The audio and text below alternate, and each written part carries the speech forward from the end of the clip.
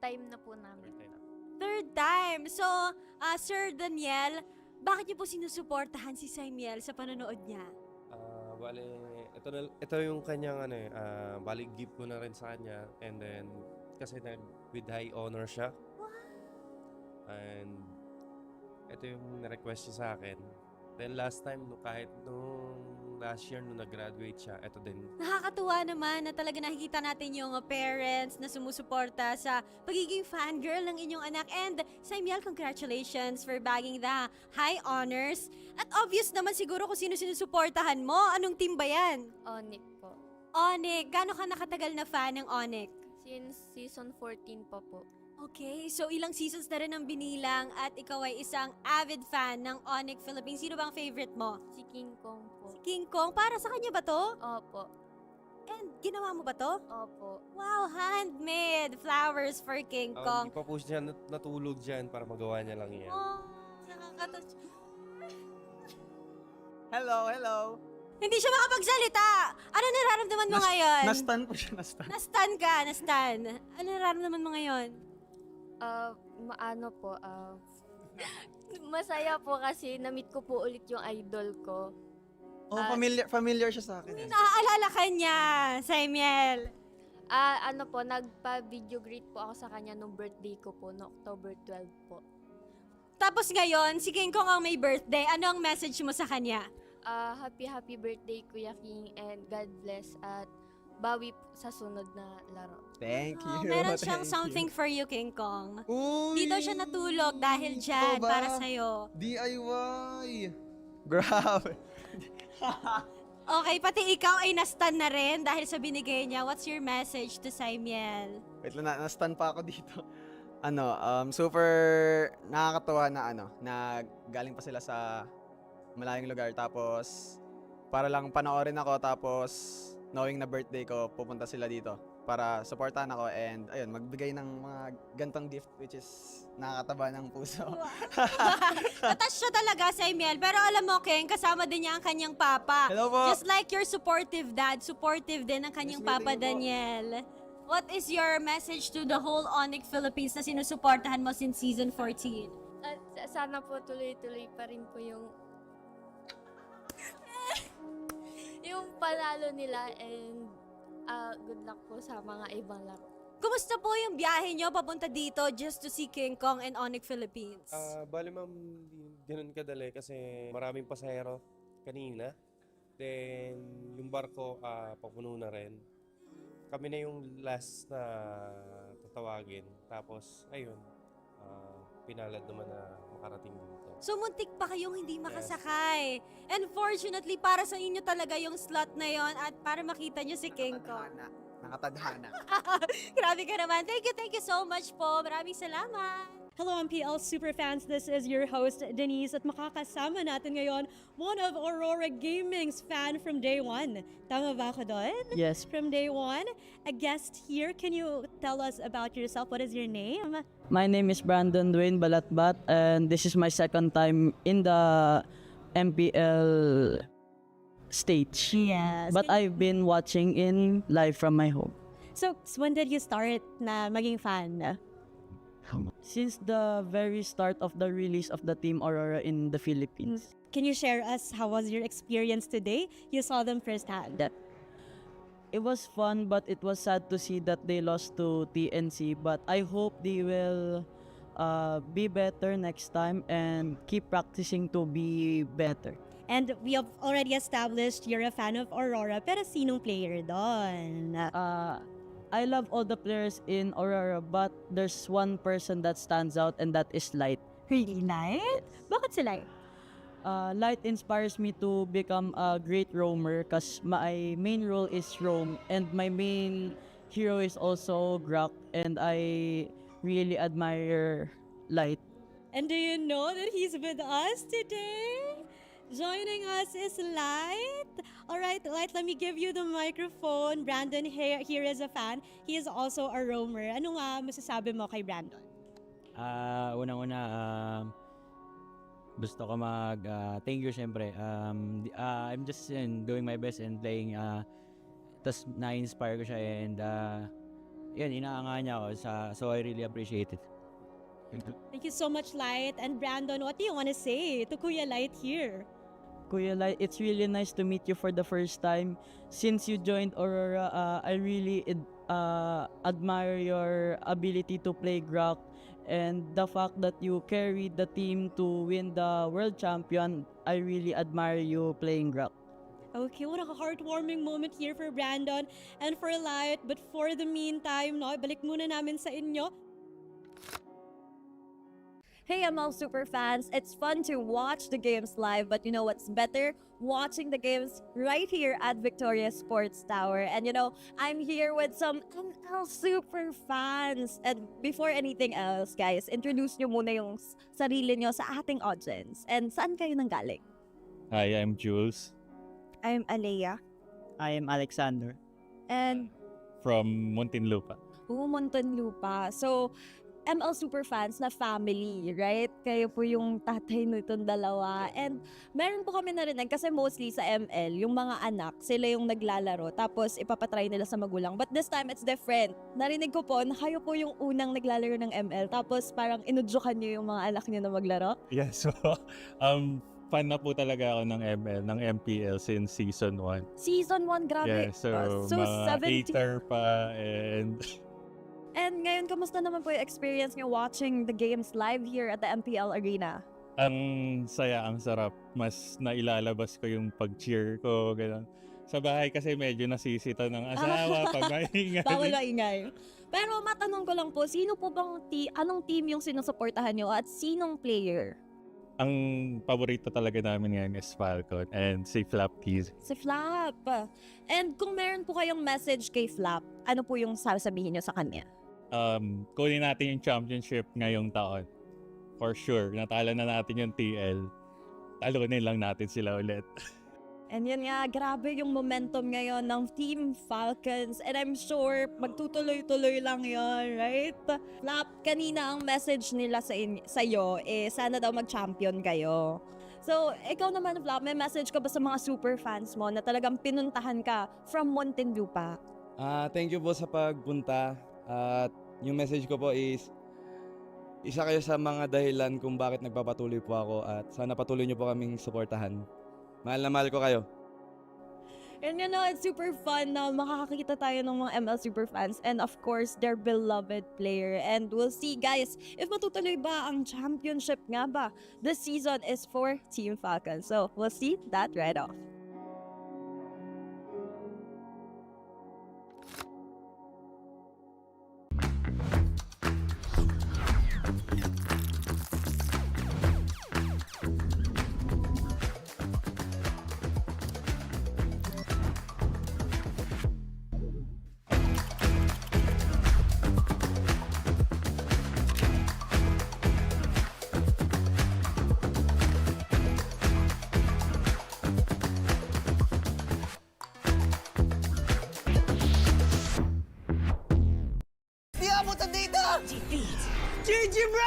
Don't worry! The Only with Smart Power All 99. Hindi bitin with 10 gig data to power your games plus only Facebook or only TikTok. Load now! Foul! You know your scalp can get up to 5 times more dandruff? Get triple anti-dandruff power. Supercharged with Clear. Hey, you! Did you know men have 1.4 times weaker scalp?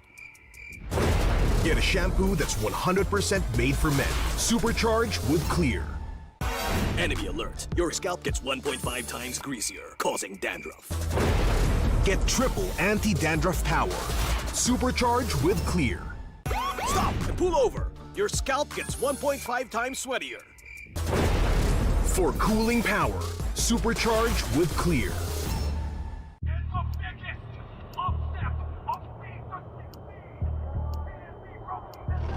Paano ko kaya sila masusuportahan ngayon ng mas maayos? Kailangan ko magpalit ng strategies? Nagagampanan ko kaya ng maayos ang role ko? Will I be able to meet their expectations? We have to prove them all wrong.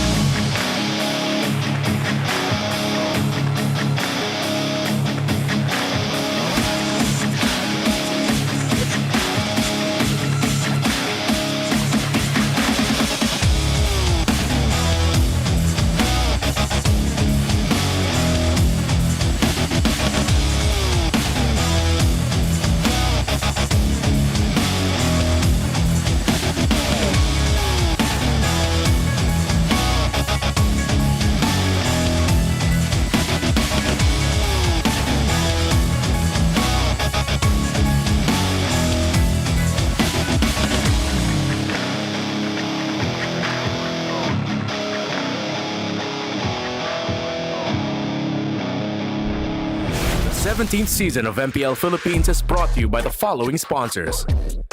Infinix, the official gaming phone partner, the power behind every Madlang gamer. Smart, the simply reliable connectivity partner of the MPL.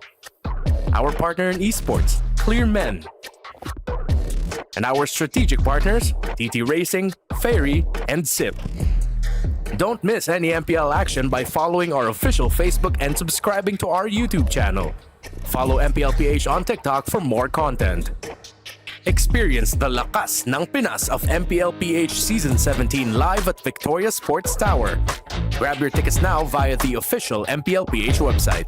MPL Philippines is monitored and supervised by the Games and Amusement Board.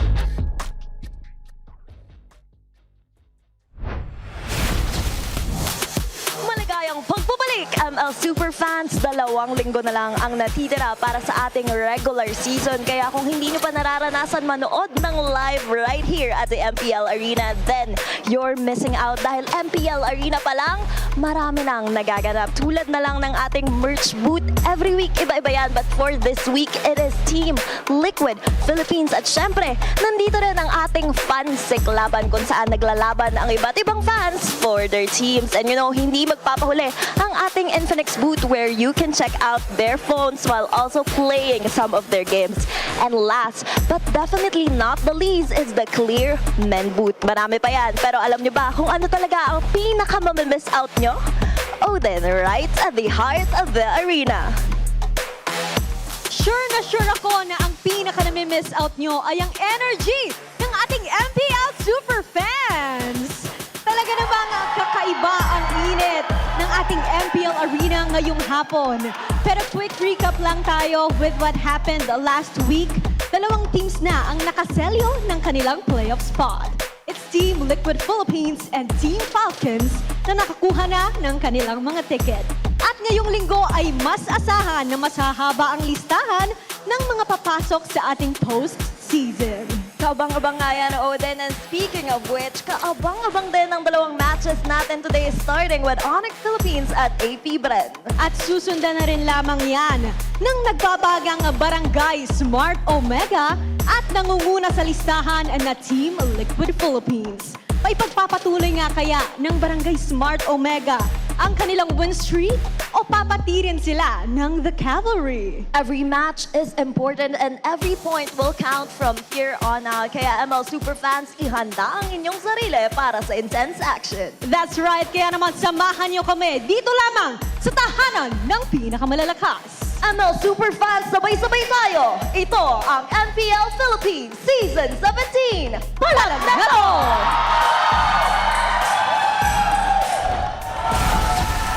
Show's just getting started and we already have so many questions, so many twists and turns, and we're just getting started. Welcome to day 1 of week 7. At your service, my name is Leo here on the English desk with Brigida and Midnight alongside our colleagues in the Filipino desk. Kami naman ang nandito, si QWERTY, kasama ko si Burrito at si Wolf. Nabanggit na ng ating napakagandang mga hosts na meron tayong 2 teams na nag-punch na ng ticket nila sa playoffs. But there is one more team that just suddenly, as the week started, secured theirs. But first, let's talk about MPL Philippines being monitored and supervised by the Games and Amusements Board. Gentlemen and lady, alam nyo ba na as the day started, makikita natin sa ating standings, real quick, meron ng isa pang team na nakapag-qualify for the playoffs. Ooh, that's Falcons and Team Liquid Philippines. Sa ngayon, ang nakikita natin, pero pataas ang chances for ONIC, I believe. Yeah. Yes.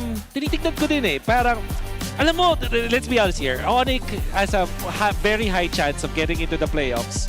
Hindi imposible na matanggal sila, but all they have to do is to win one more match. If my calculation is right, tingin ko si Midnight matutulungan ako dito.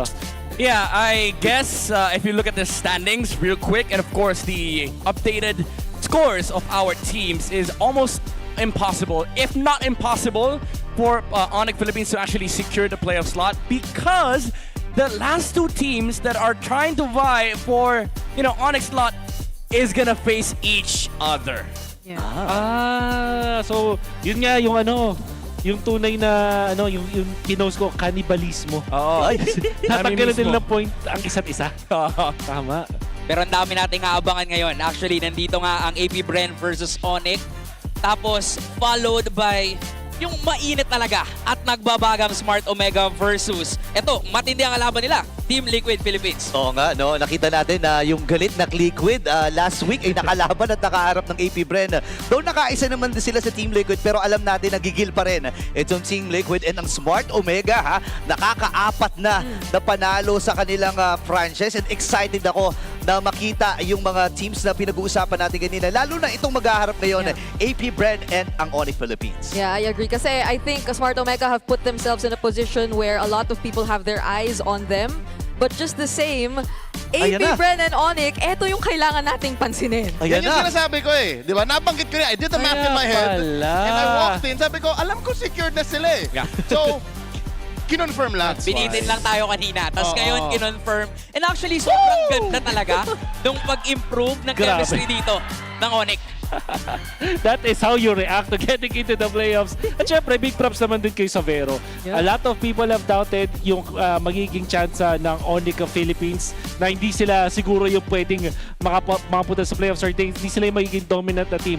There were so many times na na-impress tayo sa ginagawa ng ONIC Philippines pero nandito na sila ngayon na sila ikatlong team na pasok sa playoffs. Ang tawag dyan, zero-sum game. Yes. Hindi na Zero-sum kailangan game. laruin ng ONIC yung spot nila sa playoffs because long story short, AP Bren and Twist will still have to play against each other and either one losing secures the Super Fam. Yeah, in short, ito kasi yung dalawang team that are trying to, you know, stop and hold ONIC back from playoffs. Unfortunately, they're gonna meet each other. So no matter what, tama ka, magzi-zero-sum game. Kasi basically, hindi pwedeng silang dalawa yung umahabol. It has to be just one.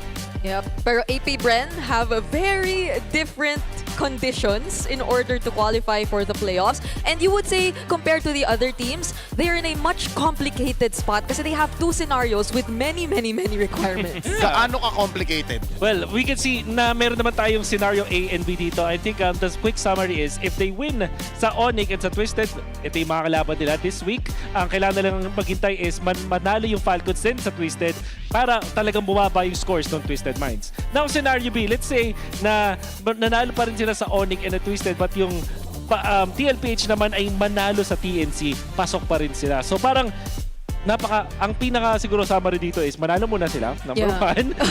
And if in case mag-wish sila na matalo ng mga kuya nila sa taas ng Falcons sa TL, yung mga pwedeng manglaglag sa kanila. Alam mo maganda dito kasi hawak pa rin naman ng AP Bren yung kanilang kapalaran. Kapag nanalo sila ng 2 beses, doon na nila hindi hawak ang kanilang kapalaran, di ba? Job's done. Yun na yun. Okay na yun. At nandito na naman tayo sa punto na talagang kahit padulo na tayo sa regular season, hindi pa rin natin sure kung sino-sino nga ba yung papasok. Speaking of the regular season, this young man on screen, the silent Shizo, has slowly been breaking the silence. Ilang season na siya na pinapanood ng Madla saying, time to step up, Shizo, time to step up. Actually, you know what? Look at the stats. He has been stepping up. Yeah, I feel like even for these past few seasons, lagi siyang merong isang hero na parang pwede mong i-attach sa name niya even performance-wise. There's always this one hero na you kind of have to watch out for whenever he gets his hands on that hero. It's just that maybe you could argue na this season, overall, AP Bren as a team might be struggling to just figure out what really works for them best. Yeah, I agree. And I think one of the factors that we have to consider here is that even though he's stepping up, like if you look at the regular season stats, you know, there's a lot of departments where Shizo has improved. But the thing is, you can say that for a lot of gold laners here in the Philippines. Even Savero, right? Even Savero has improved by a huge margin coming from Indo to Philippines. So it is not just stepping up, but step up exponentially. Step up 10. Hindi pwedeng 6 lang. Step up 10 kagad. Direkta ka doon sa 10th iteration movie na yun. Naka-tunnel vision ako sa KDA niya. Number 3 in the league out of all gold laners. So ibig sabihin nun, if in terms of KDA lang, 3rd best gold laner siya. Yes. So that's a step in the right direction. I think Savero has his work cut out for him. I think kakayanin ni Shizo ito because it's do or die. Again, this is the first step. They gotta win this match. Yep. And ako ay magiging mahirap yan para sa kanila dahil katapat nila isang team na meron din kakaibang ginagawa dito. Ladies and gentlemen, lady and gentlemen, meron din akong gustong ipakita ngayon which is, by the way, etong credit na to ay galing sa English desk dahil nakuha ko sa kanila yung tinatawag nilang Orange Gambit wherein para siyang upgraded version ng Vertical Jungling. Very quickly, ang vertical jungling is parang kakaiba siyang style kasi kunwari magsa-start ka sa purple buff katulad ng ginagawa ni Burrito palagi. Instead na papunta dun sa orange buff na horizontal yung galaw mo, paakyat ka which is taking vertical. Ngayon, bakit nagkaroon ng isang orange gambit? Kasi ito yung mas delikado, medyo gamble nga siya kung isipin. Mas delikado kasi may expose mo yung sarili mo side dahil pupuruan mo yung orange side ng kabila. So actually, dito sa side na to, dito sa actual clip na ipapakita ko from TNC and ONIC, ginawa ng ONIC, nag-skip na tayo na-clear na ni King Kong yung clamor nung kabilang team. So ang ginawa ni King Kong, so since ano siya, di ba, baliktad. Nandito tayo sa papunta sa orange side ng kalaban. Nanggaling siya sa purple, pinunta agad niya yung clamor para manakawan ng farm yung katapat niya. And ang naging resulta nito, ang kanyang katapat na Hayabusa is kulang ng farm at magiging positive yung trade for ONIC. As you will see in the middle, napaka-farm na ni King Kong. Level 4 na siya pagpasok niya dito. So talaga makakuha siya ng damage pa.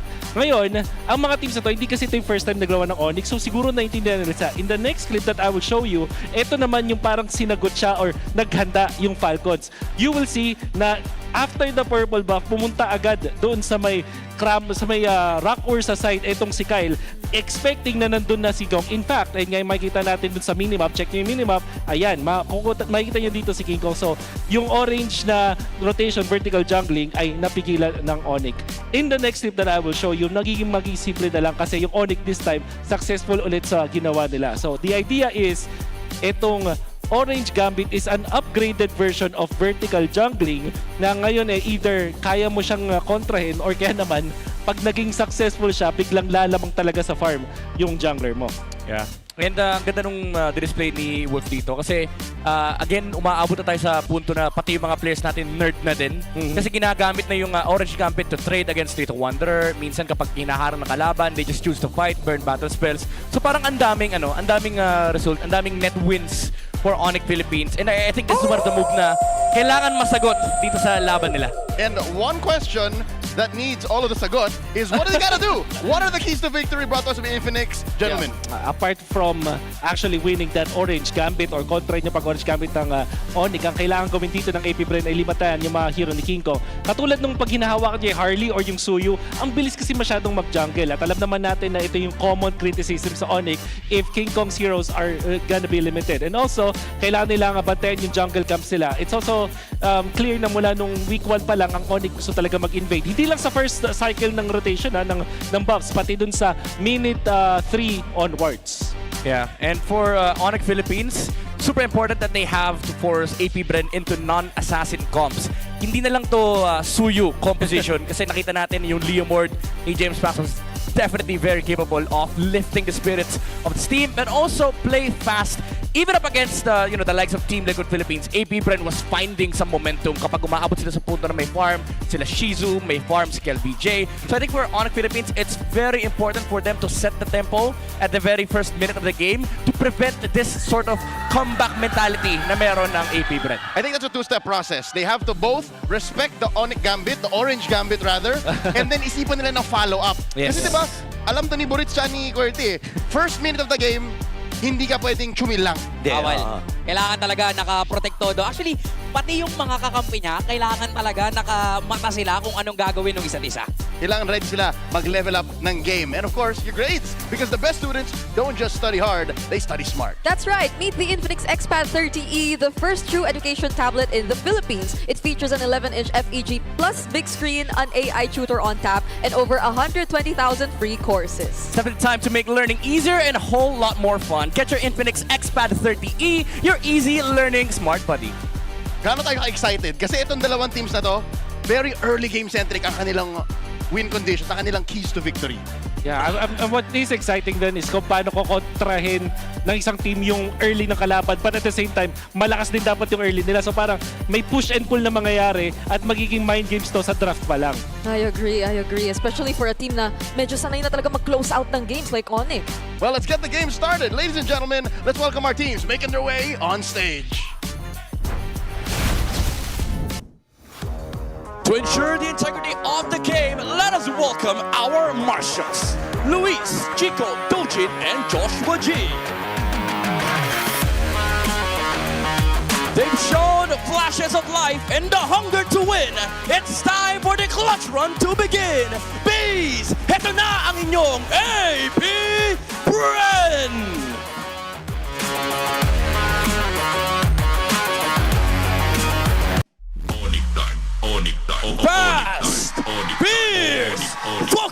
on their quest for their 7th win.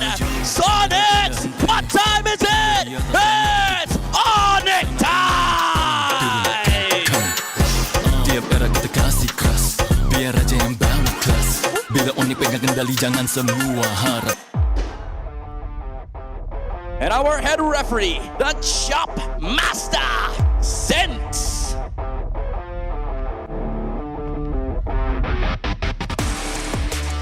And head coaches, Coach G for APBR and Coach Bluffsy for ONIC Philippines. Will the Hive find their clutch move, or will ONIC Philippines force their collapse? MPL Superfans, fucking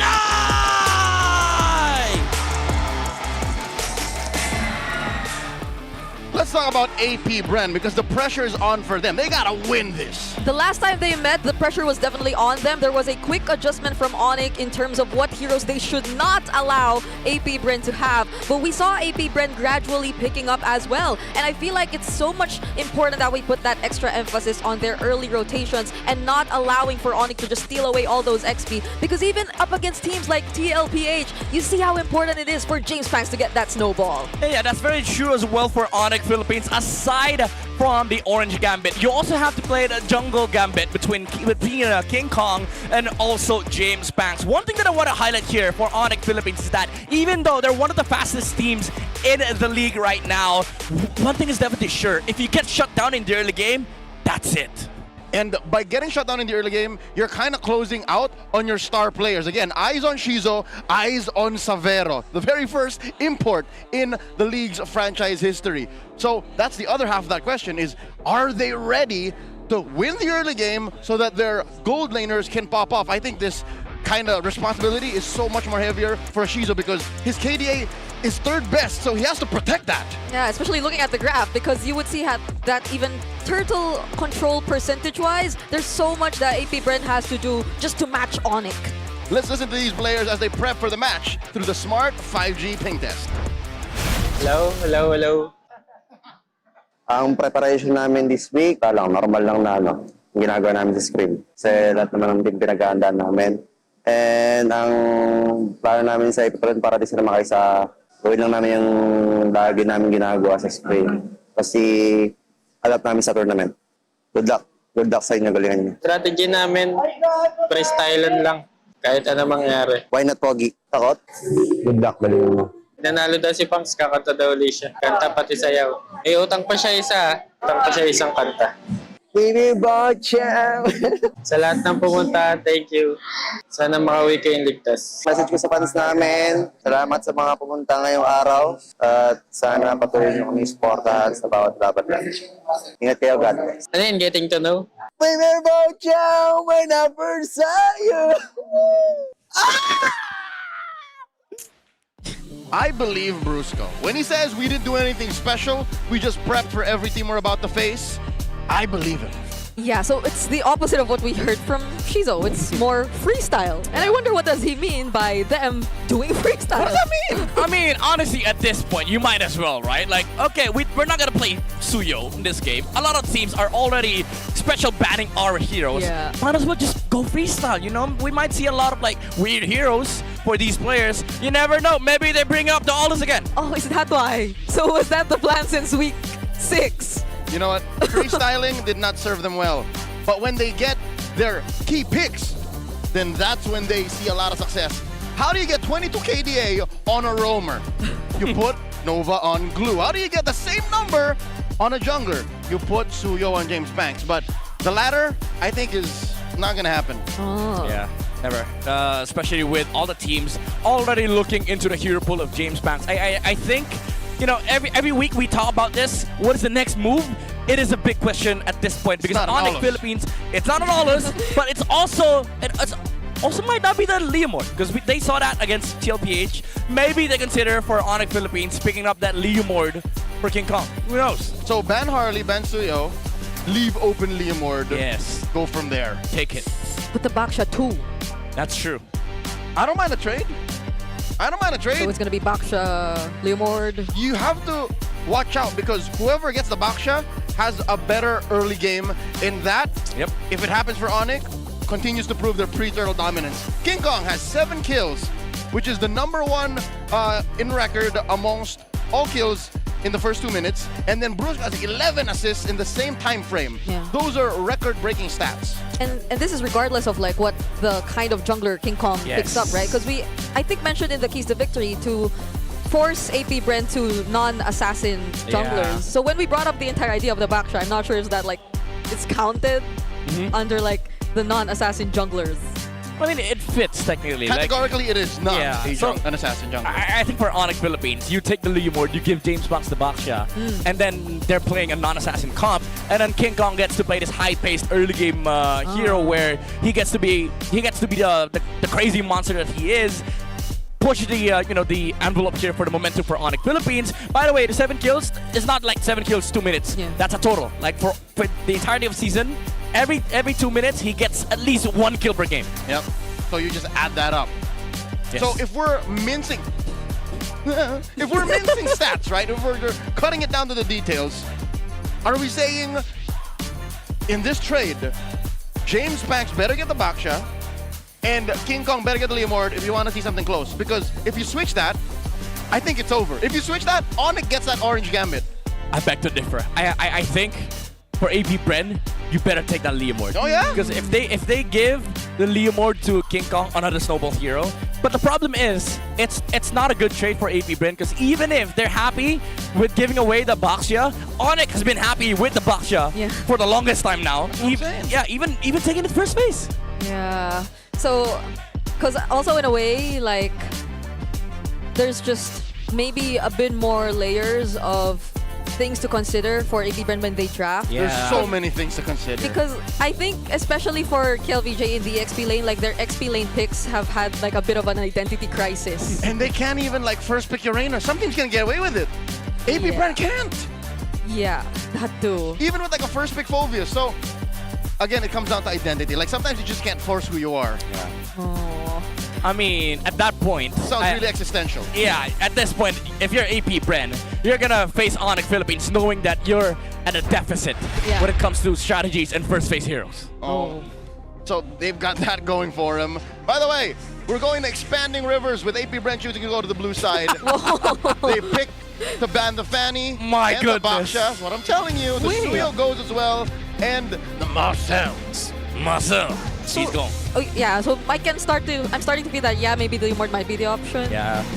Or the Prio, but the Harley 2 is gonna be... That's what I'm saying. It's like, you pick your poison. I don't know if AP Bren wants to ban the Harley here as well. Ban almost all junglers. I think you leave it open. You give the opportunity to ONIC for ONIC to choose the between Harley, Leomord, and maybe the Lancelot for second phase. Because if you're AP Bren, if you look at the pattern of ONIC Philippines, if almost all junglers are open, they go second phase King Kong. So now AP Bren can either take the Leomord first pick, or they go Freya Flex for KLVJ. Oh my lord, that's right. For the first time in a while, Freya might be open. Even the Jusin. Yes. The Jushin, the Valentina. Yep. The Sarah. Sarah. Red 3. The Sarah. 3. This is what defines what's open. Yeah. I think if you're ONIC Philippines, you throw away the ban. You basically just ban any hero. Ban glue, dude. Yeah, at this point, ban anything. Although, Freya would still work. Yeah, that's definitely a throwaway ban. Okay. So it's weird seeing Marcel and Kalea in one side. So I agree with you. Don't pick Leomord, don't pick Harley, don't panic. Yeah, you go Freya. You take it with a flex. Do it. Do it. Well, part of me also feels like maybe they'd want to bring back the Valensora. Oh. Valen first pick? Yeah. I don't mind. Oh, but they still, of Yeah, course. But if you go Valen, you open the Freya. So just Yes. take the absolute element here. Yeah. So I think the idea here for AP Bren is that they're forcing ONIC to take Valentina, so they block the Sora from AP Bren. Because if you don't take the Valentina here, AP Bren might just go Sora Valen. That's right. You know, that's a good combo. Or maybe just the Valentina. So they don't take the bait. They go Harley Zushin. I like this option. But now you give basically what ONIC did was, we're not gonna play your game. We're not gonna go second phase King Kong. Let me play our game. We take the Harley, you go take the Leomord. But what you lose out here in not going Valensora or like dividing, that package is you know exactly where the fray is going. That's Yeah, it. There's yeah. no flex. And you rely too much on winning the team fights, which is, I think, a bit tricky up against ONIC, who are very, I think, one of their strengths is just really finding those objectives early on and pushing turrets early on. Yeah.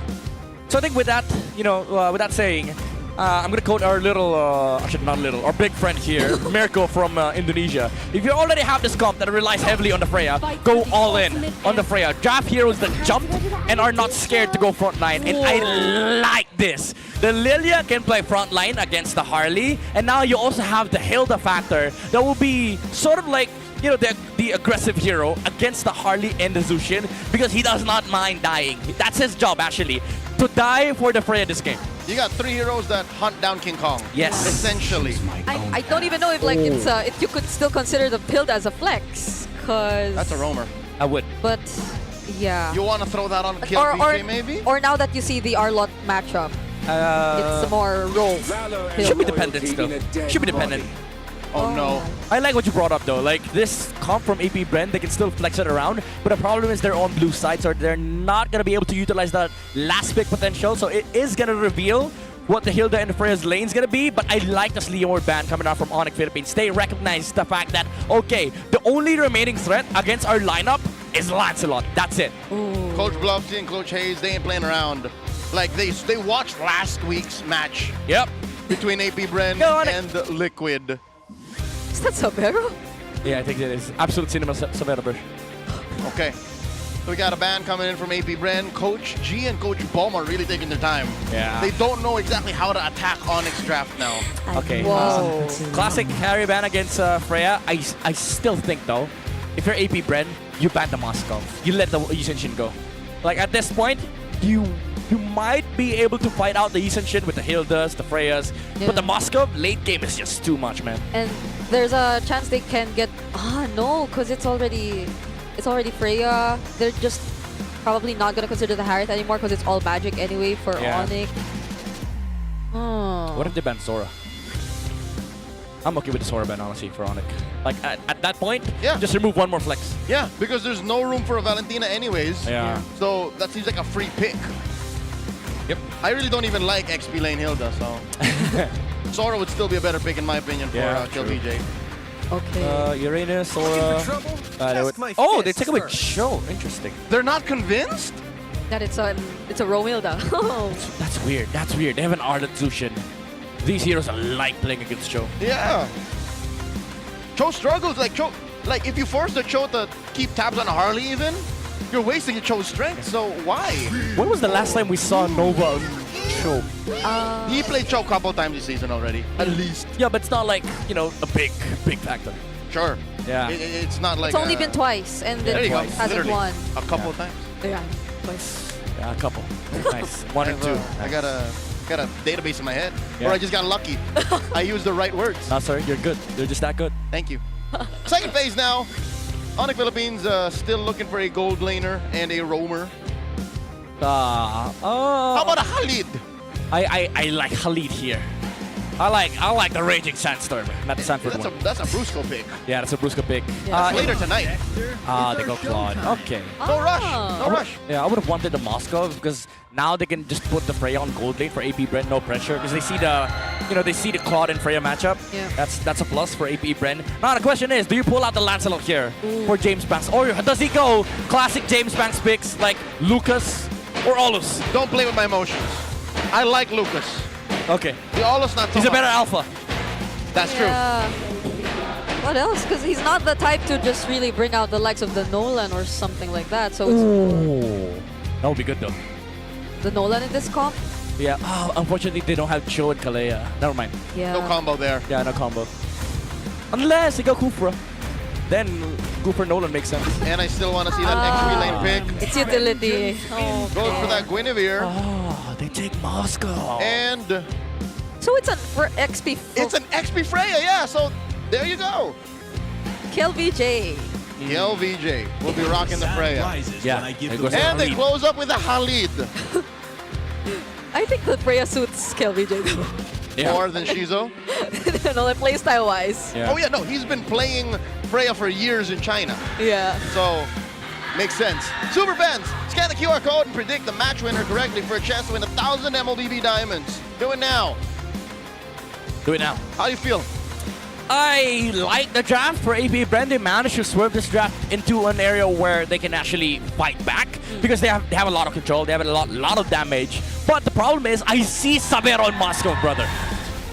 I would have kept the Freon Gold. Yeah. Me too. And then I see Sabero Moscow.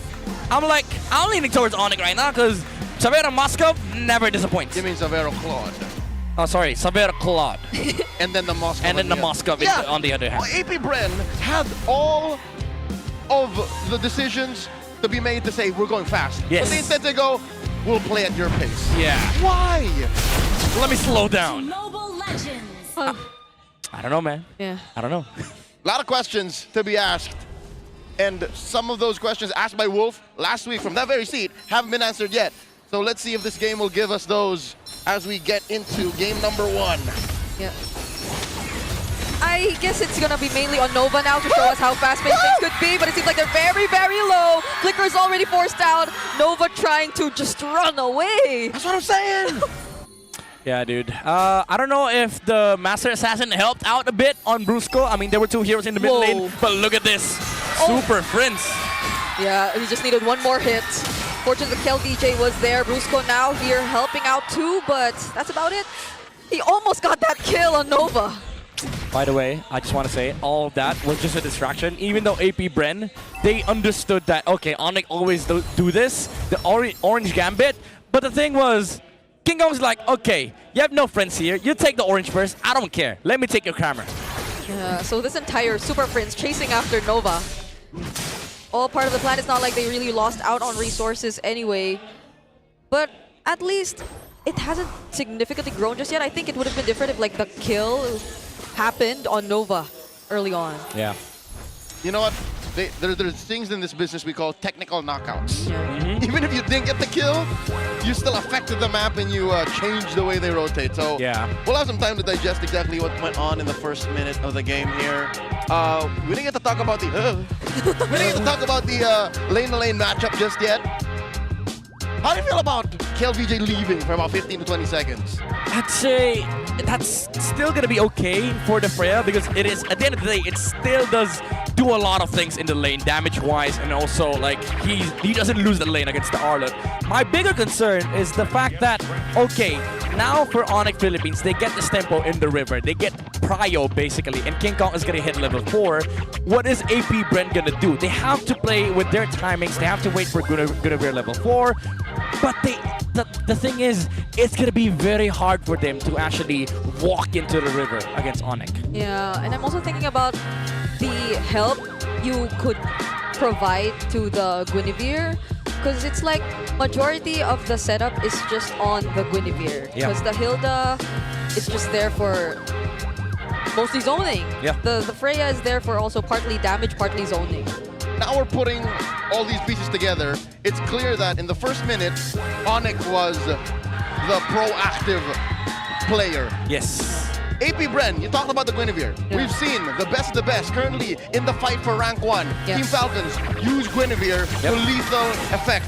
What's the combo for APBR? Because look, let's say you catch a combo with the Requiem into, let's say, God allows a Valkyrie Descent, the Wombo combo. Yeah. Where do you go from there? Exactly. I don't know, maybe Freya jump Lilian is the deal. There you go. Oh, that's a jump though, and there's gonna be damage from KLVJ picking up first blood onto Kirk, but there's a quick response from ONIC. At least they have to flicker out, and James Pax gets traded down, but Brusco, he's still alive. The Vengeance gets popped here by KLVJ, and he jumps back in just to take down Brusco as well. That's a 2-for-1 trade. Oh. Violence! Prince ain't done. The Monster Mage wants kill.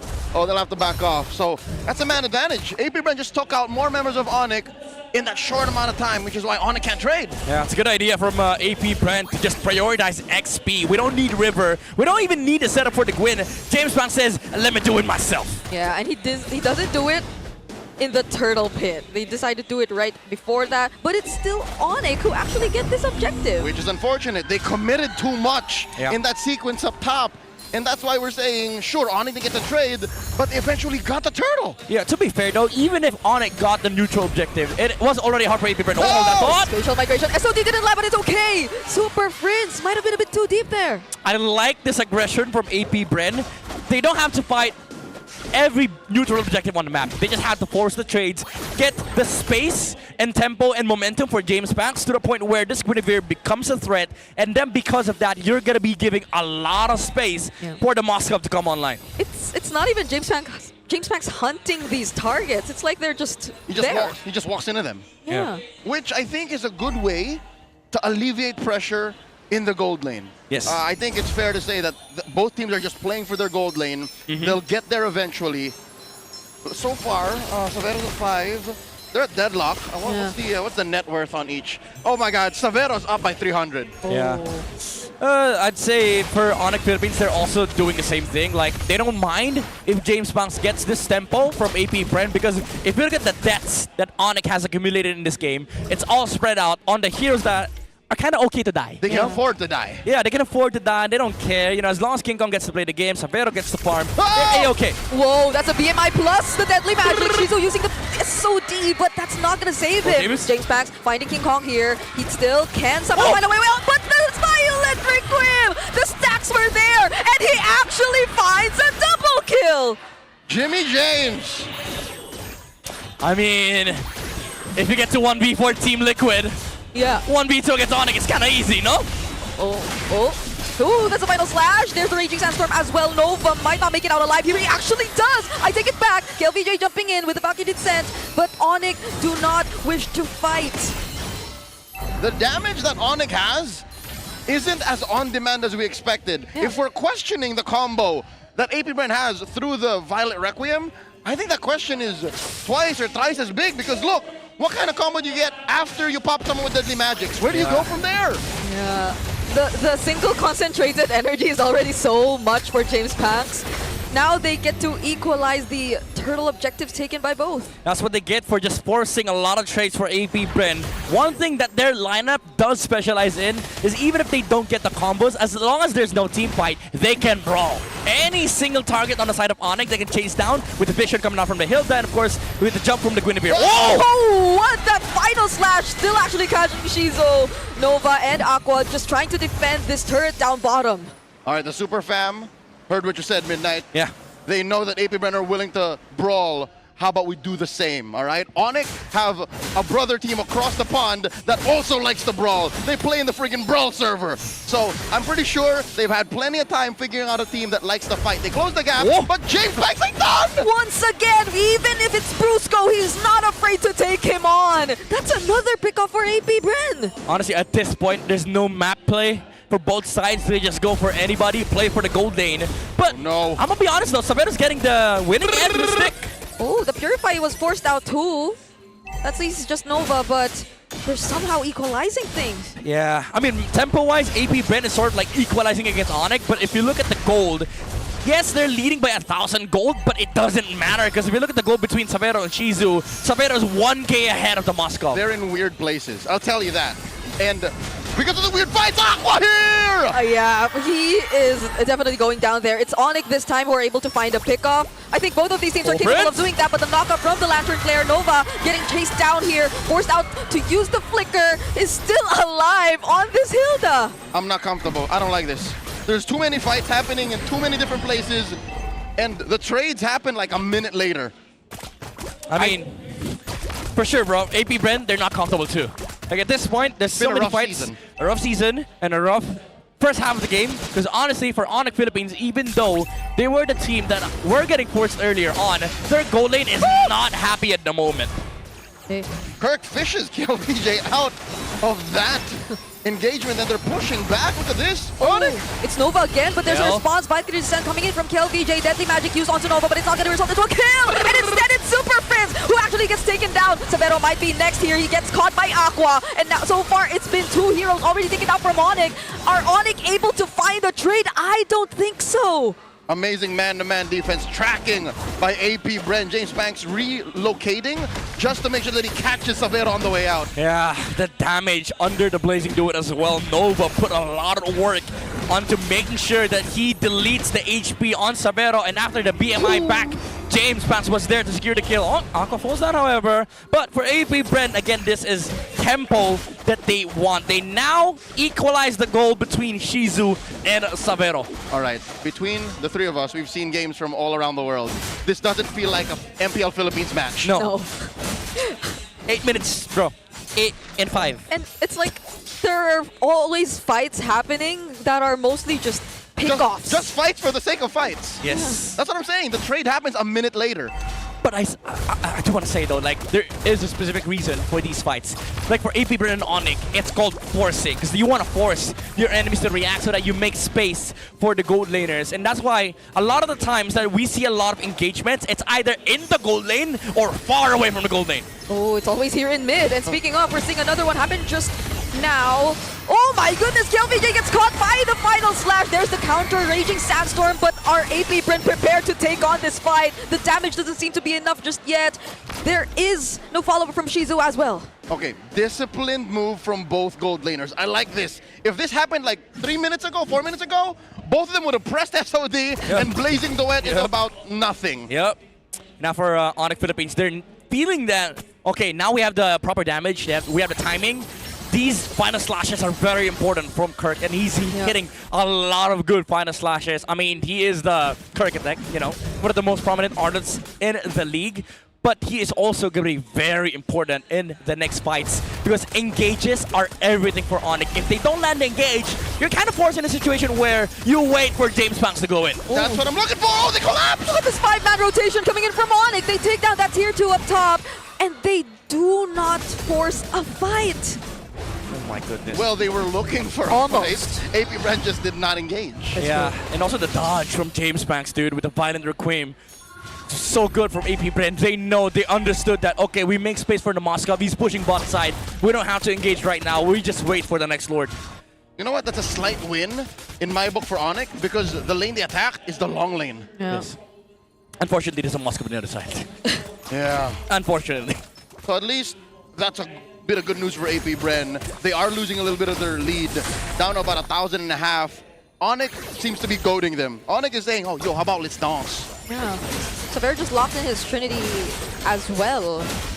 So it's just really about the team fights that we're about to see. I think ONIC are a bit more equipped this time. Yep, speaking of equipped, I think King Kong can start to delete people. He has his Trinity on lock, his first big 3 items. Yep. As you can see, you know what? I think even Nova would start to melt up. Sabero. Cool, this Freya is a big problem for ONIC Philippines because this is the guy that they cannot set. One final slash on the Freya, he can reset the fight with the Valkyrie's Descent. And then James Banks is going to be able to find an opening against ONIC. Ideally for ONIC, this final slash has to be on the Guinevere. So if they can fish the Guinevere out, or if they can take the Freya out of the fight before, or Aqua maybe, forces the Black Shoes. Black Shoes already used right here. Is they, or are they gonna find that kill on Nova? Maybe not. The flicker already forced out though. It's actually AP Brent just bursting down this Lord! James Peck secures it for the team and immediately decide to disengage, but TLPH gets shut down. You know what? It's uncharacteristic. Oh, they find one more in Nova! Uncharacteristic. Of ONIC, because usually, Midnight, you know this, ONIC, before big objectives, they force fights. Where was that? Yeah, I mean, they tried doing that on mid, but unfortunately for them, it wasn't the right hero. They tried to go on the Lilia, forced out the Black Shoes, but didn't matter because the Guinevere was able to just kill the Lord. Good thing for ONIC is that after that fight, AP Brent had no firepower. The Moskov still wanted to farm, and they can just take away this Lord, but this opening, this space, is something that AP Brent also wants because they do have late game. They're just more scaling heroes on the side of ONIC, but I think in the grand scheme of things, this Moskov is a bigger problem than this Claude. It's not just something AP Brent wanted, it's something AP Brent orchestrated. Yes. One might say they planned for that. Another Black Shoes on Aqua. Okay. Oh, James Banks? Now they know there is no deadly magic available, and then Nova decides to jump in, but ONIC, it seems like they just kited him out. That's a free kill for ONIC. That doesn't repair the situation though. Yep. AP Brent still played that very well. I think they know ONIC's MO now, that ONIC will force a fight before the big Lord take, and instead they forced away the super fan, put him in mid so that James Bank can sneak it out. Yep. And it almost looked like a good fight, honestly, for AP Brent if ONIC didn't peel back. And I like the way that they peeled back as well. Because they still have a knew, turret. yeah, they still have a turret, and also they knew that the Guinevere can just jump. Especially with the SOD, they're gonna be scared for ONIC. So peeling back is the right option, even if, let's say, you can fight with a Final Slash, with a Blazing Do It, it's not safe, because look at the amount of frontliners on AP Bren. Gwen, Freya, Hilda, they can tank a lot of damage. And one might say the Lilia counts too. Yes. She can eat an ult and then still get that DOT out, get the magic King damage. Kong? Yeah. He's fine. But that's the thing. I think all these frontliners are much more honest than ONIC's lineup overall. Yeah. Like, you expect where they're coming from. It seems as if that's why ONIC right now are being the more proactive ones. They're the ones capable of just finding these pickoffs against players like Aqua. Yeah. Now, there is a Sky Piercer on the side of Super Friends. I kind of think that it's quite late for ONIC Philippines to build this sort of item. Would have want more Divine Glaives because there's a lot of rated armors inside of AP Bren. Better late than never, though. Yeah, true. Because as Bridget mentioned, they're starting to get a little more aggressive. Yeah. And more of these pickoffs will lead to more stacks. Nova here gets hit by the Final Slash. Yep, they choose Nova first, but Nova actually just down to half HP. But then you also forced out the Valkyrie Descent from KLVJ. It's not like ONIC were ready to commit just yet, though. Oh, King Kong. He's hunting. He's hunting. Oh, okay. He hat tricks out of there. Holds the brush, but I think ONIC make the call. With 1,000 gold up, we should dance. And I agree. Something else to note, I think ONIC should really pick up the pace. Because a Hilda without brush is a Hilda that can move around the map. Is kind of useless. Yeah, and remember there's a Moskov as well, so if you play it slow for ONIC, they can just take over the map here for AP Bren. Nova, no! Oh, it's always Nova, who's always dropped down to half HP. KLVJ jumping in! Gets bursted down immediately, and there goes the Violent Requiem as well. They find the kill on Kurt, even before he gets to set up anything. KLVJ falling down next, but ONIC are going for the chase, but Shizo still finding the kill, he's making it happen, but the Blazing Duet has more than enough damage to deal with every member left. It's a triple kill for King Kong, and Severo fights Shizo! Ini Benchara! AP Bren have lost their lead, lost 4 members, and are facing a disaster at the hands of ONIC, who just secured a Lord. Oh, KLVJ got too overexcited, jumped in, tanked a deadly magic, and because of that, they lost a big damage shield on the side of AP Bren. And even though James Banks found the catch against the Ardent, it wasn't enough. And now ONIC, they get map control, they get map prio, and King Kong is so damn big. Even at 15 minutes, the same narrative pace follows. Fights on fights, violence above all, and whoever can trade better gets a dub. I think AP Bren are lucky that ONIC are slowing this down, because if ONIC get their way, all of those inhibitors just go. Yeah. And they're gonna do it right now, honestly, for ONIC Philippines. They're maxed out. Basically, their heroes can do whatever they want, especially with this Claude already packing the 6 items. Especially with the Malefic gun, this is gonna be very, very big for ONIC, and AP Bren be hard to defend, honestly. Yeah. The situation looks chopped for the Bees. Yeah, at least they will get to work on the Lord first.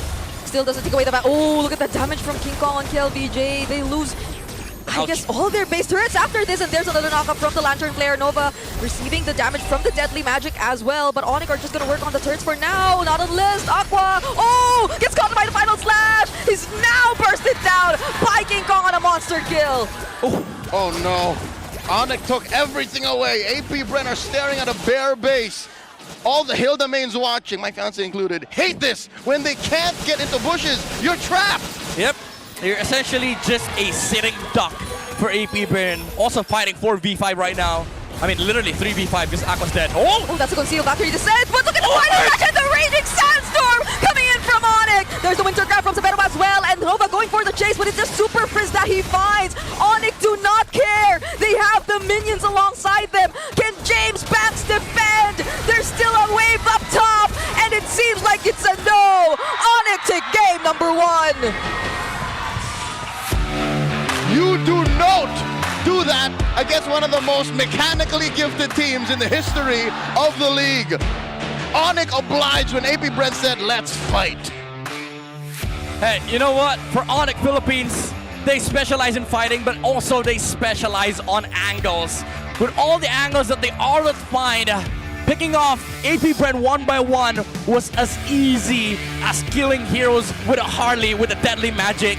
One Final Slash, you delete one hero, and and then you fight again, you rinse and repeat up until the point where AP Brand doesn't have the man anymore. One might say, ONIC's savagery looked educated. It looked like even when everything was, going into Kingdom Come and just fighting and fighting, I think at the end of the day, ONIC kept the big picture in mind. Yeah. For the first few pickoffs, it seemed as if AP Bren really knew what they were doing. They were the more successful ones, I think, especially led by James Panks, but this picture changed when Kirk started to join the fights. Yeah. Honestly though, for AP Bren, they did a fantastic job of just looking for the Arlet, dodging the final slashes. But I'm gonna point out something later on in the post-game stats that is very interesting for ONIC Philippines. But the way they executed fights, they knew that there were conditions on how to start these brawly fights. For AP Bren, they had to wait it out. They had to play it slow. Unfortunately, KLVJ jumped the gun too early and then they lost the Freya. And that's very big, especially with a comp that relies heavily on control and damage. If you lose one guy, that's it. And who's responsible for guys just disappearing from the map? How about the Harley in the hands of our MVP in Game 1? King Kong! Yeah. Now that I think of it, I barely got to see Aqua do much. Yeah. On the Lilia, when in fact the Hilda Lilia combo looked deadly enough on the early game. Yeah. Kept throwing the cards, honestly, for King Kong every single time, even though sometimes targeting is kind of weird. But I agree, like the Lilia wasn't a big factor in this game because King Kong shut him down. It was clear, but it's clear, man, that, he just needs to pick off heroes one by one. And even if they have to play it slow, even if sometimes they have to accept the fact that, okay, AP Brin might win this fight, they had to. Like, take it one by one, take the Lilia ult, take the Freya kill or Vengeance Force. As long as they keep doing that for ONIC, they can just reset fights and then go again. That's how this brawly comp is meant to, fight for ONIC Philippines. While for AP Bren, you have to play it slow. You have to wait for these skills to be gone from ONIC before you engage, because you have a Moscow. You can just slow it down. Unfortunately, it came down to the moment where AP Brent jumped the gun too early, especially on KLBJ, and ONIC got tempo out of that. You mentioned something important for those skills to be gone. It's like, truth be told, ONIC who did that. As soon as ONIC saw, okay, no Valkyrie's Descent, no Black Shoes, no Requiem, go. Yeah. And the beauty of that is even ONIC realizes that for themselves, right? If they don't have the Khalid ult, if they don't have the Zushin ult, they peel back. And then they wait for the Harley to come back online with the Deadly Magic again, and then they reset. One thing that also is very important here for ONIC is the reset of the final slash. Every single time that they initiate a fight, it's always with Kirk having the little green bar on the side, because he knows, okay guys, I can pick off one guy. I don't need a massive final slash. I just need one guy. I just need to clean the dandruff away from the hair, swipe it off with the slash, and then just kill one guy on the side of AP Brent. That's right. It's between these two teams that we have a majority of our clear legends. Yes, sir. So it makes sense. Who played the cleaner game won. It's clear. That was ONIC. And one thing that I want to point out, from the game earlier was that we saw Kirk now rocking this tank emblem Arlet. We're now back to the tank emblem Arlet because there is a compensation. You're gonna see it in a bit, but this is one thing that I want to special mention for ONIC Philippines is the reset factor. You have an Arlet with a War Axe, by the way. With a War Axe. I'm not kidding. This is not a graphical error. He does play War Axe, Arlet, and I've seen that a lot in RG. My God. It is sort of a sustained version of the Arlet. I mean, Arlet was already sustaining in the previous patch with the Fury Hammer, Oracle. Now you get more damage, you get more cooldown reduction, and then you basically play for the final slash timing. And the crazy part about this Arlet War Axe is the longer the fight gets, the more terrifying he is. So that's why, even if it's just Aqua or Shizo, well, that's apart from the fact that you said it doesn't matter if you get a big final slash or not, as long as it lands on these heroes, because at the same time, you get to feel like a bit more damage come through from the Arlot. Yep, there's a little bit less pressure on King Kong and Savero to finish the job, because as long as Kirk is alive, they share that responsibility. Look at these peak beats per minute, the heart rates on our athletes. Yeah. How is the Monster Mage like always just, like this? As a Zushin, by the way. There was that one time he died to the Lord skill though. Oh yeah, that knockup. Is that what? I'm guessing that was the moment. He was trying to touch that. Yeah, it was like, oh. I thought I was fighting against AP Brand. Oh. What is this? But they did get it anyways. Yeah. So, this does give us some time to let AP Brand breathe.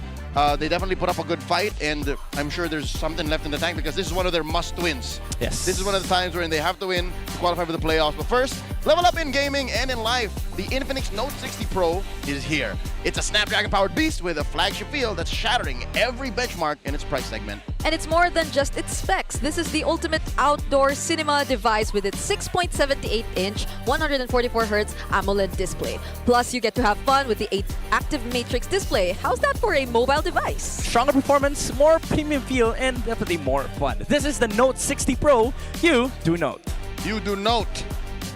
Fight against a team fighty lineup. Yes, we'll sir. talk about AP Brand's options just a bit. But for now, dominate the land of Dawn. You need a connection that never lets you down. From scouting rotations to tracking the pros, stay online and in the zone. Power up with Smart Power All 99. Get 10 gigabytes of data for MLBB and your favorite apps, plus unlimited FB, calls, and text. Share every GG moment with Smart, the simply reliable partner of the MPL. Should AP Brand slow down? I think, honestly, they have to go fast. They gotta go fast, just like you guys, because playoff tickets are flying off the shelves. The battle for Season 17 supremacy is moving to the big stage. MPL Philippines playoffs is just around the corner, and you do not want to miss the action live. Yep, we have 5 days. 5 days of intense MPL action waiting for you guys from May 27th to the 31st. And if you're a true fan, you've got to eye those VIP tickets because you get the best view in the huge arena, exclusive player signings with the winning teams, and in-game rewards. It's the total package for the super fans out there. Ooh, that's definitely exciting. Remember, tickets are limited, so don't miss out. Head on over to ph-mpl.com/tickets for more information. See you there. It's so limited. I feel like there are a couple sold out tickets already. We've already announced, actually. I think the grand finals is it's done. Already unlocked. Yes, sir. No more. No more.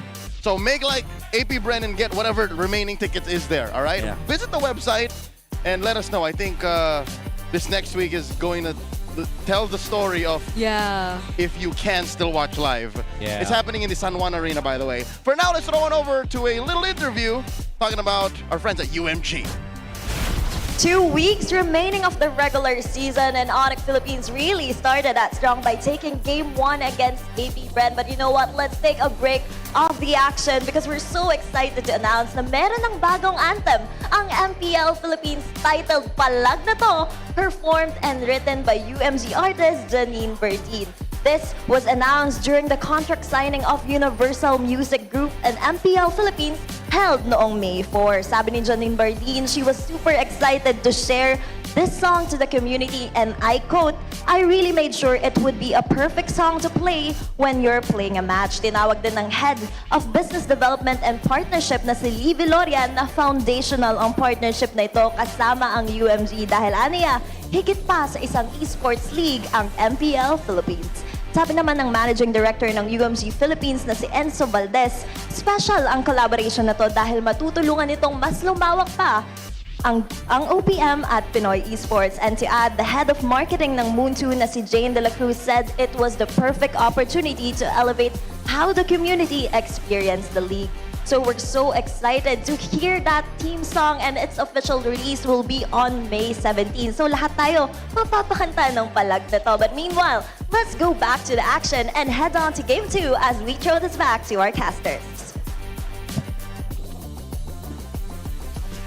I'm excited to hear that new theme, but we'll have to wait. And again, any beautiful piece of art is worth the wait. We're about to jump into the game here a minute before the draft begins, and let's see where ONIC ends up. They choose to go blue. Season 17 seems to be the season of blue, and we're going to Broken Walls. Broken Walls this time. I think it's a... You like? Yes. Why? We don't like Broken Walls? I'm just asking. Sorry for the aggression.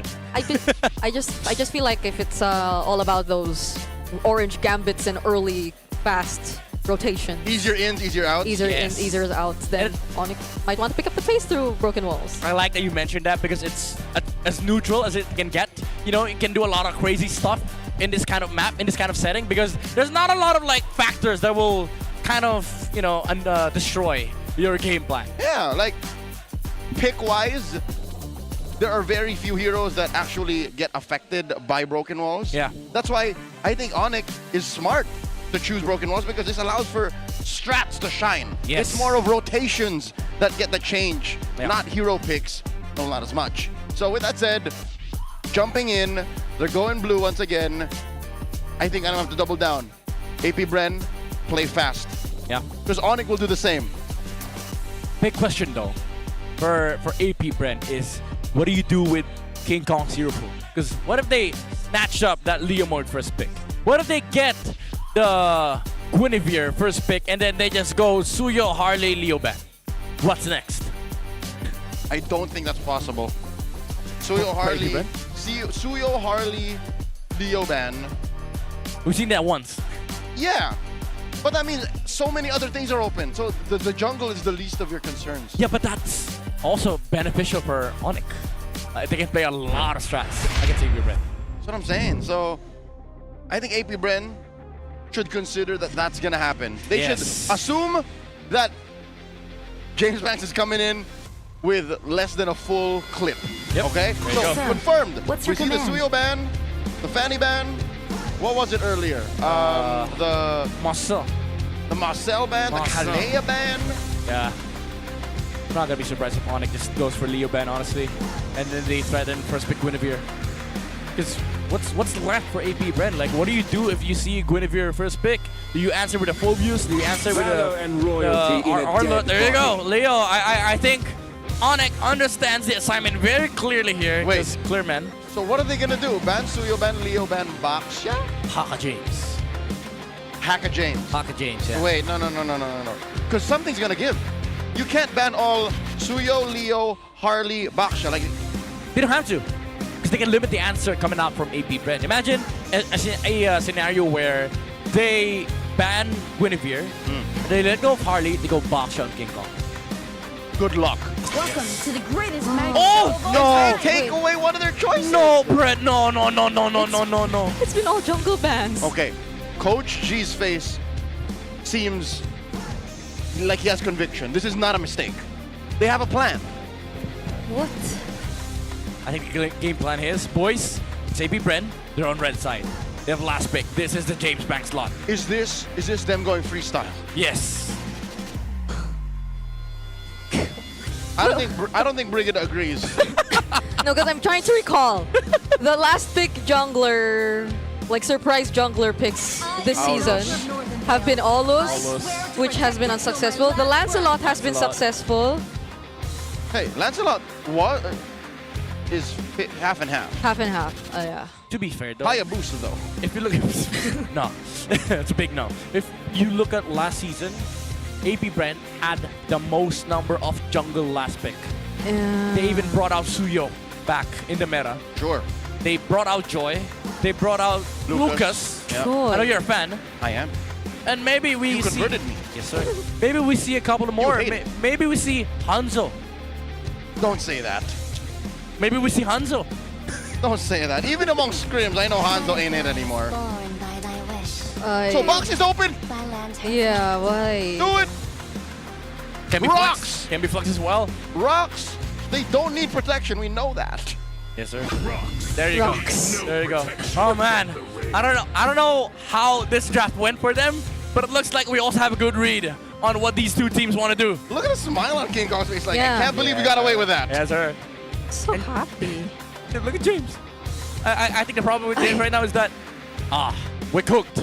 Coach, whatever you like. Yeah, I mean, I trust you. We do have that last pick slot for James Banks, but don't seem like it doesn't matter. So they're gonna go at best Lucas. Guinevere 3, red 3. Like that's No. If you go Gwyn, it has to be with the Phobius. With the Phobius is open. yeah, what are the power picks you secure? Different perspectives exposed. Yeah. Oh! Has to be. Okay. Yeah. If they go Phobius, yeah. Now they go Phobius. Kalea is open for Brusco. And Glue. Well, to be fair, there's also the Alice for Kirk. I like the Alice. Do it now. Alice Claude, yeah. Yeah. Alice, Claude. Alice, Val. Because then it would be discouraged to use even the Eve. Yeah. There's no threat of Sora anymore, though. For ONIC, quite awkward because you have to focus on the side of your friend. I guess. Hmm. Oh, they're taking their time here. Yeah, they don't want the clock. Best pick here would be Valen Eve or Valen / Eve or Kalea. Oi. We have gone past meme status. Yes, sir. Gord is no longer just Gord Harley. Gord. Yeah, there's no Gord Harley. Gord Harris. Like it's not about the shred anymore. He's just a good hero these days. I understand the reasoning behind the Kalea pick. Even though it's up against Phobius, you're basically attacking that Marcel. But this Gord has now played twice on Super Friends against Marcel. Last time they did this was against TNC. It's our showtime. And they get the Claude for themselves. Yeah. It's a good choice though for AP Bren. I mean, they Yeah. got away with a free Claude pick. Yep. This has got to be a purified Claude. Yes, for sure. So, well, there is little to no threat of dive apart from the Claude as of now.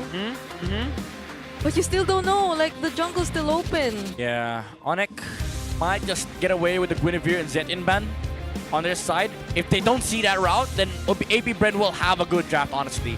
Like, if they are able to insert Guinevere, Zetian on the second phase, then they're good to go. They're going to be A-okay. That's a big if, though. We're gonna see AP Bren make their move first. Oh. Is that KelVJ dancing? Yes, KelVJ_official. Follow him on socials. I like this. I like the second phase. Wow. There's a big hope. There's a big hope for AP Bren on the second phase, honestly. Crowned by heaven's Yeah, yeah. my Okay. legacy shall Guinevere's endure. next, probably. I'm assuming it's a Guinevere. They have Kalea.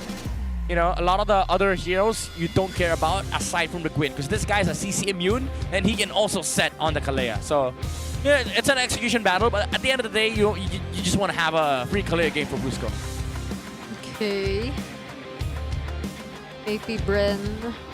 What would we not want for ONIC though? Take away the Alice. Like, I know there's a lot of magic on their side. Maybe Alice or Terizla, like those two. Because Terizla is sort of like a good placeholder against Phobius. So their damage is just really Super Prince and Severo? Yeah. Yeah. I mean, you see the Baxia. He's gonna go jungle. So you're looking at XP and gold. These are the primary damage dealers. You limit one of them. There you go. It was either the Alice or the Terizla. I just like the Terizla because physical damage. If they go Alice here for the side of ONIC Philippines, then you can just take up Radiant Armor for AP Brent and you're good to go. Yeah. For ONIC, they don't remove the Guinevere. But they're allowing AP Brent to pick the Guinevere. Make my day. Yeah, should be an easy Guinevere game, honestly. And An easy pick to play Guinevere, but not an easy game. Because the Baksha will be there. To be fair though, I think AP Brent's forced to pick the Valentina here. Because even if let's say they don't go Valen, and then ONIC Philippines, the problem is there's a Phobius on the other side. So they might not be thinking about the Sora, but I think it's a good Sora game. Even though it's up against Phobius and Marcel, I just think the control factor is much more important for ONIC. Because if you get a damage dealer for Severo, let's say Clint, then you have so much value in these crowd controls. A Clint. They played a Clint to much unexpected success. I honestly don't like Clint lineups. But mid gets a Kimmy with no solid frontliner just yet, so AP Bren will hold down that red 5 pick. I think it's safe to say that's going to be a Hylos or a Gatot. Oh no, there's already a Marcel. We need a jungle. We need a jungle pick. I think they're eyeing at the Fredrin. Oh no! Because the double marksman. Yeah, I know. I don't think that's ideal. Yeah, it's not safe. You don't do that to James, man. In a crucial game. Yeah. Go Clint, honestly, ONIC. Go Clint. That's so weird. That's why I was like, wait, can you really still afford a frontliner? Yeah. Clint, Alice, Clint Lapo, maybe. Don't Moskov. Go Clint, go physical. I mean, Moskov's physical, but there's a Phobius. There you go. Easy Clint game. Good read. Clayton has already played Clint, so... Go Lucas! James! Lucas? Go Lucas! If not Lucas, go Lance. So they just let go the concept of a full front line.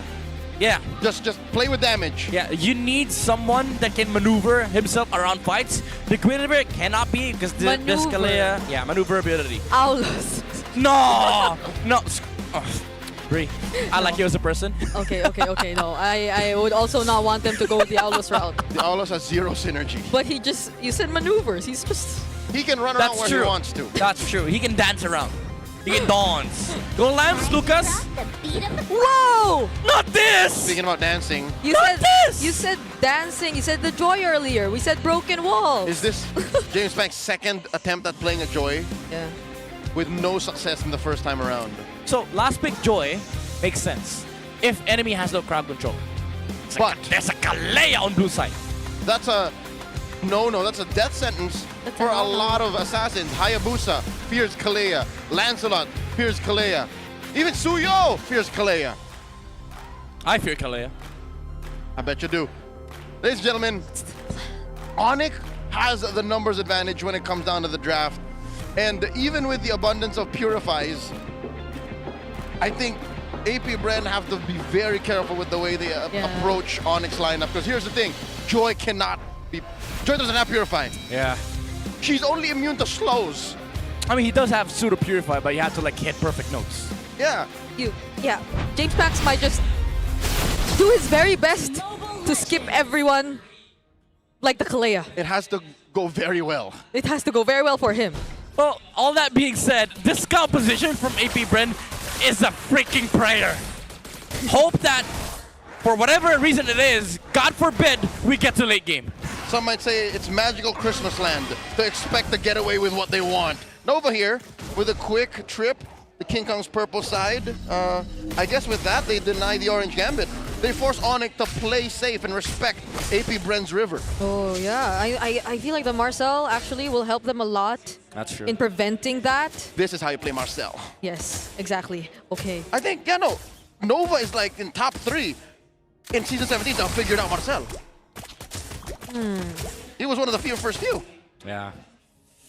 I'm still a bit concerned here for APBR, honestly. Like, even if they're getting good laning stage on their side, first problem that they're gonna face is this turtle objective for for ONIC. They have a lot of ways to brute force this lineup. They don't have a hold. Yep. Oh no, Nova gets caught up by King Kong. One more rollout, and Nova flickers. Yeah, that's how you play a Marcel, but you almost saw how to punish a Marcel. Yeah. No, let's go. Oh, there's the jetpack. Yeah, ONIC are back in the game. So that's a technical knockout. Oh, I think King Kong wins that. Whoa. Not unless James Pax actually finds the first blood kill here. He might just not. Close call for him as ONIC was click to rotate up top. That stun from Prince was crazy. Like, he knew the Joy was gonna end up in front of the box shot, but still they forced out the Tortoise Poissons for APBR. Roll out! Wait, oh! Oh, good thing the Dark Wave was there, but now it's King Kong who gets caught in the traction pulse and becomes first blood for APBR. And just like that, ONIC have no retribution kill! Oh, KLVJ with the Dark Wave. The bravest fighter already used here, but he's still alive with the Infernal Pursuits. Landshaker finally lands, but it's KLVJ isolated here up top. Will not be able to take out Prince as James Pax gets the turtle. Say what you will, but this looks like a better first turtle trade sequence for APBR than game 1. Yeah, prayers answered for APBR. They won turtle, they forced Baxia away from the turtle pit, forced to use the ulti, and because of that, ONIC knew that, okay, maybe getting this turtle is kind of iffy, so instead of going turtle, they went on the Phobius and they tried to force him out of the lane, but KLVJ held on. And fortunately for him, his teammates weren't there. APBR knew exactly what ONIC was gonna do, and instead of clearing mid, Aqua and Nova stayed behind to punish the Baxia. Oh, very fast responses coming in. Oh, they canceled the Gush? Yeah, I'm surprised Shizu was there too, but he had the Purify anyway. So Brusco didn't really go for the set just yet. Oh! James Pax might just get caught here though. King Kong crashes onto him, but now he's all alone in the middle of 3 members. But APBR, seeing how ONIC are just so quick to respond, do not force the fight. Close call. Why would my King do that? I mean, it's a good try, It's a good try. But ONIC, they want to push ahead. They want to utilize this Clint. Whoa! Whoa! Was that the Marcel, the Tsunami Slam, and the quick draws, having enough damage to burst down Nova? She's a response with the Blazing Do It, but that's all he can do. Perfect layering from Sabero. Oh! Okay, now that's a good force from Aqua. ONIC, again, they know that they need to utilize the early game advantage that they have, especially with the Baxia, the damage reduction coming out from the Tortoise Puissance, and also the damage from the Clint. Good layering, by the way, just to make sure that Nova wasn't able to flicker out. Unfortunately, now AP Bren is playing the force game. They're forcing trades. They're forcing ONIC to sort of like commit to these weird fights. And because of that, Sabero has no flicker now. Wow, there's a 1v1 happening up top between our two XP laners, TLPH versus Kirk with the Dark Wave getting in. There's a bit of help from Super Prince. No! That's the sound effect of the Mystic Gush! Right in the face. AP Bren has no XP laner for this second turtle take. They are first of the scene though, but because of broken walls, ONIC are able to dance. Yeah. Oh. Yeah, I'm surprised he actually went for that fight. Tsunami Slab, Traction Pulse, everything thrown onto James Pax here. Does not get to survive, and now Brusco nearly falling next. Aqua picks up the kill. Now it's Kirk trying to go for the trade, but Nova with a sidestep, still unsuccessful to escape Kirk. He still had that flicker. I don't know about that dance though from James Pax. He tried going in, but again, as we said before, there's like a Leia on blue side. They're not done. Yeah, there are no ultimates available for ONIC just yet though. Oh, so they're just forcing everything down bottom. So King Kong gets that orange or that purple buff. You know what? Forget an orange gambit. How about Grand Theft Purple as King Kong takes it away? Oh, he might have to pay though. Okay, Kirk and Brusco will be here. Just so tanky, King Kong. They don't have enough damage. The beast lives.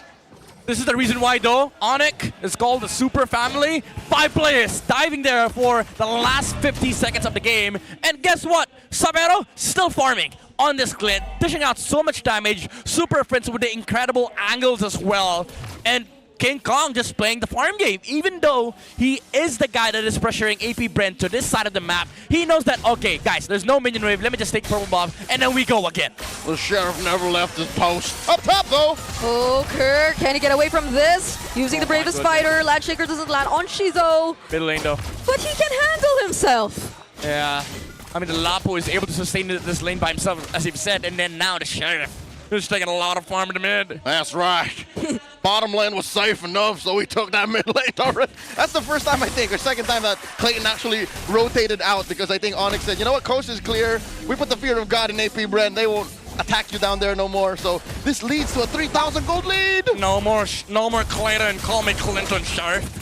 Too many farms on the map. Let me take them all. Almost all tier 1s have fallen. Now it's Kirk as the target for AP Bren. But LVJ gets caught under the turret. Brought back yet again. Just to get outplayed by Kirk. Golden hour used on the other side. But that's all it took. The KK duo. It's a different one, but they do it. Kirk and King Kong have juiced AP Bren. And they find the Tsunami Slam on James Pax. What a layering between Sabero and Brusco with the Sky Beezer as well. Lo and behold, the new Granger of 2026. It's Clint. Oh my God, who'd have thunk that a mermaid and a cowboy would make one deadly duo? This will lead to ONIC taking the last turtle. I'm tired of playing Granger, Chip. Let me play some Clint.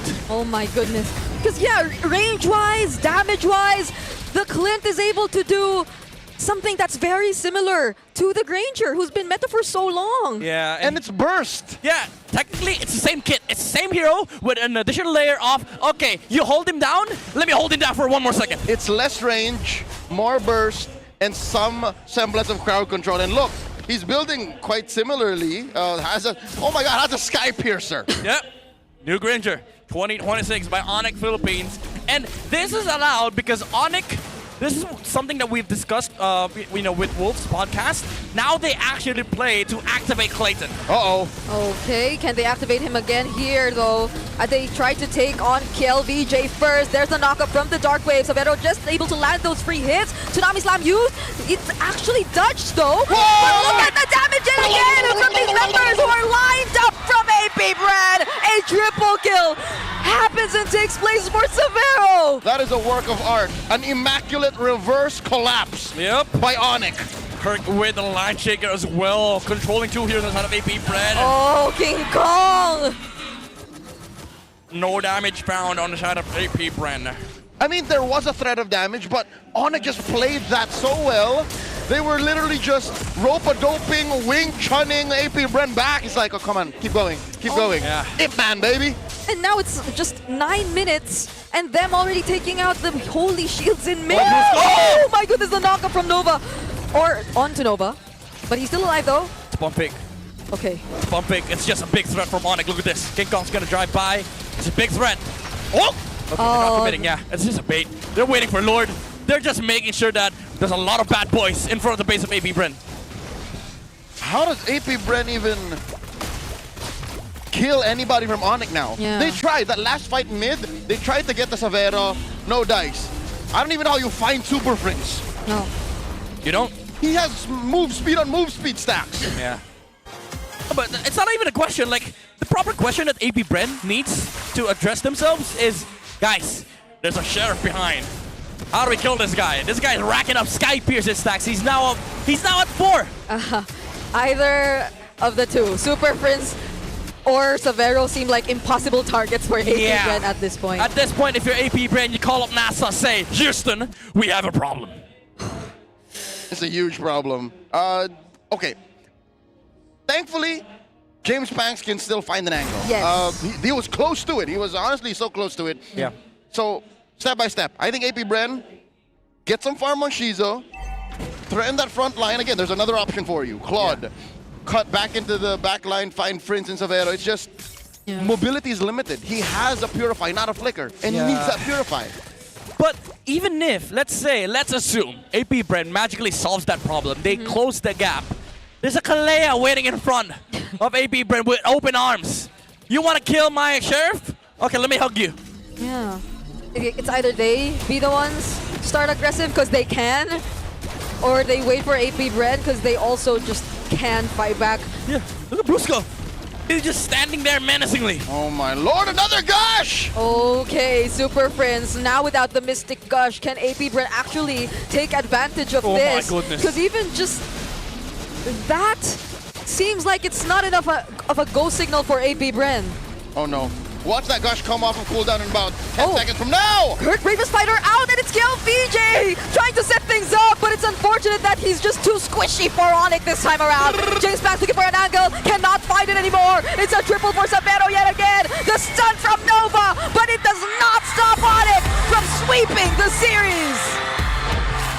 APBR have to reconsider how they can qualify for the playoffs now, because they just lost this one chance. Step 1 in their long trip to the San Juan Arena. Good game from the Super family. Took a lot in game number 1.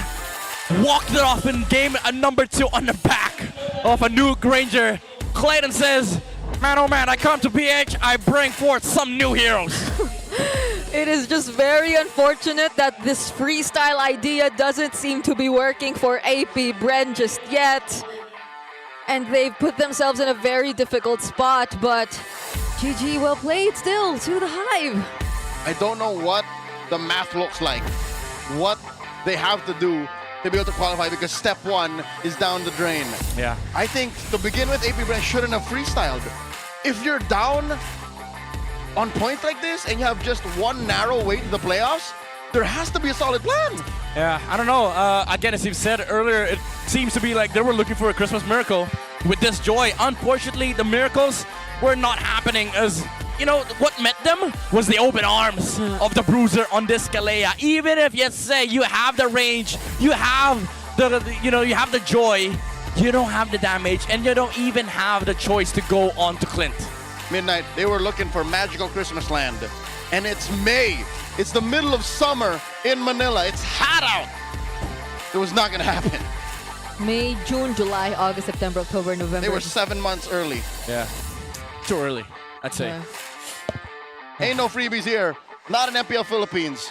We're going on the stage to hear from ONIC PH after their victory. What a way to start a week! It's a 2-0 sweep and playoff secured for ONIC Philippines! Congratulations, Sonics! Now, King Kong. Bilang in-announce na kanina na Since it was announced that you are now officially playoff secured, ngayon nanalo kayo. and you just won against AP Bren, how comfortable are you right now in terms of your placement? Not that comfortable. Kasi Not that comfortable. tinitake lang namin to as room for We take yung this mga remaining matches as namin, we room take our for remaining improvements. matches as room Tapos, for panglinis improvement pa lalo ng mga execution and namin kada laro. a way to clean Alam mo, King our Kong, nabanggit mo na execution rin or improve our meron pa execution. kayong mga remaining King Kong, you also matches, mentioned you still have remaining matches, and I think this is your 7th win in a row. And ano ba yung mga kailangan What are the gawin things that para you have to ma-keep do yung momentum to sa keep mga the momentum from your recent wins? All we need is discipline. All we need is discipline. Wow. Discipline. It's that simple para sa kanila. And hindi na namin tatanungin kasi baka meron kayong It's mga that simple for them, and we're not gonna dive deep into it because there might be some secrets. But speaking of secrets, we have here Savero. Your next game will be Aurora. It's an international. It's the international rivalry. Do you have any secrets on being key to defeat them again so they won't get revenge on on being key so you could defeat them and they couldn't get revenge? Usual and discipline. Just play Playing as like the usual and now stay you're disciplined. going to lane up against Dominkite. Do you have any message for him right now? Good luck. Good luck. Simple as it is. Good luck. Yes, that's right. Pero alam mo, may tinuturo dito si King But you know what? King Kong's been pointing at someone. Rusco, sikreto sa do you have anything to share? Extra energetic ka daw. Because King Kong said you were very energetic today. Sobrang energetic ka daw ngayong araw. Why are you so energetic today? Siguro Maybe wala lang, parang in-enjoy lang namin yung game. it's because we're just enjoying the games and Yung energy ko tumas lalo. my energy suddenly spiked because Armor sa Joy. I saw King Kong using blade armor against Joy. Blade armor ka sa Joy. Why are you using blade armor against Joy? Oh, because I'm too tanky. I want to be a bit more squishy. Siya na yung nag-add ng challenge sa sarili niya. Okay. He added a challenge for himself. Nag-enjoy ba kayo sa 2-0 na yon? Sonics, did you enjoy that 2-0? Sino sa tingin nyo ang match MVP? Who do you think is the match MVP? And our match MVP is King Kong! King Kong, as always, do you have any message to your super energetic fans right here at the MPL Arena? Super grateful kami sa energy. We're super grateful for your energy We love you all, and we guys. love you all, guys. May Dito na ako! I'm here! May kasama pang sayaw. And with that, congratulations once again to ONIC Philippines! You may now take your walked-up victory. You know what, Thea? They started Game 1 with a comeback and that dominating win in Game 2. And with that comeback, they didn't look back after that, and it ended up with a 2-0 sweep, and we'll find out how that exactly happened as we throw this back to our casters. Once again, congratulations to ONIC Philippines, and I do agree. And it's not just Brusco. I think all of them feel kind of spirited going into this match opening up week 7. Yeah, imagine waking up to, being playoffs qualified. Yeah. Good news. Good news. Yeah. And the good news is we have the MVP of the game here. A lot of them are actually MVP candidates. But man, oh man, that XP battle though between KLBJ and Kirk was something amazing to watch. A lot of battle delays, just forcing the other guy's skills. And then the other guy's plural. Plural, yes. And then come mid-game, oh man, the land shakers, the controls that King Kong, Prince, and Kirk was able to land to enable this glint in the match. This is magic, when you're watching ONIC. It feels like they're playing for each other. I don't think this was the clip. There might be one, maybe 2 or 3 minutes from this one. Yes. Where it was Kirk and King Kong going against 4. Yeah. And nothing happened. Like AP Brennan wasted a good amount of time and effort. Yep. Just, okay, we can't touch him. Yeah, because they know that, okay, AP Brent, you guys need items, you guys need farm. Let's just fight, you know? Let's just prove that. Let's just prove that. Okay, you don't have items. Okay, let me go on you. Let me use Flicker. I don't care. Nobody's punishing me. And then King Kong was like, okay, guys, chill a bit. Maybe we farm. Let me steal some purple away from this Joy. And in this clip right here, King Kong and Kirk, the KK duo, gave so much space on the map. Because, again, King Kong bought plate armor. He was like, guys, this is how much lacking your composition in terms of damage is. I can buy blade armor and you can't do nothing about it. Yeah, it's so funny because like their definition of chill is just King Kong constantly stealing away stuff across the map while ONIC just don't really full commit on the other fights that are happening. So everything's just happening all at once with AP Bren not knowing that there's already this massive lead already in the hands of ONIC. So it was almost impossible for them to just crawl back from that. And those are the most dangerous kinds of leads. The ones you never see coming from out of nowhere until it's too late. Yeah, and as you know, the saying goes, chivalry's dead, but it's not for ONIC because it's there. You know, Clint able to amass so many kills in this game. I believe he had 7 stacks when the game ended. If I'm not mistaken, 7 stacks on the Sky Piercer. There was a point in the game where he basically just used the passive onto Shizu, took away like half of the HP of the Claude. If he had one more bullet on the passive, would have killed Shizu with 2 hits. That's how strong the Clint was in the late game. And AP Brand again, the question was, even if you close the gap, what can you do against the Kalea? Like the Joy comes in, the Claude comes in. Guess what the Kalea's gonna do? He jumps you. Where's the damage? Where's the threat for Clayton? On paper, it's kind of chopped. Again, you have to... They got cooked, yes. But at the end of the day, you know, chivalry, I believe, is not dead. Because it isn't. As a knightly gentleman, it is your duty to show your opponent your best. Yes. And I think ONIC really punished AP Brent for what they wanted to get away with. They ended it in 11 minutes. Yeah. Him and Super Prince did not die at all in this entire game. I'm starting to wonder how the Gord conversation happened because it felt like Nova also wasn't able to play interestingly because of the Gord. You know what, to be fair, Super Prince did assert himself. Look, he's at an all-time peak again. Yeah.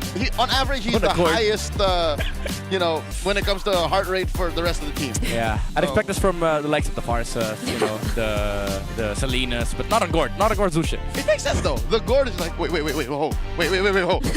Yeah. Maybe in moments where's Brusco? He's helping Severa. Oh, okay. I gotta take care of myself. Oh, yeah. Let me self-preserve. You know. Which is why again, Gord is such an impressive hero to see in the metagame because you don't see this very often. He has 0 mobility. Yeah.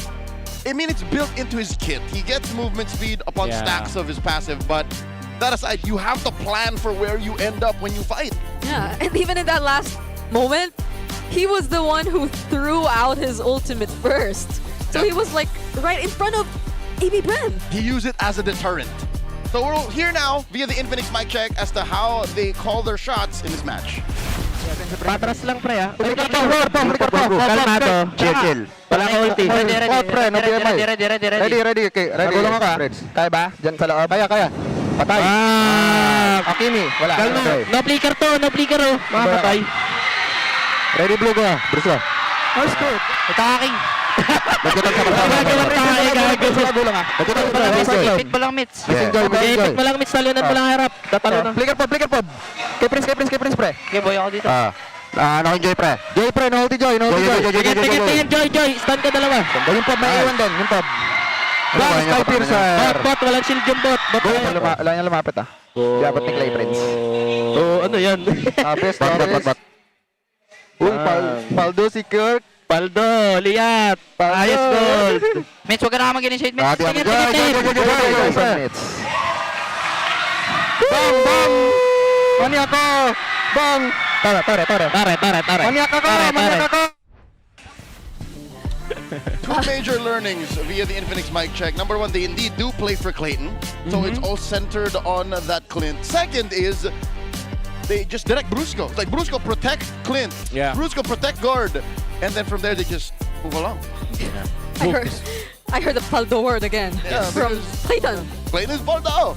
And for all those who are paldo, we invite you to pick up your Dynamic Port and Radiant kits. They're officially live in the shop. Leslie Mains is for you. It's time to lock and load. And now is the best time to gear up because it's from now until May 23rd. So you can enjoy 20% off during the first month launch.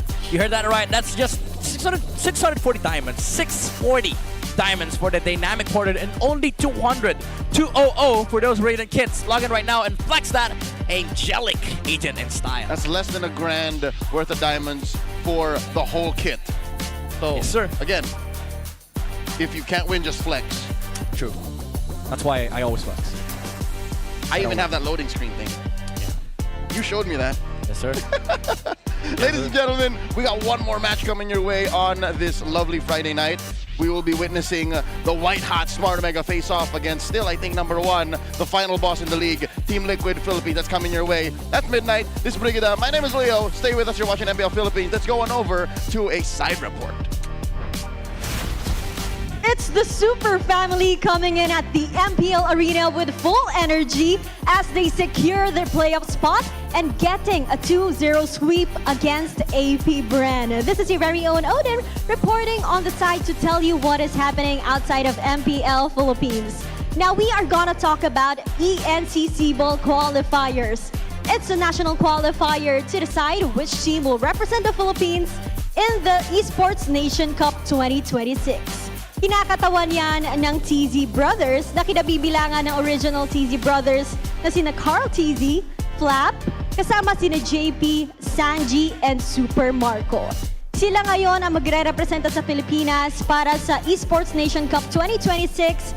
Ito ay matapos nilang patumbahin ang Imports Esports sa Grand Finals with a 3-1 score. But before that happened, ay winalis nila ang group stage kung saan nagtala sila ng 8-0 record. And now, we are gonna put a spotlight onto Athena League. It's an all-female MLBB league na dedicated for highlighting women in esports. Tapos na ang group stage ng Athena League Season 2 at nag-reign na dyan ang Navi PH sa Group A habang Team Liquid Aqua naman para sa Group B. Both teams had a record of 4-0 win-loss cards. Kasunod naman, gugulong dyan ang play-in sa darating na May 11 to 12. Dito na magtatapat ang Minerva Empress and TNC Kaiserin at Dash Wings and RVFE Main. Magpapatuloy ang dalawang team na magwawagi sa playoffs sa gaganapin on May 21 to 22. Huwag kayong aalis dahil mamaya lamang ay meron pa tayong isang match na inaabangan here at MPL Philippines. It's gonna be Smart Omega versus Team Liquid Philippines.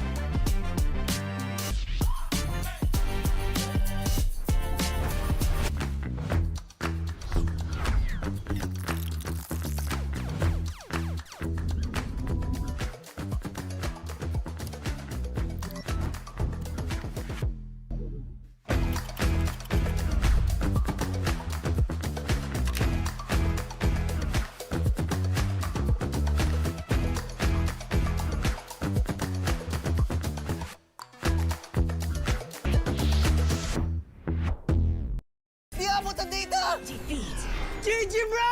Don't worry! The Only with Smart Power All 99. Hindi bitin with 10 gig data to power your games plus only Facebook or only TikTok. Load now! Foul! You know your scalp can get up to 5 times more dandruff? Get triple anti-dandruff power. Supercharged with Clear. Hey, you! Did you know men have 1.4 times weaker scalp? Get a shampoo that's 100% made for men. Supercharged with Clear. Enemy alert. Your scalp gets 1.5 times greasier, causing dandruff. Get triple anti-dandruff power. Supercharged with Clear. Stop and pull over. Your scalp gets 1.5 times sweatier. For cooling power, supercharged with Clear.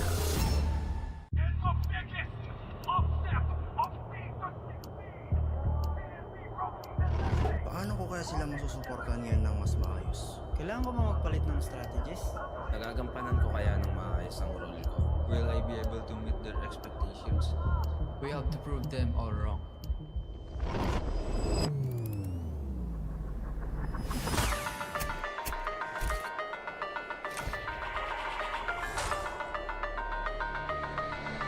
It's time to win.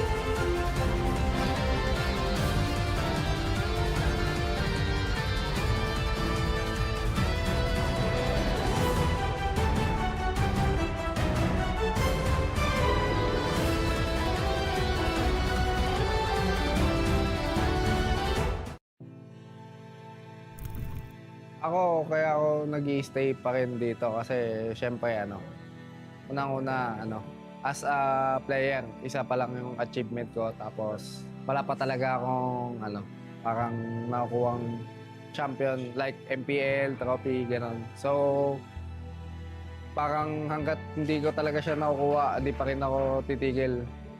Kasi parang marami rin akong sinakripisyo sa sarili ko para dito. So parang kung susuko ako, parang sayang naman yung mga sinakripisyo ko. Message ko sa past self ko, huwag kang mag-doubt sa napili mong desisyon yan. Kumbaga, although hindi mo nakukuha pa rin hanggang ngayon, huwag kang sumuko kasi lahat naman ng kung nasan ka ngayon is ibig sabihin, dinala ka para doon. So, huwag kang sumuko, huwag mong bitawan. Hindi ka naman mapupunta sa sitwasyon na to kung hindi yun yung will ni Lord para sa'yo.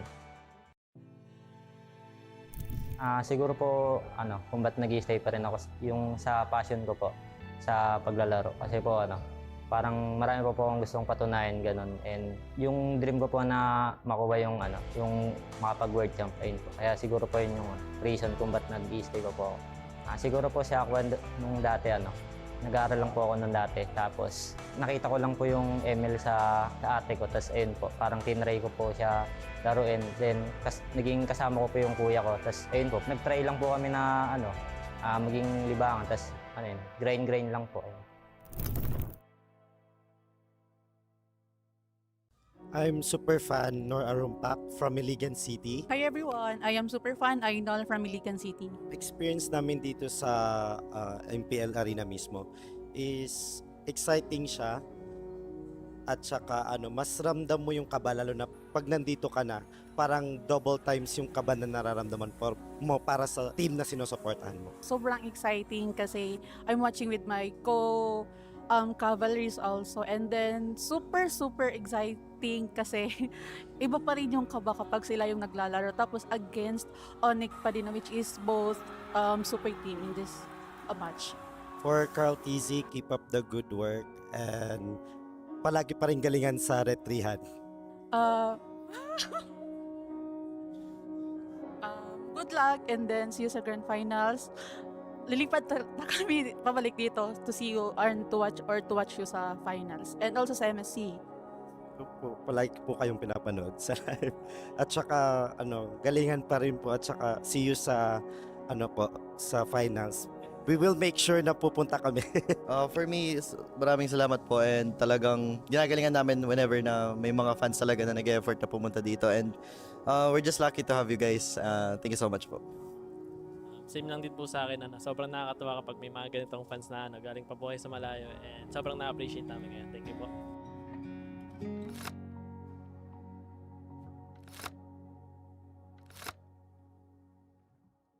Hey there everybody, this is your very own Odin and right now we will be joined by a super fan na kasama natin dito sa MPL Arena. Welcome! Hello! Hi, please introduce yourself. Ano po ang pangalan? Ako po si Saimiel. Saimiel. And Daniel po. ang iyong papa. And galing pa kayo saan? Mindoro po. Mindoro! Yes, Okay, so medyo malayo ang Mindoro from here. First time niyo ba na makapanood sa MPL Arena? Hindi po. Third time na po namin. Third time. So, Sir Daniel, bakit niyo po sinusuportahan si Saimiel sa panonood niya? Bale, ito yung kanyang bali gift ko na rin sa kanya and then kasi with high honor siya. And ito yung na-request siya sa akin. Then last time, kahit nung last year nung nag-graduate siya, ito din. Nakakatuwa naman na talaga nakikita natin yung parents na sumusuporta sa pagiging fangirl ng inyong anak. And Saimiel, congratulations for bagging the high honors. At obvious naman siguro kung sino sinusuportahan mo. Anong team ba yan? ONIC po. ONIC. Gano'n ka nakatagal na fan ng ONIC? Since season 14 pa po. Okay, so ilang seasons na rin ang binilang at ikaw ay isang avid fan ng ONIC Philippines. Sino bang favorite mo? Si King Kong po. Si King Kong? Para sa kanya ba to? Opo. And ginawa mo ba to? Opo. Wow, handmade flowers for King Kong. Hindi pa po siya natulog dyan para magawa niya lang yan. Oh, nakakatawa. Hello. Hindi siya makapagsalita. Ano nararamdaman mo ngayon? Na-stun po siya, na-stun. Na-stun ka, na-stun. Ano nararamdaman mo ngayon? Masaya po kasi na-meet ko po ulit yung idol ko. Familiar siya sa akin. Naaalala ka niya, Saimiel. Nagpa-video greet po ako sa kanya nung birthday ko po, no October 12 po. Tapos ngayon, si King Kong ang may birthday. Ano ang message mo sa kanya? Happy birthday Kuya King and God bless at bawi sa sunod na laro. Thank you. Meron siyang something for you, King Kong. Uy! Dito siya natulog dahil dyan, para sa'yo. DIY! Grabe. Okay, pati ikaw ay na-stun na rin dahil sa binigay niya. What's your message to Saimiel? Wait lang, na-stun pa ako dito. Super nakakatuwa na galing pa sila sa malayong lugar tapos para lang panoorin ako tapos knowing na birthday ko, pupunta sila dito para supportan ako and ayun, magbigay ng mga gantong gift which is nakakataba ng puso. Attach siya talaga, Saimiel. Pero alam mo, King, kasama din niya ang kanyang papa. Hello po. Just like your supportive dad, supportive din ang kanyang papa, Daniel. What is your message to the whole ONIC Philippines na sinusuportahan mo since season 14? At sana po tuloy-tuloy pa rin po yung panalo nila and good luck po sa mga ibang laro. Kumusta po yung biyahe nyo papunta dito just to see King Kong and ONIC Philippines? Bali ma'am, hindi ganun kadali kasi maraming pasahero kanina. Then yung barko papuno na rin. Kami na yung last na tatawagin. Tapos ayun, pinalad naman na makarating dito. So muntik pa kayong hindi makasakay. And fortunately, para sa inyo talaga yung slot na yon at para makita nyo si King Kong. Nakatadhana. Grabe ka naman. Thank you so much po. Maraming salamat. Hello MPL Superfans, this is your host Denise at makakasama natin ngayon one of Aurora Gaming's fan from day one. Tama ba ako doon? Yes. From day one, a guest here. Can you tell us about yourself? What is your name? My name is Brandon Dwayne Balatbat and this is my second time in the MPL stage. Yes. But I've been watching in live from my home. So, when did you start na maging fan? Since the very start of the release of the Team Aurora in the Philippines. Can you share us how was your experience today? You saw them firsthand. It was fun, but it was sad to see that they lost to TNC. But I hope they will be better next time and keep practicing to be better. And we have already established you're a fan of Aurora, pero sinong player doon? I love all the players in Aurora, but there's one person that stands out, and that is Light. Really, Light? Bakit si Light? Light inspires me to become a great roamer because my main role is roam, and my main hero is also Grok, and I really admire Light. And do you know that he's with us today? Joining us is Light. Alright, Light, let me give you the microphone. Brandon here is a fan. He is also a roamer. Ano nga masasabi mo kay Brandon? Unang-una, gusto ko thank you syempre. I'm just doing my best and playing. Tas na-inspire ko siya and yun, inaangahan niya ako so I really appreciate it. Thank you so much, Light. And Brandon, what do you want to say to Kuya Light here? Kuya Light, it's really nice to meet you for the first time. Since you joined Aurora, I really admire your ability to play Grok, and the fact that you carried the team to win the world champion. I really admire you playing Grok. Okay, what a heartwarming moment here for Brandon and for Light. But for the meantime, no, balik muna namin sa inyo. Hey ML Superfans, it's fun to watch the games live, but you know what's better? Watching the games right here at Victoria Sports Tower. And you know, I'm here with some ML Superfans. And before anything else, guys, introduce nyo muna yung sarili nyo sa ating audience. And saan kayo nanggaling? Hi, I'm Jules I'm Alea. I am Alexander. And from Muntinlupa.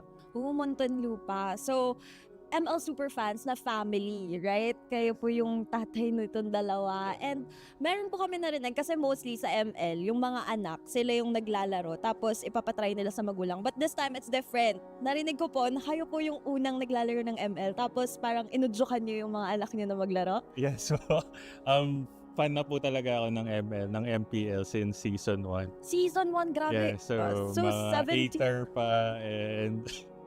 And ngayon, kamusta naman po yung experience nyo watching the games live here at the MPL Arena? Ang saya, ang sarap. Mas nailalabas ko yung pag-cheer ko, gano'n. Sa bahay kasi medyo nasisita ng asawa pag maingay. Bawal maingay. Pero matanong ko lang po, sino po bang anong team yung sinusuportahan nyo at sinong player? Ang paborito talaga namin ngayon is Falcon and si Flap Keys. Si Flap. And kung meron po kayong message kay Flap, ano po yung sasabihin nyo sa kanya? Kunin natin yung championship ngayong taon. For sure. Natalo na natin yung TL. Talunin lang natin sila ulit. And yun nga, grabe yung momentum ngayon ng Team Falcons. And I'm sure magtutuloy-tuloy lang yun, right? Flap, kanina ang message nila sa iyo sana daw mag-champion kayo. So, ikaw naman, Flap, may message ka ba sa mga super fans mo na talagang pinuntahan ka from Muntinlupa? Thank you po sa pagpunta. At yung message ko po is, isa kayo sa mga dahilan kung bakit nagpapatuloy po ako at sana patuloy niyo po kaming suportahan. Mahal na mahal ko kayo. And you know, it's super fun na makakakita tayo ng mga ML Superfans and of course, their beloved player. And we'll see, guys, if matutuloy ba ang championship nga ba. This season is for Team Falcon. So, we'll see that right off.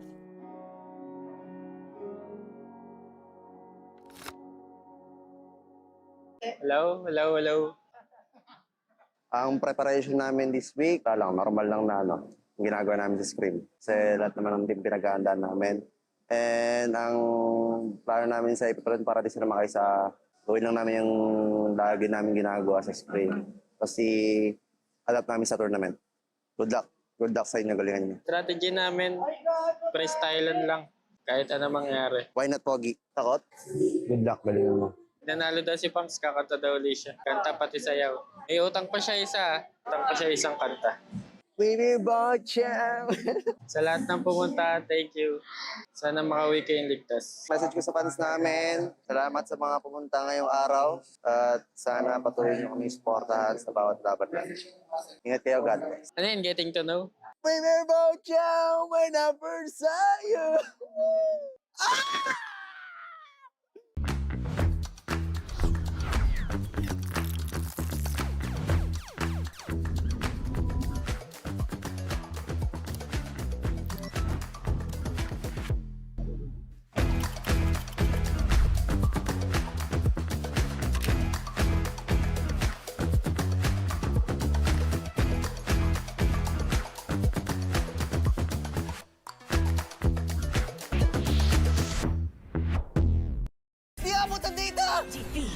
GG bro! Don't worry! The Only with Smart Power All 99. Hindi bitin with 10 gig data to power your games plus Only Facebook or Only TikTok.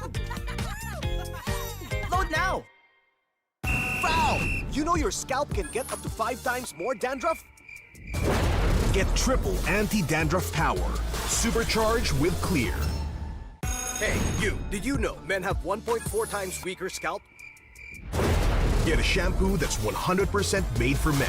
Supercharged with Clear. Enemy alert. Your scalp gets 1.5 times greasier, causing dandruff. Get triple anti-dandruff power. Supercharged with Clear. Stop and pull over. Your scalp gets 1.5 times sweatier.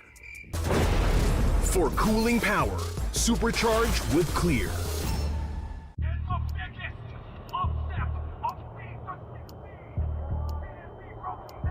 Paano ko kaya sila masusuportahan ngayon ng mas maayos? Kailangan ko ba magpalit ng strategies? Nagagampanan ko kaya ng maayos ang role ko? Will I be able to meet their expectations? We have to prove them all wrong.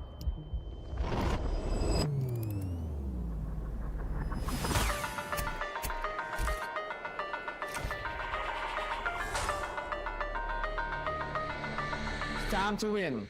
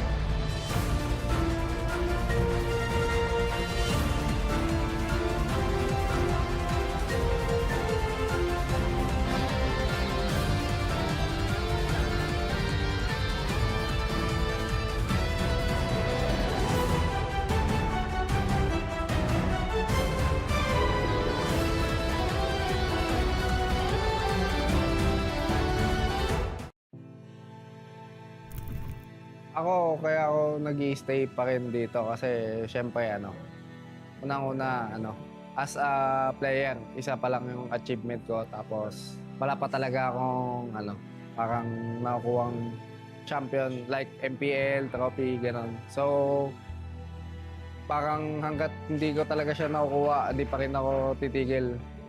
Kasi parang marami rin akong sinakripisyo sa sarili ko para dito. So, parang kung susuko ako, parang sayang naman yung mga sinakripisyo ko. Message ko sa past self ko, huwag kang mag-doubt sa napili mong desisyon yan.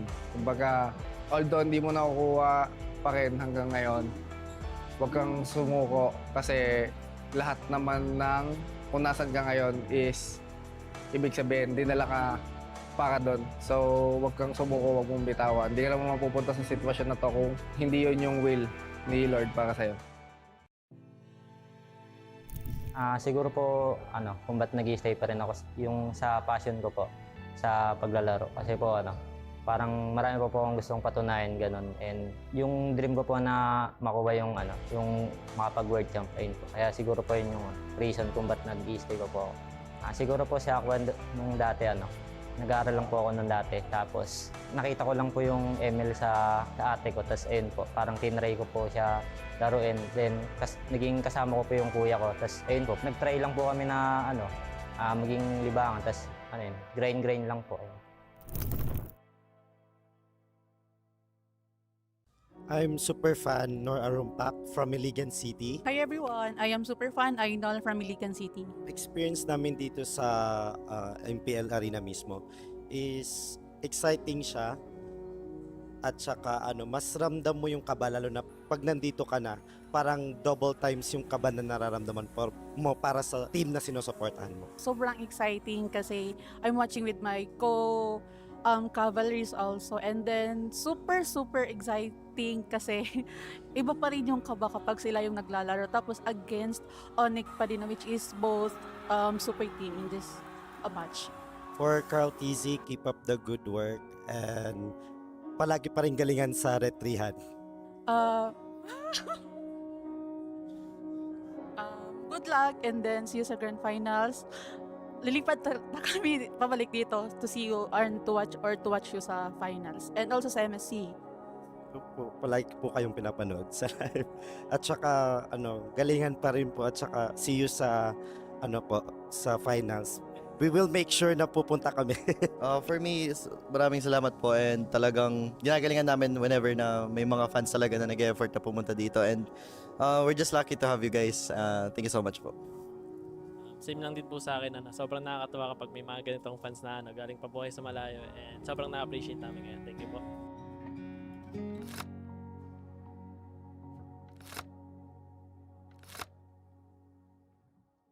Hey there everybody, this is your very own Odin, and right now we will be joined by a super fan na kasama natin dito sa MPL Arena. Welcome! Hello! Hi, please introduce yourself. Ano po ang pangalan? Ako po si Saimiel. Saimiel. And Daniel po. ang iyong papa. And galing pa kayo saan? Mindoro po. Mindoro! Yes, Okay, so medyo malayo ang Mindoro from here. First time niyo ba na makapanood sa MPL Arena? Hindi po, third time na po namin. Third time. So, Sir Daniel, bakit niyo po sinusuportahan si Saimiel sa panonood niya? Bale, ito yung kanyang bali gift ko na rin sa kanya, and then kasi with high honor siya. And ito yung na-request niya sa akin. Then last time, kahit nung last year nung nag-graduate siya, ito din. Nakakatuwa naman na talaga nakikita natin yung parents na sumusuporta sa pagiging fangirl ng inyong anak. And Saimiel, congratulations for bagging the high honors. At obvious naman siguro kung sino sinusuportahan mo. Anong team ba yan? ONIC po. ONIC. Gano'n ka nakatagal na fan ng ONIC? Since season 14 pa po. Okay, so ilang seasons na rin ang binilang at ikaw ay isang avid fan ng ONIC Philippines. Sino bang favorite mo? Si King Kong po. Si King Kong? Para sa kanya ba to? Opo. And ginawa mo ba to? Opo. Wow, handmade flowers for King Kong. Hindi pa po siya natulog dyan para magawa niya lang yan. Oh, nakakatouch. Hello! Hindi siya makapagsalita. Ano nararamdaman mo ngayon? Nastan po siya, nastan. Nastan ka, nastan. Ano nararamdaman mo ngayon? Masaya po kasi na-meet ko po ulit yung idol ko. Oh, familiar siya sa akin. Naaalala ka niya, Saimiel. Nagpa-video greet po ako sa kanya nung birthday ko po, no October 12 po. Tapos ngayon, si King Kong ang may birthday. Ano ang message mo sa kanya? Happy birthday Kuya King, and God bless at bawi sa sunod na laro. Thank you. Meron siyang something for you, King Kong. Uy! Dito siya natulog dahil dyan, ba? para sa'yo. DIY! Grabe. Okay, pati ikaw ay nastan na rin dahil sa binigay niya. What's your message to Saimiel? Wait lang, nastan pa ako dito. Super nakakatuwa na galing pa sila sa malayong lugar, tapos para lang panoorin ako, tapos knowing na birthday ko, pupunta sila dito para supportahan ako and ayun, magbigay ng mga gantong gift, which is nakakataba ng puso. Attach siya talaga, Saimiel. Pero alam mo, King, kasama din niya ang kanyang papa. Hello po. Just like your supportive dad, supportive din ang kanyang papa, Daniel. What is your message to the whole ONIC Philippines na sinusuportahan mo since season 14? At sana po tuloy-tuloy pa rin po yung panalo nila, and good luck po sa mga ibang laro. Kumusta po yung biyahe nyo papunta dito just to see King Kong and ONIC Philippines? Bali ma'am, di ganun kadali kasi maraming pasahero kanina. Then, yung barko, papuno na rin. Kami na yung last na tatawagin. Tapos, ayun, pinalad naman na makarating dito. So muntik pa kayong hindi makasakay. And fortunately, para sa inyo talaga yung slot na yon at para makita nyo si King Kong. Nakatadhana. Grabe ka naman. Thank you so much po. Maraming salamat. Hello MPL Superfans, this is your host Denise at makakasama natin ngayon one of Aurora Gaming's fan from day one. Tama ba ako doon? Yes. From day one, a guest here. Can you tell us about yourself? What is your name? My name is Brandon Dwayne Balatbat, and this is my second time in the MPL stage. Yes. But I've been watching in live from my home. So, when did you start na maging fan? Since the very start of the release of the Team Aurora in the Philippines. Can you share us how was your experience today? You saw them firsthand. It was fun, but it was sad to see that they lost to TNC. But I hope they will be better next time and keep practicing to be better. And we have already established you're a fan of Aurora, pero sinong player doon? I love all the players in Aurora, but there's one person that stands out, and that is Light. Really, Light? Bakit si Light? Light inspires me to become a great roamer because my main role is roam, and my main hero is also Grok, and I really admire Light. And do you know that he's with us today? Joining us is Light. Alright, Light, let me give you the microphone. Brandon here is a fan. He is also a roamer. Ano nga masasabi mo kay Brandon? Unang-una, gusto ko thank you syempre. I'm just doing my best and playing. Tas na-inspire ko siya and yun, inaanga niya ako. So I really appreciate it. Thank you so much, Light. And Brandon, what do you want to say to Kuya Light here? Kuya Light, it's really nice to meet you for the first time. Since you joined Aurora, I really admire your ability to play Grok, and the fact that you carried the team to win the world champion. I really admire you playing Grok. Okay, what a heartwarming moment here for Brandon and for Light. But for the meantime, no, balik muna namin sa inyo. Hey ML Superfans, it's fun to watch the games live, but you know what's better? Watching the games right here at Victoria Sports Tower. And you know, I'm here with some ML Superfans. And before anything else, guys, introduce nyo muna yung sarili nyo sa ating audience. And saan kayo nanggaling? Hi, I'm Jules I'm Alea. I am Alexander. And from Muntinlupa. Muntinlupa. So, ML Superfans na family, right? Kayo po yung tatay nitong dalawa. And meron po kami narinig kasi mostly sa ML, yung mga anak, sila yung naglalaro tapos ipapatry nila sa magulang. But this time, it's different. Narinig ko po na kayo po yung unang naglalaro ng ML tapos parang inudyukan nyo yung mga anak nyo na maglaro. Yes, so fan na po talaga ako ng ML, ng MPL since season 1. Season 1, grabe. Yeah, so mga 8er pa and... And ngayon, kamusta naman po yung experience nyo watching the games live here at the MPL Arena? Ang saya, ang sarap. Mas nailalabas ko yung pag-cheer ko, gano'n. Sa bahay kasi medyo nasisita ng asawa pag maingay. Bawal maingay. Pero matanong ko lang po, sino po bang anong team yung sinusuportahan nyo at sinong player? Ang paborito talaga namin ngayon is Falcon and si Flap Keys. Si Flap. And kung meron po kayong message kay Flap, ano po yung sasabihin nyo sa kanya? Kunin natin yung championship ngayong taon. For sure, natalo na natin yung TL. Talunin lang natin sila ulit. And yun nga, grabe yung momentum ngayon ng Team Falcons. And I'm sure magtutuloy-tuloy lang yon, right? Flap, kanina ang message nila sa iyo sana daw mag-champion kayo. So, ikaw naman, Flap, may message ka ba sa mga super fans mo na talagang pinuntahan ka from Muntinlupa? Thank you po sa pagpunta. At yung message ko po is, isa kayo sa mga dahilan kung bakit nagpapatuloy po ako at sana patuloy niyo po kaming suportahan. Mahal na mahal ko kayo. And you know, it's super fun na makakakita tayo ng mga ML Superfans and of course, their beloved player. And we'll see, guys, if matutuloy ba ang championship nga ba. This season is for Team Falcons. So, we'll see that right off.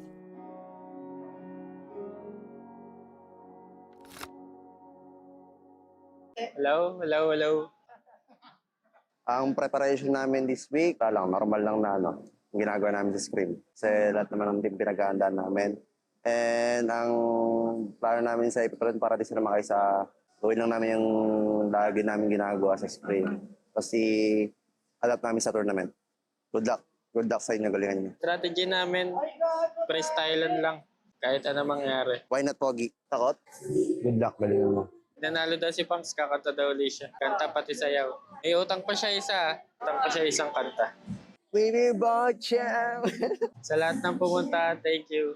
Sana makauwi kayong ligtas. Message ko sa fans namin, salamat sa mga pumunta ngayong araw. At sana patuloy nyo kami supportahan sa bawat laban natin. Ingat kayo, God bless. Ano yun, getting to know? Winnie Bocham, when I first saw you!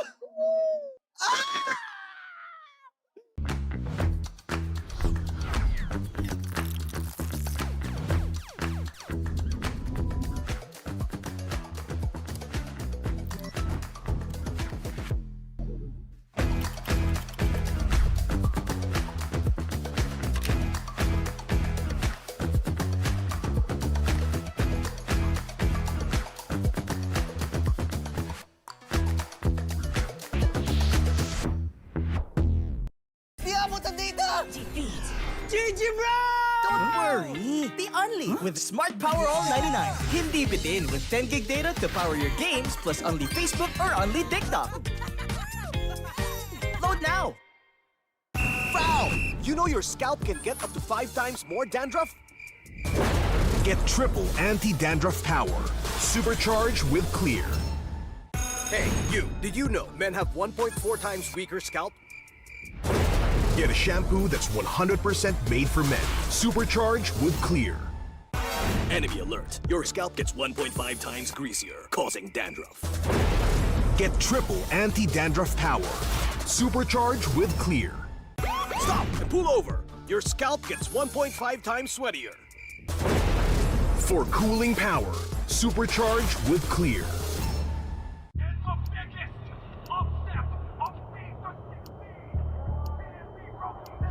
Paano ko kaya sila masusuportahan ngayon ng mas maayos? Kailangan ko ba magpalit ng strategies? Nagagampanan ko kaya ng maayos ang role ko? Will I be able to meet their expectations? We have to prove them all wrong.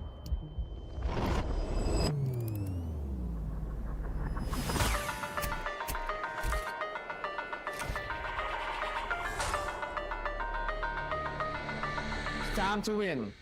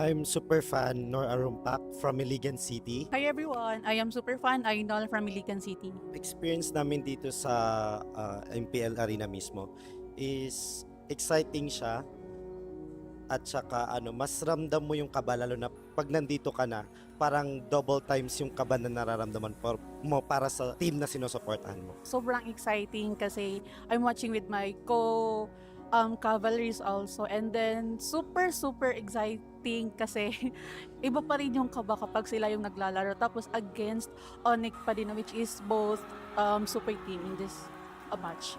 For Carl TZ, keep up the good work and palagi pa rin galingan sa retrihan. Good luck and then see you sa grand finals. Lilipat na kami pabalik dito to see you and to watch you sa finals and also sa MSC. Palagi po kayong pinapanood sa live. At saka galingan pa rin po at saka see you sa sa finals. We will make sure na pupunta kami. For me, maraming salamat po and talagang ginagalingan namin whenever na may mga fans talaga na nag-effort na pumunta dito and we're just lucky to have you guys. Thank you so much po.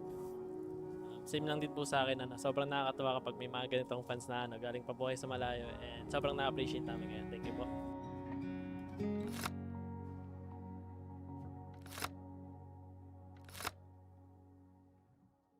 Hey there everybody, this is your very own Odin, and right now we will be joined by a super fan na kasama natin dito sa MPL Arena. Welcome! Hello! Hi, please introduce yourself. Ano po ang pangalan? Ako po si Saimiel. Saimiel. And Daniel po. ang iyong papa. And galing pa kayo saan? Mindoro po. Mindoro! Yes, Okay, so medyo malayo ang Mindoro from here. First time niyo ba na makapanood sa MPL Arena? Hindi po. Third time na po namin. Third time. So, Sir Daniel, bakit niyo po sinusuportahan si Saimiel sa panonood niya? Bale, ito yung kanyang bali gift ko na rin sa kanya, and then kasi with high honor siya. And ito yung na-request niya sa akin. Then last time, kahit nung last year nung nag-graduate siya, ito din. Nakakatuwa naman na talaga nakikita natin yung parents na sumusuporta sa pagiging fangirl ng inyong anak. And Saimiel, congratulations for bagging the high honors. At obvious naman siguro kung sino sinusuportahan mo. Anong team ba yan? ONIC po. ONIC. Gano'n ka nakatagal na fan ng ONIC? Since season 14 pa po. Okay, so ilang seasons na rin ang binilang at ikaw ay isang avid fan ng ONIC Philippines. Sino bang favorite mo? Si King Kong po. Si King Kong? Para sa kanya ba to? Opo. And ginawa mo ba to? Opo. Wow, handmade flowers for King Kong. Hindi pa po siya natulog dyan para magawa niya lang yan. Oh, nakakatouch. Hello. Hindi siya makapagsalita. Ano nararamdaman mo ngayon? Nastan po siya, nastan. Nastan ka, nastan. Ano nararamdaman mo ngayon? Masaya po kasi na-meet ko po ulit yung idol ko. Oh, familiar siya sa akin. Naaalala ka niya, Saimiel. Nagpa-video greet po ako sa kanya nung birthday ko po, no October 12 po. Tapos ngayon, si King Kong ang may birthday. Ano ang message mo sa kanya? Happy birthday Kuya King, and God bless at bawi sa sunod na laro. Thank you. Meron siyang something for you, King Kong. Uy! Dito siya natulog dahil dyan, ba? para sa'yo. DIY! Grabe. Okay, pati ikaw ay nastan na rin dahil sa binigay niya. What's your message to Saimiel? Wait lang, nastan pa ako dito. Super nakakatuwa na galing pa sila sa malayong lugar tapos para lang panoorin ako tapos knowing na birthday ko, pupunta sila dito para supportahan ako and ayun, magbigay ng mga gantong gift which is nakakataba ng puso. Attached siya talaga, Saimiel. Pero alam mo, King, kasama din niya ang kanyang papa. Hello po. Just like your supportive dad, supportive din ang kanyang papa, Daniel. What is your message to the whole ONIC Philippines na sinusuportahan mo since season 14? At sana po tuloy-tuloy pa rin po yung panalo nila, and good luck po sa mga ibang laro. Kumusta po yung biyahe nyo papunta dito just to see King Kong and ONIC Philippines? Bali ma'am, ganun kadali kasi maraming pasahero kanina. Then yung barko papuno na rin. Kami na yung last na tatawagin. Tapos ayun, pinalad naman na makarating dito. So muntik pa kayong hindi makasakay. And fortunately, para sa inyo talaga yung slot na yon at para makita nyo si King Kong. Nakatadhana. Grabe ka naman. Thank you so much po. Maraming salamat. Hello, hello, hello. Ang preparation namin this week, normal lang na yung ginagawa namin sa scrim. Kasi lahat naman ng team pinag-aandaan namin. And ang plano namin sa ipiprint para di sila makay sa gawin lang namin yung lagi namin ginagawa sa scrim. Kasi adapt namin sa tournament. Good luck. Good luck sa inyo, galingan niyo. Strategy namin, freestylean lang. Kahit ano mangyari. Why not, Pogi? Takot? Good luck, galingan mo. Nanalo daw si Pangs, kakanta daw ulit siya. Kanta pati sayaw. Eh, utang pa siya isang kanta. Baby Bocham! Sa lahat ng pumunta, thank you. Sana makauwi kayong ligtas. Message ko sa fans namin, salamat sa mga pumunta ngayong araw. At sana patuloy nyo kami supportahan sa bawat laban natin. Ingat kayo, God bless. Ano yun, getting to know? Baby Bocham, when I first saw you!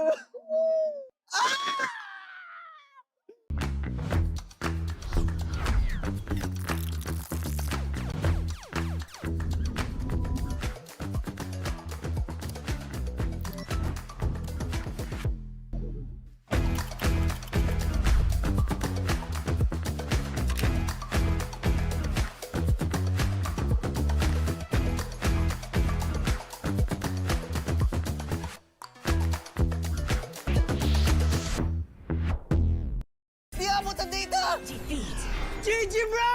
Don't worry! The Only with Smart Power All 99. Hindi bitin with 10 gig data to power your games plus only Facebook or only TikTok. Load now! Foul! You know your scalp can get up to 5 times more dandruff? Get triple anti-dandruff power. Supercharged with Clear. Hey, you! Did you know men have 1.4 times weaker scalp? Get a shampoo that's 100% made for men. Supercharged with Clear. Enemy alert. Your scalp gets 1.5 times greasier, causing dandruff. Get triple anti-dandruff power. Supercharged with Clear. Stop and pull over. Your scalp gets 1.5 times sweatier. For cooling power, supercharged with Clear.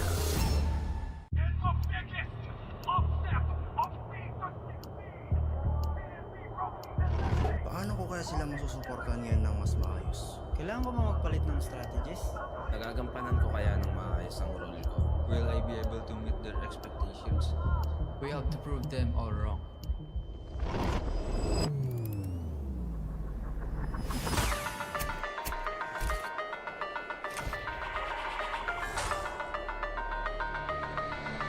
It's time to win.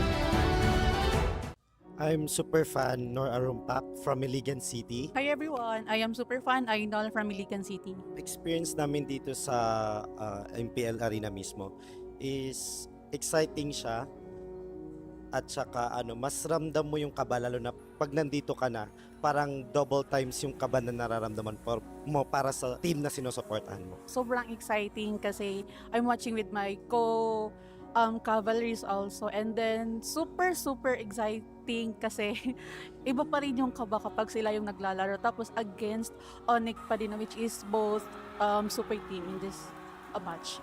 For Carl TZ, keep up the good work and palagi pa rin galingan sa retrihan. Good luck and then see you sa grand finals. Lilipad na kami pabalik dito to see you and to watch.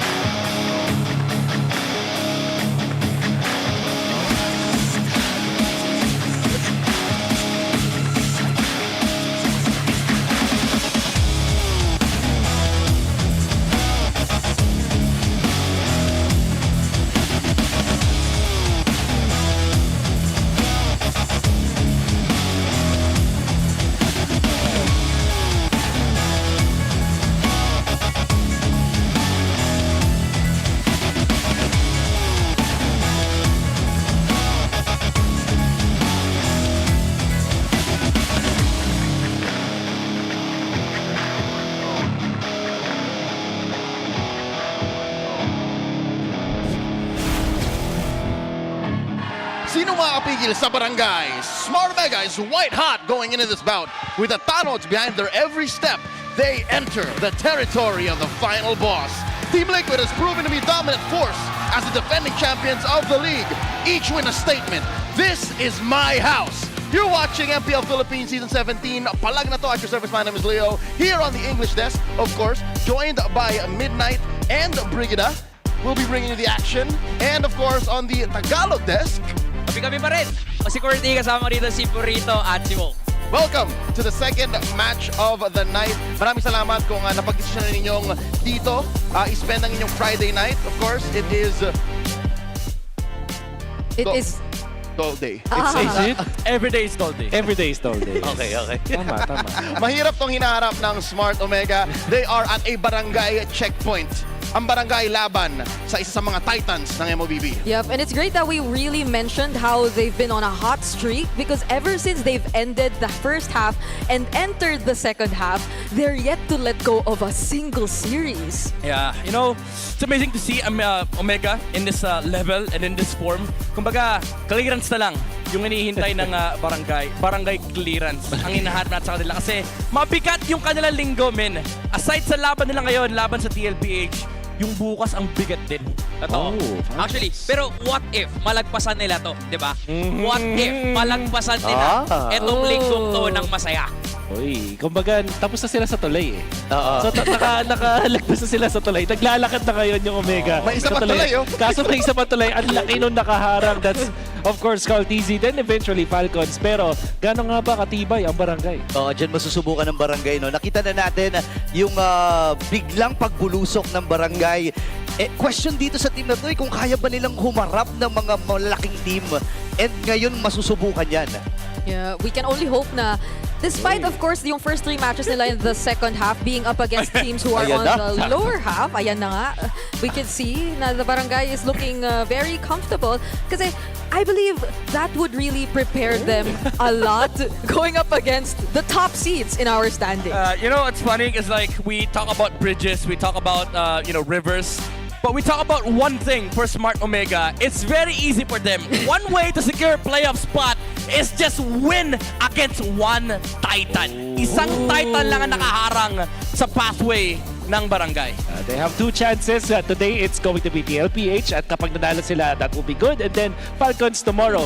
Pero ito naman yung isa sa mga gustong-gusto kong statlight. Hindi nyo napapansin, pero sa team na to, sa Omega, sa franchise, this is actually the best streak so far sa regular season ng Omega.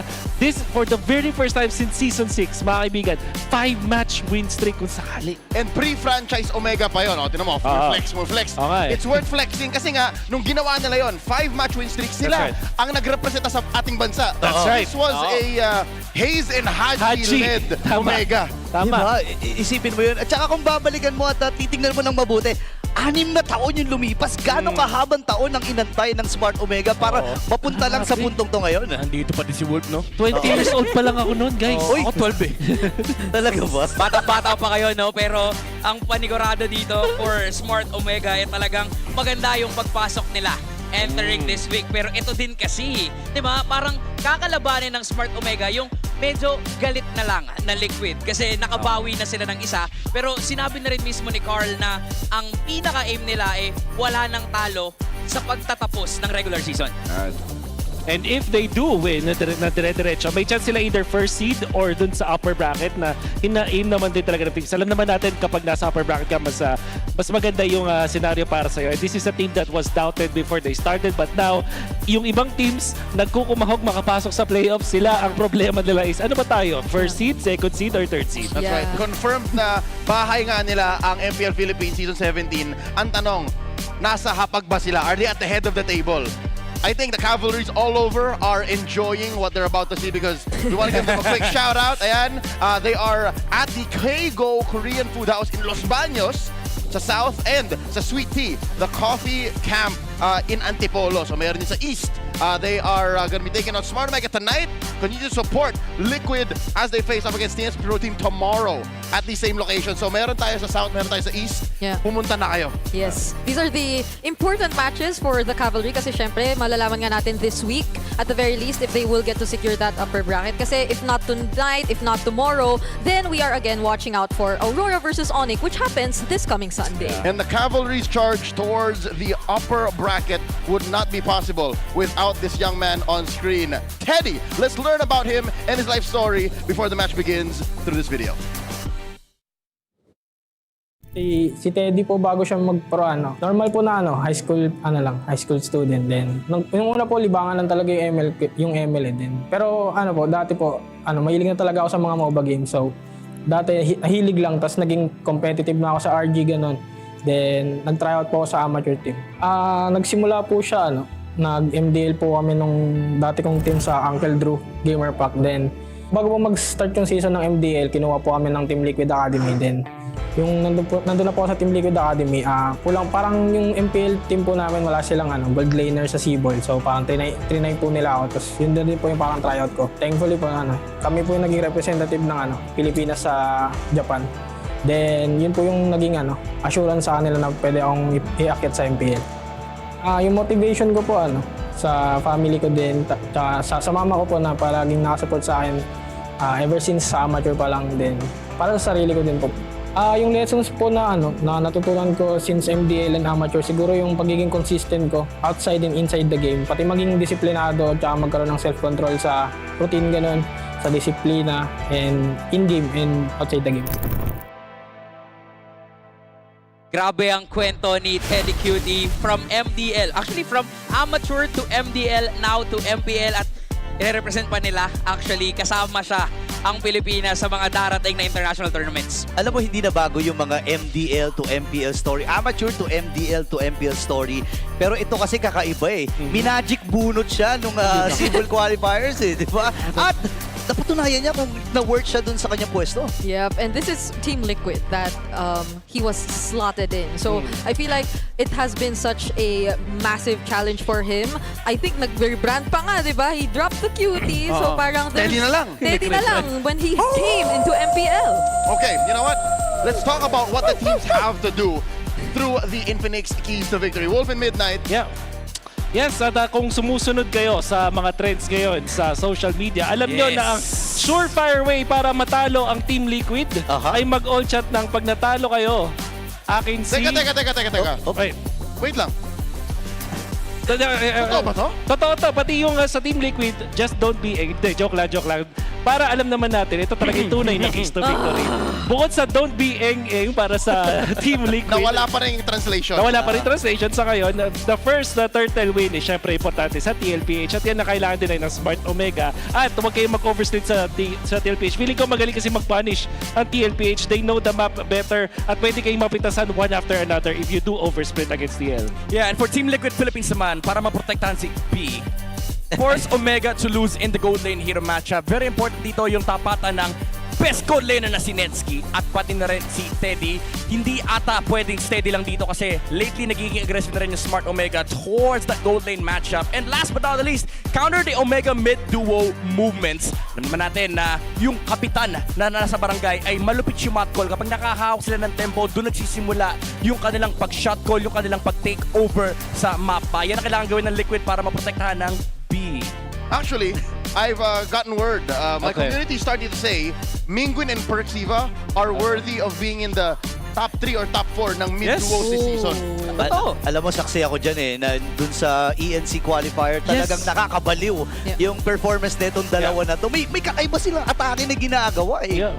I think sobrang parang kinokompleto na yung isa't isa. Yung, not only that, but you can see it eh. Parang may stun, may ibabato si Minguin, tapos parang i-stun muna ni Perks, tapos biglang makukombo nila. Much like Prince Brusco, parang gano'n. Ang term nga ng community ay may pinalagbag.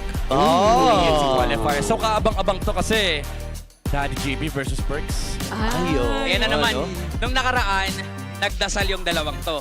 Dinasalan ni Perks, si Daddy JB, pati ang buong Liquid na manghihina sila. Pero nakita kasi natin, hindi. Hindi gumana. nangyari. Oo. Pero paano yung manifestation ni Netski? Iba yung manifestation ni Netski ngayon. Sobrang lakas eh. Pero parang pinramis naman ng Team Liquid na hindi sila magiging kung ano man yung translation na yun. Tagalog na lang, eng-eng. Eng-eng, okay.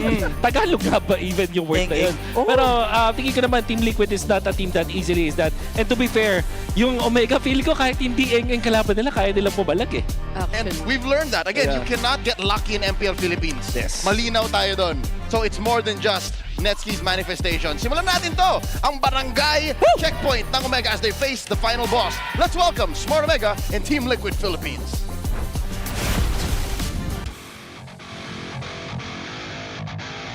Ito na ang huling match ng Week 7 Day 1. Simulan natin sa nagbabagang Smart Omega.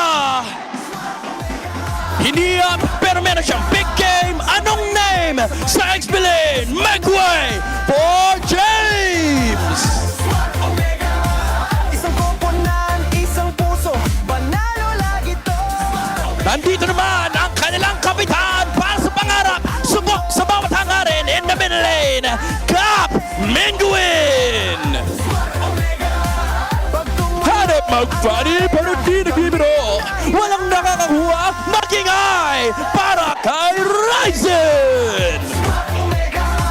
Sabay kamay, sabay sigaw, tas bandega. Handang rumisponde, palaging rumuronda, tagapagligtas at tagapangalaga sa Rome Perks! Sa ilog na rumaragasa, tumulay sa gitna, umahon at umahon muli sa good lane, Netski! Kami ang dahilan. Smart Omega, Smart Omega. Sabay kamay, sabay sigaw, tas bandega. Let's go, Liquid! The cavalry charges once again to retain their spot at the top. Make some noise for Team Liquid Philippines, the Apex Predator, the Initiator, and above all, someone's tall. He is Raging Sandberg! Dictating the game like no one can. The MLBB's GOAT, the chess fan. He is none other than Carl Daisy! Do you smell what he's cooking in the mid lane? Make some noise for Chef Sanji! Team Liquid #1, sinong may kasalanan? And this is Daddy JP! And in the goal lane, he's ready, he is steady, he's deadly, Daddy! Call TZ!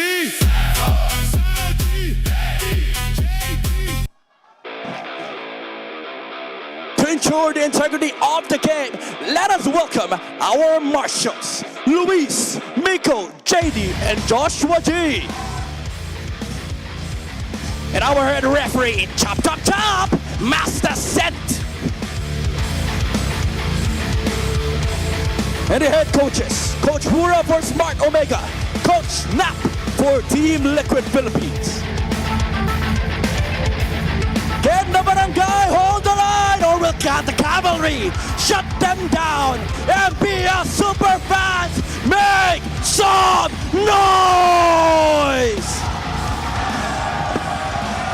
I can't believe this is the reality we live in. A world where Smart Omega, who was floundering in the first half of the season, are literally a possible threat to the defending champions. Yep, and that is especially if they are really able to take control of that immediate start of that objective of the first turtle leading into or bleeding into the latter portions of the game. But I also really want to take note that that split strategy they've been doing is something they might need to be a bit more wary of, as mentioned in our keys to victory, because this is the team who started that entire idea. You know what, Bridge? I don't think Omega should let it go. I think for Liquid, it's a coin flip. If we address the split, sure. But what if they do it still when they're not expecting it? Yeah. You know what? For TLPH, this is the cavalry we're talking about.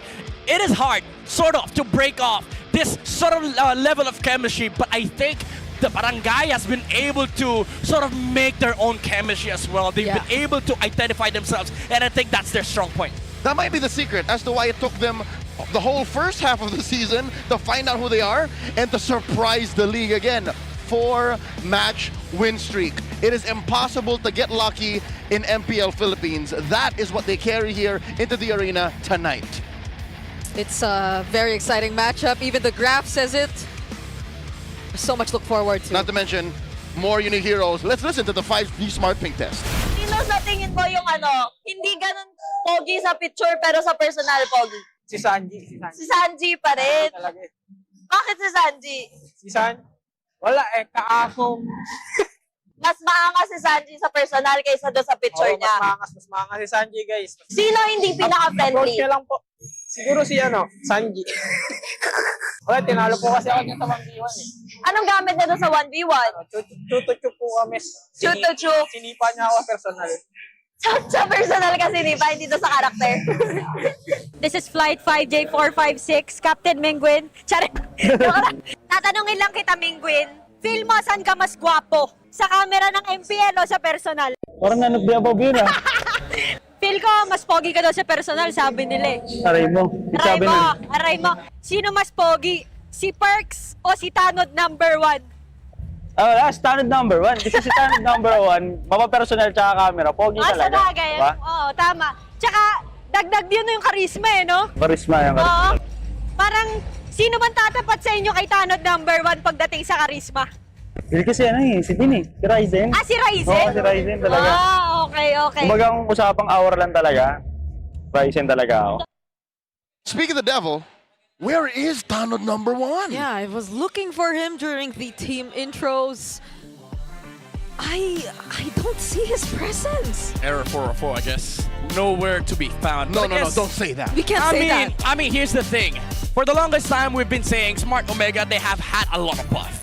One is the theme song. For sure. Yes. 2 is the Barangay Tanod number 1. Yes. So maybe it speaks of the level of confidence that Omega has right now. We don't need Tanod number 1. No, that's not gonna fly. I mean, hopefully they bring him out. It's not gonna fly. It does help that they are on the play. They're going to blue. They choose expanding rivers. So there's a slew of strats that you can actually pull from this position. And again, if you're going to upset the league, if you're going to take down the defending champions, they who say this is my house, I'd say take game 1. Yeah. Liquid, usually when they lose game 1, like nothing comes for free. So you put them up against the wall, you put them in a corner, and you end it quick. Like that must be how Omega does this. I don't think they do it from the game 2. Yeah. Doesn't start in game 2. I guess, you could argue that tempo is going to be very important here, especially for the Barangay. Momentum. Because the cavalry, the caballeros, can win from game number 2. You don't want to toss it over to chances. For Smart Omega, winning game number 1 is a must. That's what I'm saying. Here we go. Into the draft. Smart Omega already off to a start. Oh my lord. They block out so many frontliners. Yep. And also, this is Smart Omega saying, Daddy, you're so much at fault. Let's whack a JP. Is it gonna be a Marcel Pryo then for Smart Omega? Maybe. Yo, that's the one hero that it took a while for Daddy JP to pick up. Yes. That Perk started the season hot with. Yeah. I like it. It's a tempo breaker. I think that's that's a game plan here for Smart Omega. You don't shut down the GOAT because he's the GOAT. No. You don't shut down the Raging Sanford. He's gonna rage at you. Oh, they ban out the Marcel. You can't get it. Good read. Yeah. That could have been it. Start at the top, dude. Start at the top. But then the Freya is also open. That's true. That's true. You know what? That might actually be Omega's gambit. That might be the plan of attack. What if they allow the one player that hasn't really proven himself? The one player who might be the easiest to, make vulnerable amongst Liquid. Teddy?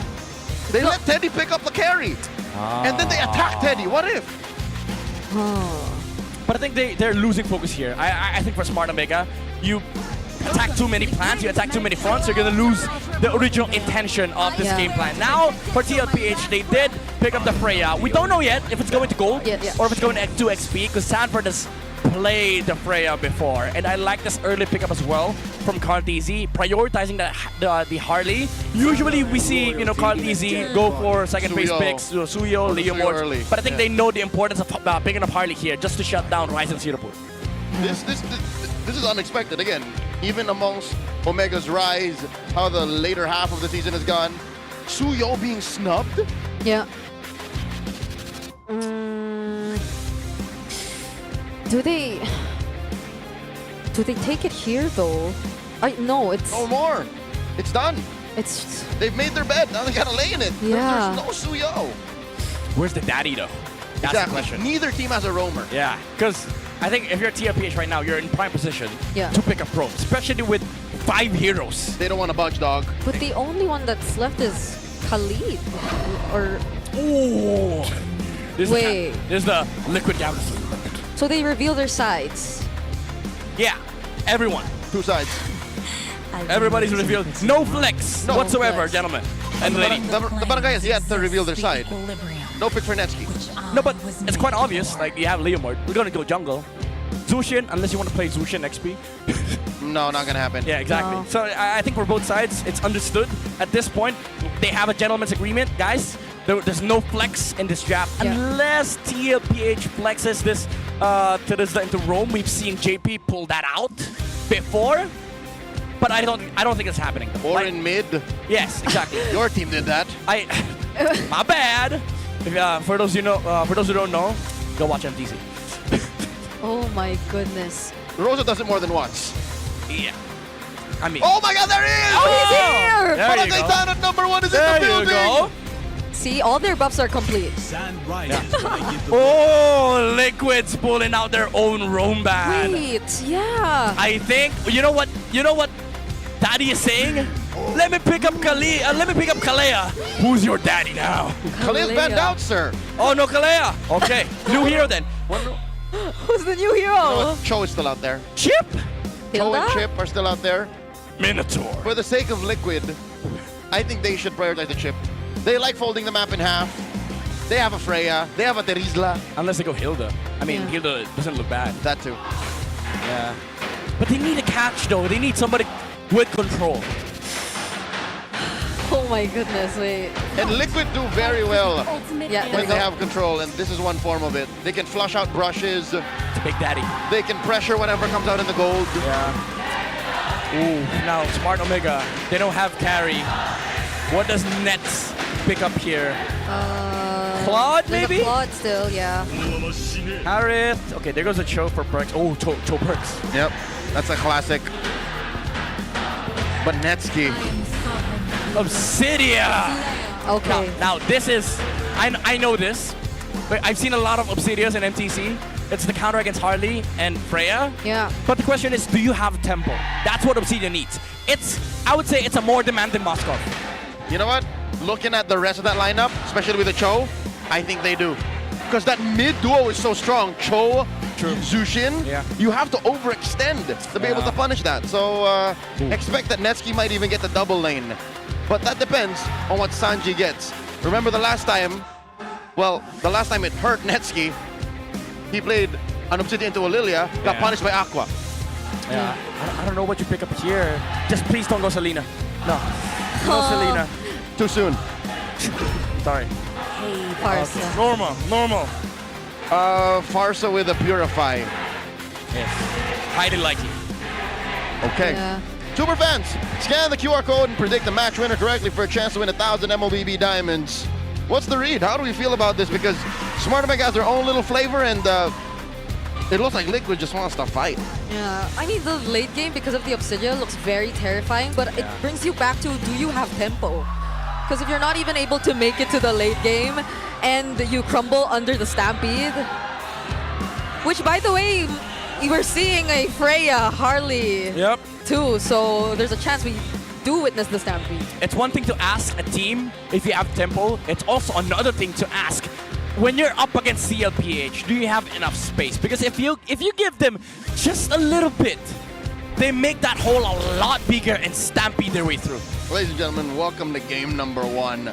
Again, it's a barangay checkpoint for Smart Omega as they face the final boss. the defending champions of the league, Team Liquid Philippines, on their campaign to be #1 in Season 17. I cannot believe we started the series by running out of roamers. Yeah, I wasn't expecting the hack a JP's shot. Truth be told, I think I feel a little worse for Perks. Because despite him having, a reputation for the Cho, and, being under the wing of Daddy JP, Yeah. I think the Hilda's just a more lethal hero in the current metagame. Yeah, especially with the amount of absurd frontliners in the current meta.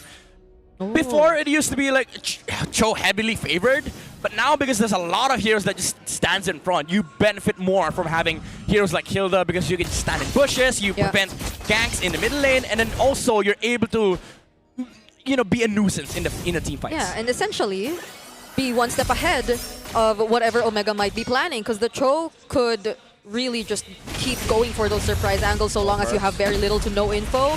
But if JP is always first to position himself and get a hold of these rushes, then that, I guess, minimizes the threat that Omega could bring. Not to say that they have enough burst damage just yet in the early game, though, because it might take a bit more time for them to have that. It's mostly going to come from Ryzen. Yeah, and then you add the Freya problem to the mix for Smart Omega. That's why I bring the question here, do you have enough tempo? It's not just tempo with like, okay, we're winning fights. Do you have enough against this Freya, Charizda, and then you also have to consider the GOAT is playing a Harley. TLPH just has all the proactive decisions to be made. Omega has to find those cracks. Oh my lord! Wow. Talk about momentum. Teddy is straight up, cut the lane. Yep. Let me join fight. Let me join the turtle. Yep, that's how you do it. You cut through, make sure that wave is clean, and then you join the turtle #1. 5-man presence from Liquid. By the way, one of the keys to victory is easily slipping out of their hands. Yep. Oh no, Perks can't even check that brush. He knows that Daddy JP's holding it. Yeah, TLPH again. Quick movements. Oh, Ryzen. Phantom Steed already used, but TLPH are not letting go of this right mid push. Could they still be waiting for that moment to fight? They don't actually go for it, though. Yeah, this is the level of nuisance you get from having a Hilda pick. He's just there. He doesn't care if you go for him. Sanford! What a two-man penalty zone right there. Ryzen might just die with that deadly magic. He goes down, and no one from Liquid gets traded out. Okay, normally, when a team fails Grand Theft Orange and you get checked and you get vision, you're fine. Liquid just pushed the advantage. Yeah. This is taking ONIC Orange Gambit to another level. Yeah, and that's why you call it a stampede. They don't even gamble. They go all in. You see TLPH, even though after mid-prio, they could have just gone reset, go full clear on the jungle, or maybe control some waves. They stayed. Because they know Ryzen's going to be here, and we can punish. We can use our skills right now, proper timings, because he doesn't have the Phantom Steed. Yeah. Until Perks finds a way to use that kick, Omega's tempo is off the table. It's not ready yet. Don't even consider thinking about the Obsidia. Yeah, because at this point, it's just the Hilda being all annoying over the map. The Tro is always in check, and even during times like what we saw happen just now on that purple or that orange buff. Yep. On the TLPH, again, this river control that they have is insane. Omega cannot cross this river, and they cannot even go gold lane because they have nothing against this Freya. So at this point, there's nothing else to do but farm, give Netsky some space, and then maybe you find a good way to fight this turtle, but I don't think that's going to be happening though, because there is the waiting on the side of TLPH. If ever Ryzen uses the Phantom Steed and then Sanford gets a penalty zone, that's over. Whoa. 40, the Apex Predator. Checking that brush, flushes James and Perks out. Where is Ryzen? Ryzen's still taking that orange buff, and Liquid collapse onto the turtle. Yeah, they get to see Teddy here too. Better dash by Hughes together with the penalty zone, and it's Ryzen who actually secures the objective. Now going for the fight, Netsky finds JP, and they are still going for it. James with the Infernal Pursuits and the Way of the Dragon 2 onto Carl. They find the kill on Perksiva, but that's gonna be a 2 for 2. Oh no, the chef found Dean. He punishes him. Now James on a Sanji. Sanji has no Purify. No Purify, no Wings by Wings. Sanji knows that he's going down. The chef got cooked. He tried to find another layer of ingredient for the menu, but Omega, they were ready to serve. They were looking to Netsky Thapi was right there too to finish off the kill. Not what you wanted after getting a decent trade from Team Liquid. Man, this is what makes Liquid great, honestly. Like, even if you find an answer, they find an answer to your answer. The replies, they never end. Plans on plans. Ladies and gentlemen, Team Liquid Philippines showing us they picked up a thing or two after last week's bouts. Saturday, they lost to Falcons. Sunday, they had to go the long way around against APBR, and now they're bringing it to Omega! Oh, look at that positioning from the chef! James could not do anything. There was little to no support from Omega. It's not like they could also commit. Yeah. What was Mr. Gloria looking for? It looks like he was just trying to get some level of control in mid because they don't have bot lane anyways. But TLPH, again, there's this one thing about this team that they seem to always be ready. I mean, they have Teddy, you know, but it doesn't have to be Teddy. It can be anybody. And TLPH, they knew perfectly well, okay, guys, we have bot. We don't need to stay there. Sanford's going to cut. Let's play mid lane prior because somebody's going to be here from Omega. Yeah, this mid control by Liquid is just so solid because of the fact that they don't need to really pay attention to this Teddy you mentioned.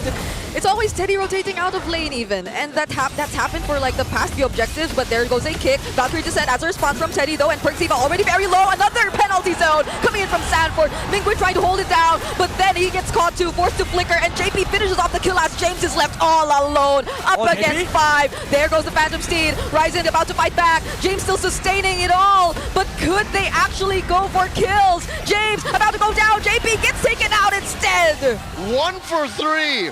All that for JP's Hilda. Added to the list.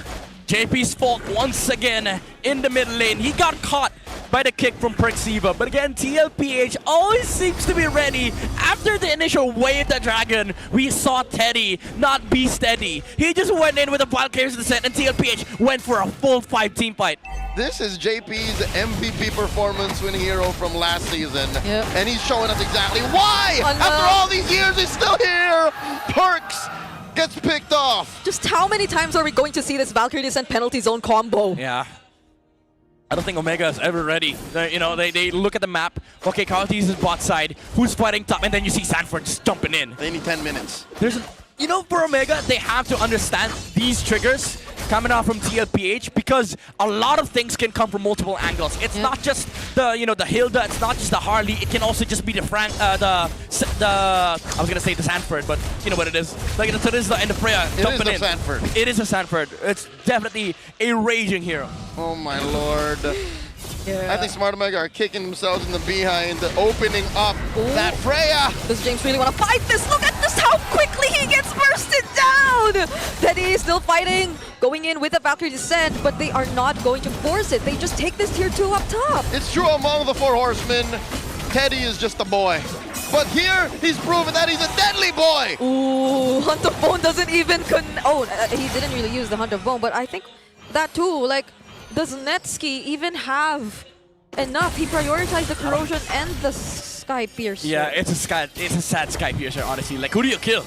Like, at this point, yeah, sure, you're the counter against Freya, but if you don't have damage, if you don't have tempo, you have to worry about the body of Smith. And then the Purify from Teddy. And then also, Daddy JP standing in the front line. So many faulty plans that Smart Omega and only one guy's absorbing it all. This is the prototype for the Rage Bait Hilda that's become more prevalent in Season 17. What was the acronym for that again? RBH. RBH, yes. Rage Bait Hilda. You know, look!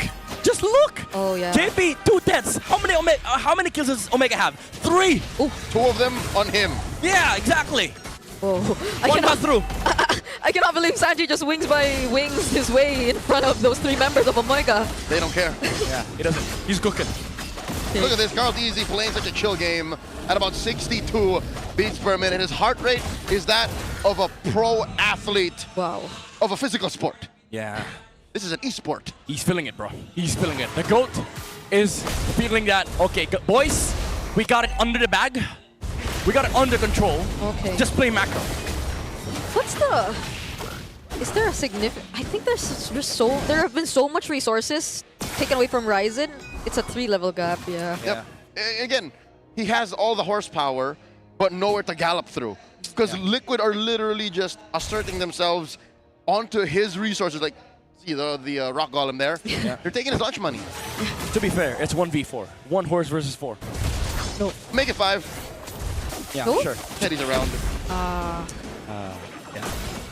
Hey, that's They're closing in, man. This is what they call the Hunger Games. Oh! what? That was Perks? Yep, he ate a deadly magics. Yeah, at least they did use a flicker, but it's not looking good. It's a 0-3-0 for this throw. Yep. Lord already marching in. Flicker, Dark Wave coming in from James. He actually starts to fight Perk. Siva finds one, and it's gonna be Zanford. Now they actually get to take down Sanji. James will be traded out though, but there goes Teddy with the Valkyrie Descent, and Carl is just unstoppable. Liquid are looking to end it right here. 10 minutes into the game with only Netsky left to defend. The cavalry stampedes through the barangay. I can't say I didn't see that coming.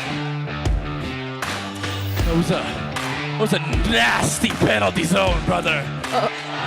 Barangay Omega, zone 1 to zone 5. They got the penalty.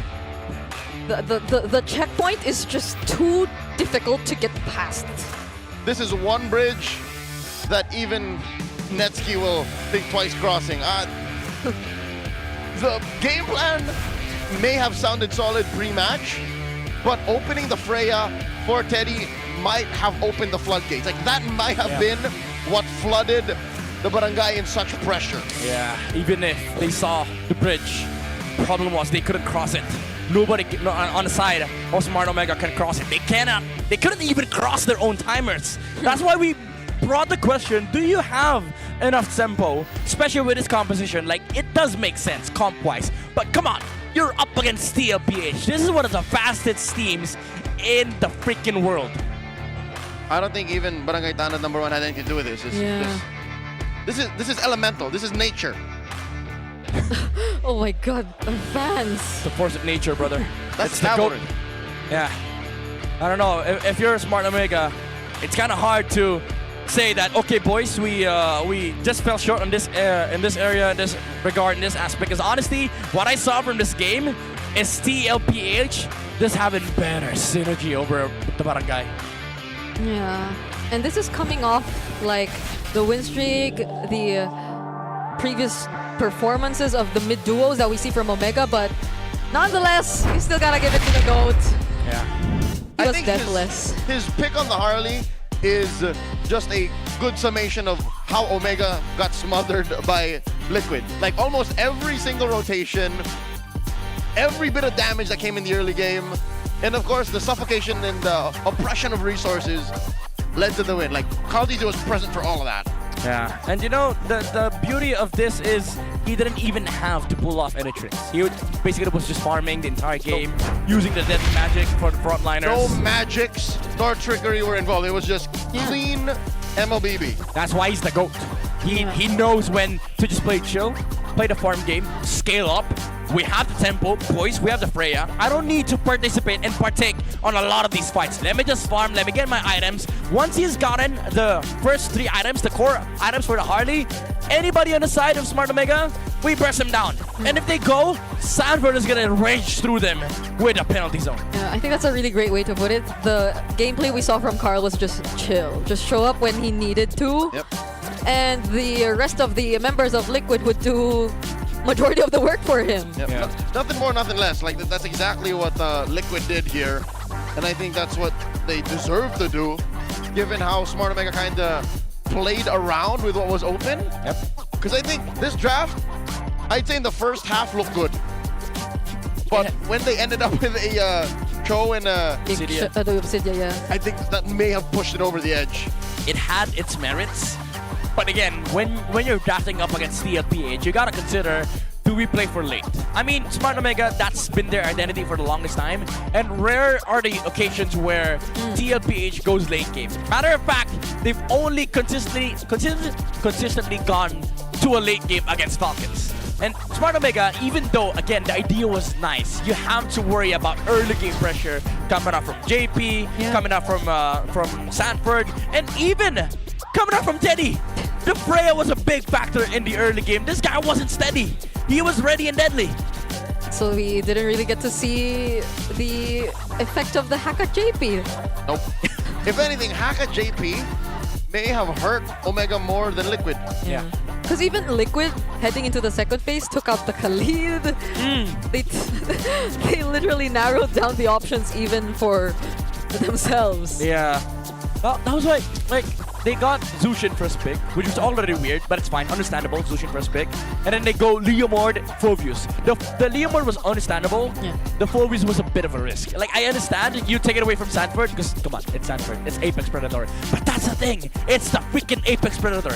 No matter what the XP matchup is, he doesn't care. So I think they should have just gone for the Roam pick after the Leomord, and then gave Sanford whatever he wanted because they have the last pick anyway. And we've seen James play from, you know, weird, mediocre positions and still play the big game. Yeah. He's lapu-lapu, like, you could have done that. Arlet, Terisla. Because, again, you're never, especially on blue side, if you're up against Team Liquid, you're never getting the last pick against Sanford. Because, again, the red side. Okay, you know what? Hindsight is 2020, and it's so easy to say, Omega, you should have done this, Omega, you should have done that. I think going into game 2, if we want to go all the way, Omega should just have a clearer image of what to do. Because I think they may have shifted gears a little too much in game 1. Yeah. There's a more... There was a more solid early game performance that we saw from the past 4 matches of Omega. Yeah, I agree. And unfortunately, again, up against Team Liquid Philippines, you have to really be sure of what your plans are in the early game. Because if you look at, you know, the other progression that we have here, it's very obvious. TLPH, okay, maybe they play aggressive early game, they have the Freya, but they were quite chill. From minute 4 to minute 8, up until the point where, okay, Carl now has Divine Glaive. They don't care about Radiant Armors anymore, and that's when they wrap things up with a stampede of their own. And I think I'll just, again, echo what we've been mentioning this whole time. Nice little package. Don't try to cheese Liquid. It has to come from a fundamental place. Yes. And fundamental to anything is hydration. Sip purified water is filtered through volcanic rocks for a crisp, clean taste that quenches like no other. Quench that thirst. Take a sip. You agree? Yeah. Yes, sir. It has to come from just like baseline. Yeah. Yes, sir. You can't Aulus Liquid.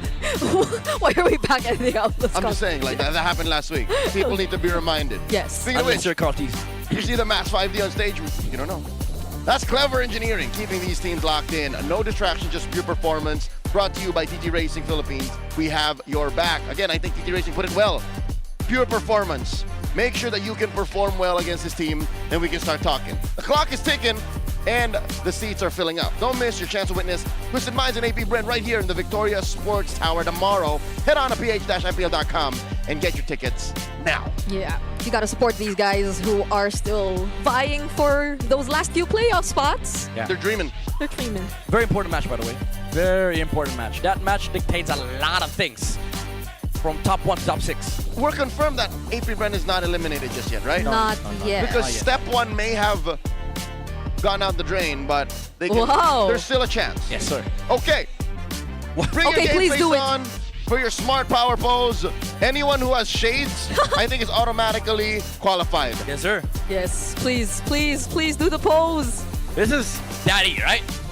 Please Daddy do the pose. Oh, there you go. He has shades. Okay. Bring it on. I think. Wait, is that a peace sign? It's not a peace sign. It's. Okay, this guy's doing his best. Okay, it's a little mirrored. Yeah, yeah. Wait. Okay, you won? Congratulations. There's a picture there, by the way. Yes, yes. Is it just me or are they using the M7 spectacles? I think so. We gotta see the side. Those are the M7 shades. Whoa. I love it. Congratulations to you, sir. Oh, whoa! Super fans, did you know that men are 5 times more prone to dandruff? Don't let flakes ruin your focus. Power up with Clear Men. Its triple cooling power gives you 100% dandruff-free hair for that ultimate fresh feeling. Supercharged with Clear. Hey. Wow, looking good. That's Mr. Tanod. I like the curls on this Yeah, one. that's our Yes, second curly Clear Men super fan of the day. Yeah, very clear. No dandruff. Oh, whoa. I'm pretty sure that's not how that works. Oh. Yes, sir. Clear is not a dry shampoo, ladies and gentlemen. Hey. Oh my goodness, wait! Oh Okay. my God. Okay, sure. He's gonna have to figure out how to rinse that out of his hair. Oh my God. At least it's clear. He uses that. He knows Oh, how yeah. to open it. He knows how to use it. He literally used it. Exactly. Thank you again to clear. Now, back to the match at hand. Go to It the is bathroom. match point for Team Liquid. Did he? Yeah. Is he's triple Literally. cooling power. Okay, Mans is gonna straight up take a shower now. Oh, okay. That's a 610 games played milestone. Most games played by the GOAT. He's past you! Oh! Not a single season did he take a break from after debuting in Season 2. Yeah. Man's been playing for 16 seasons. MPLPH history, so... Wow. 16 seasons? You're still here? Say it out of Wolf. You're here too. Actually, never mind. Say it out of Rockhart. Yeah. Still here. Okay. So Rockhart may be the only outlier in point of comparison against Carl Teasy. We're going into game number 2, and Liquid want to end this quick. They have a Friday night to look forward to. Going to blue, playing in Flying Clouds. Yeah. He seems to be thinking a lot about like the past happening, but let's see how Ryzen has been playing this season so far. He's been a very objective-centric player. Oh, wow. Very consistent as well. Like, even with the match they played against Aurora, we saw Ryzen play the Fanny in a very objective manner. Matter of fact, he's one of the most objective stealers after week 6. He loves objectives so much, even if they don't belong to him or his team, he takes it. Yeah, let me get it. Let me take it. Unfortunately, it wasn't the case for the last game. Oh, it was though. They stole. They stole one. Yeah. Just one. They had no business stealing it though. If only we could see like the turrets taken down stat line too. Because the amount of split pushes he's done. As a jungler. As a jungler. Yep. I think you could also count that. He is the outlier in him and Perks because it could have been all Omega. 3 of their starting 5 are actually the players of the week. So your gold laner, your X laner, and mid laner of the week are all from Smart Omega. Yeah. Again, he's not a yap, but he shows a lot of big games for James. You know what? I want to see these 3 pop off the next game. Maybe we don't see Nets because guess what? TLPH shows as a map for game number 2. It's Flying Clouds. Cloud Prince. Cloud Prince. We don't talk about Cloud Prince. Hey. He's busy looking for the bridge. He's had a number of plays or redemption arc plays, right? True. We don't talk about the Hanabi games. I was so scared they would Hanabi in game 1. Thankfully they didn't. So at least it's still, there's still some reconciliation. Like they can make it up. So part of the barangay clearance is a list from Leo. Requirements: don't pick Olos. Don't pick Hanabi. Olos and Hanabi. Yeah. What else? Play a fundamental game. Again, don't try to cheese out Liquid. Yeah. And in game 1 there was some modicum of that. Yes. In the Obsidia. Yeah. Obsidia is a hero that, I mean, more than half the time you go in I swear to and you say, protect it till yeah, we're my gonna play last till you get your breath. power spike.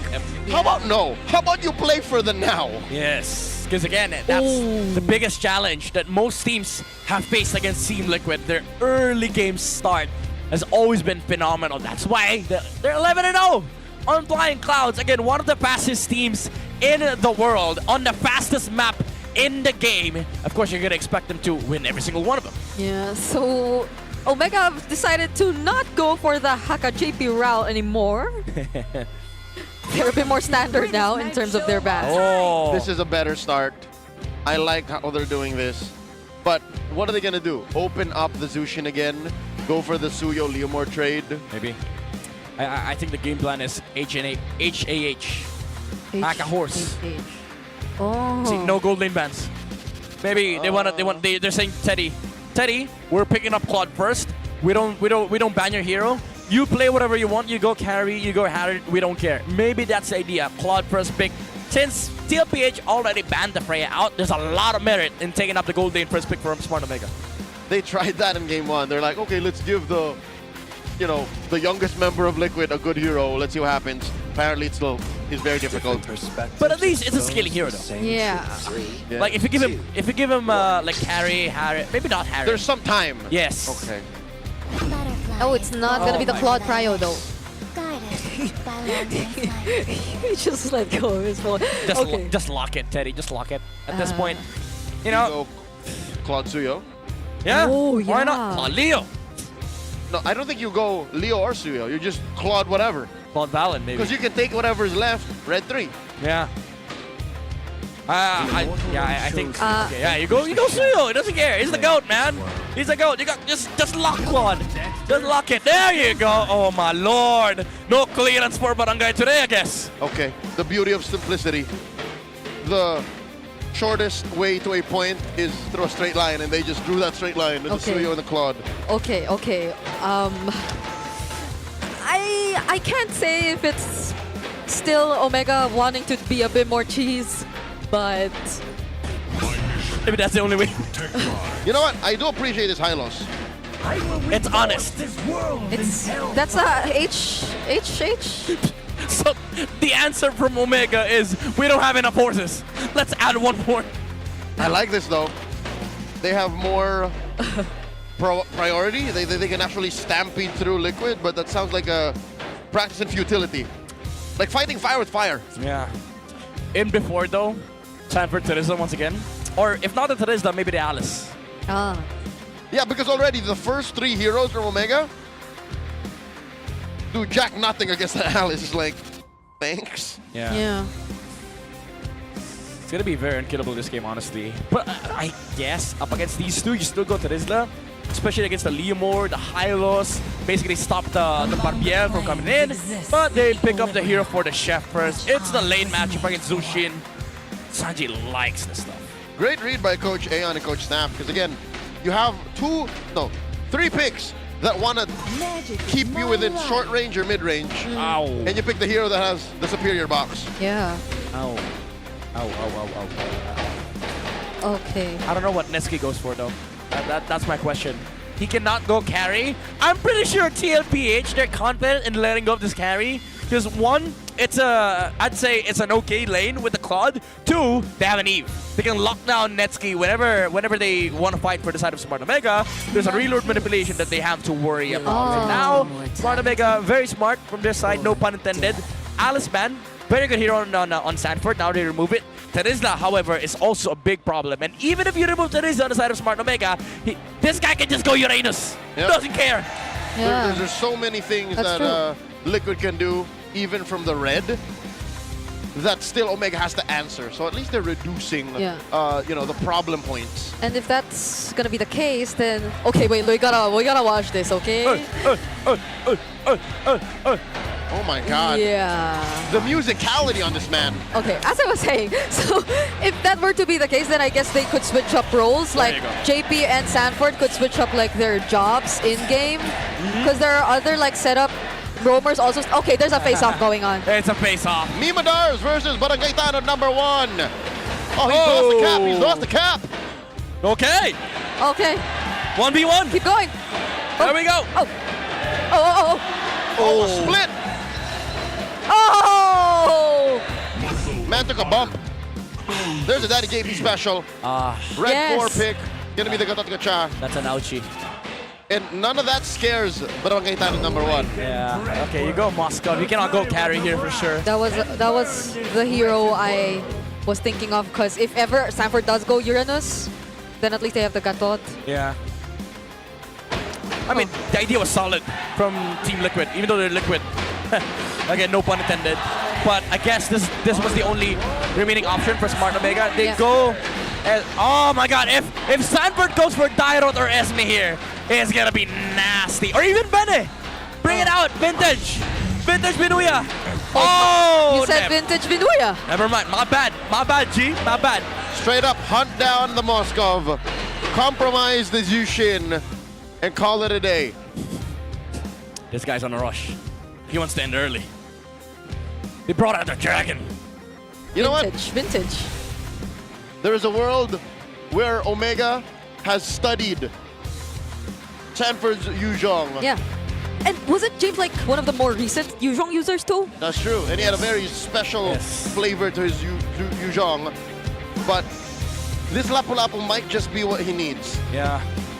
It's a good saga though, to close out the rivalry between James and Sanford back in NXPE days. It's a Yuzong versus Lapu matchup. This matchup has been known to go both ways. Not just NXT days. They've also been both in Liquid. Yes, Echo. And Echo. Loud and proud. Again, a matchup that goes both ways. Who's the better XP today? Oh my god, multiple timelines, multiple paths. 2 XP laners and 2 teams who are on different trajectories on their way to the San Juan Arena, the playoffs of Season 17. That beckons us on the horizon, but first and foremost, Game 2 of this bout. Okay. So there you go. It's still the Marksman emblem. Yeah. Ryzen is just picking off from Game 1. Yeah. Even Mingwin, like he just wants to do better. Go again.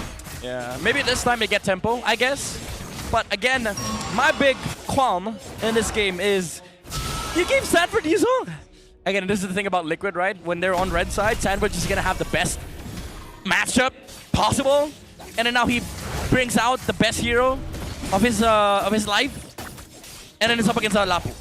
This is the same hero that he used to win the hearts and minds of people from the M4 World Championships. His breakout performance, one would argue, that even in a Filipino versus Filipino Grand Finals, Indonesian fans were cheering. That's how much they love this Yuzong. Yeah, and I'm wondering if we'll see a bit of the San-San duo synergy too here in this match.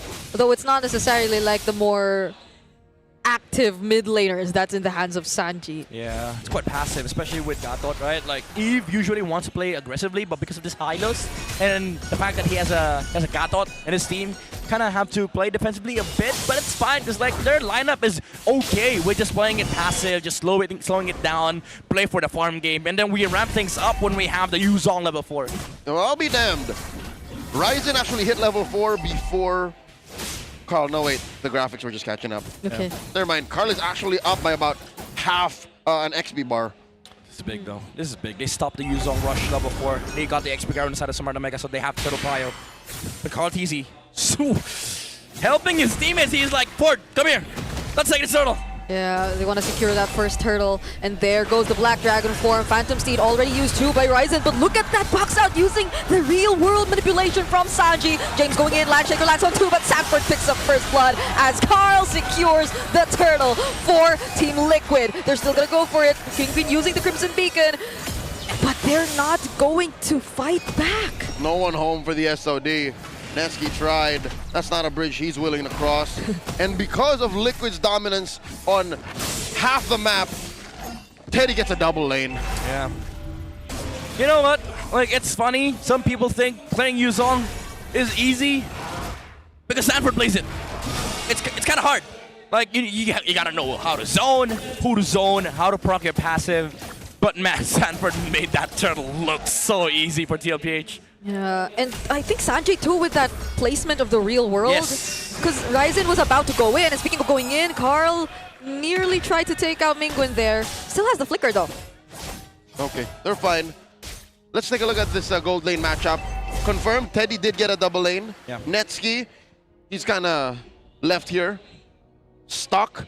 But that is just about, what, 200 gold between them. Yeah, but the problem is TLPH, again, they don't have to care about lanes, especially because of the fact that they have this River Prio against Smart Omega with the turtle advantage as well. They could just play the long game for this squad. We don't need to fight this Moscow. We're gonna pressure him in the near future, maybe 5-minute mark or something. But for TLPH, it's just important for them that they have a safe way for Teddy to farm up. And double laning is usually the response.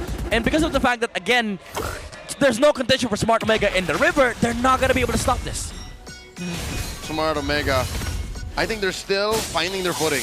They're figuring out, what do we do for the next minute here, gentlemen? Do they contest? That's a big question I have for sure.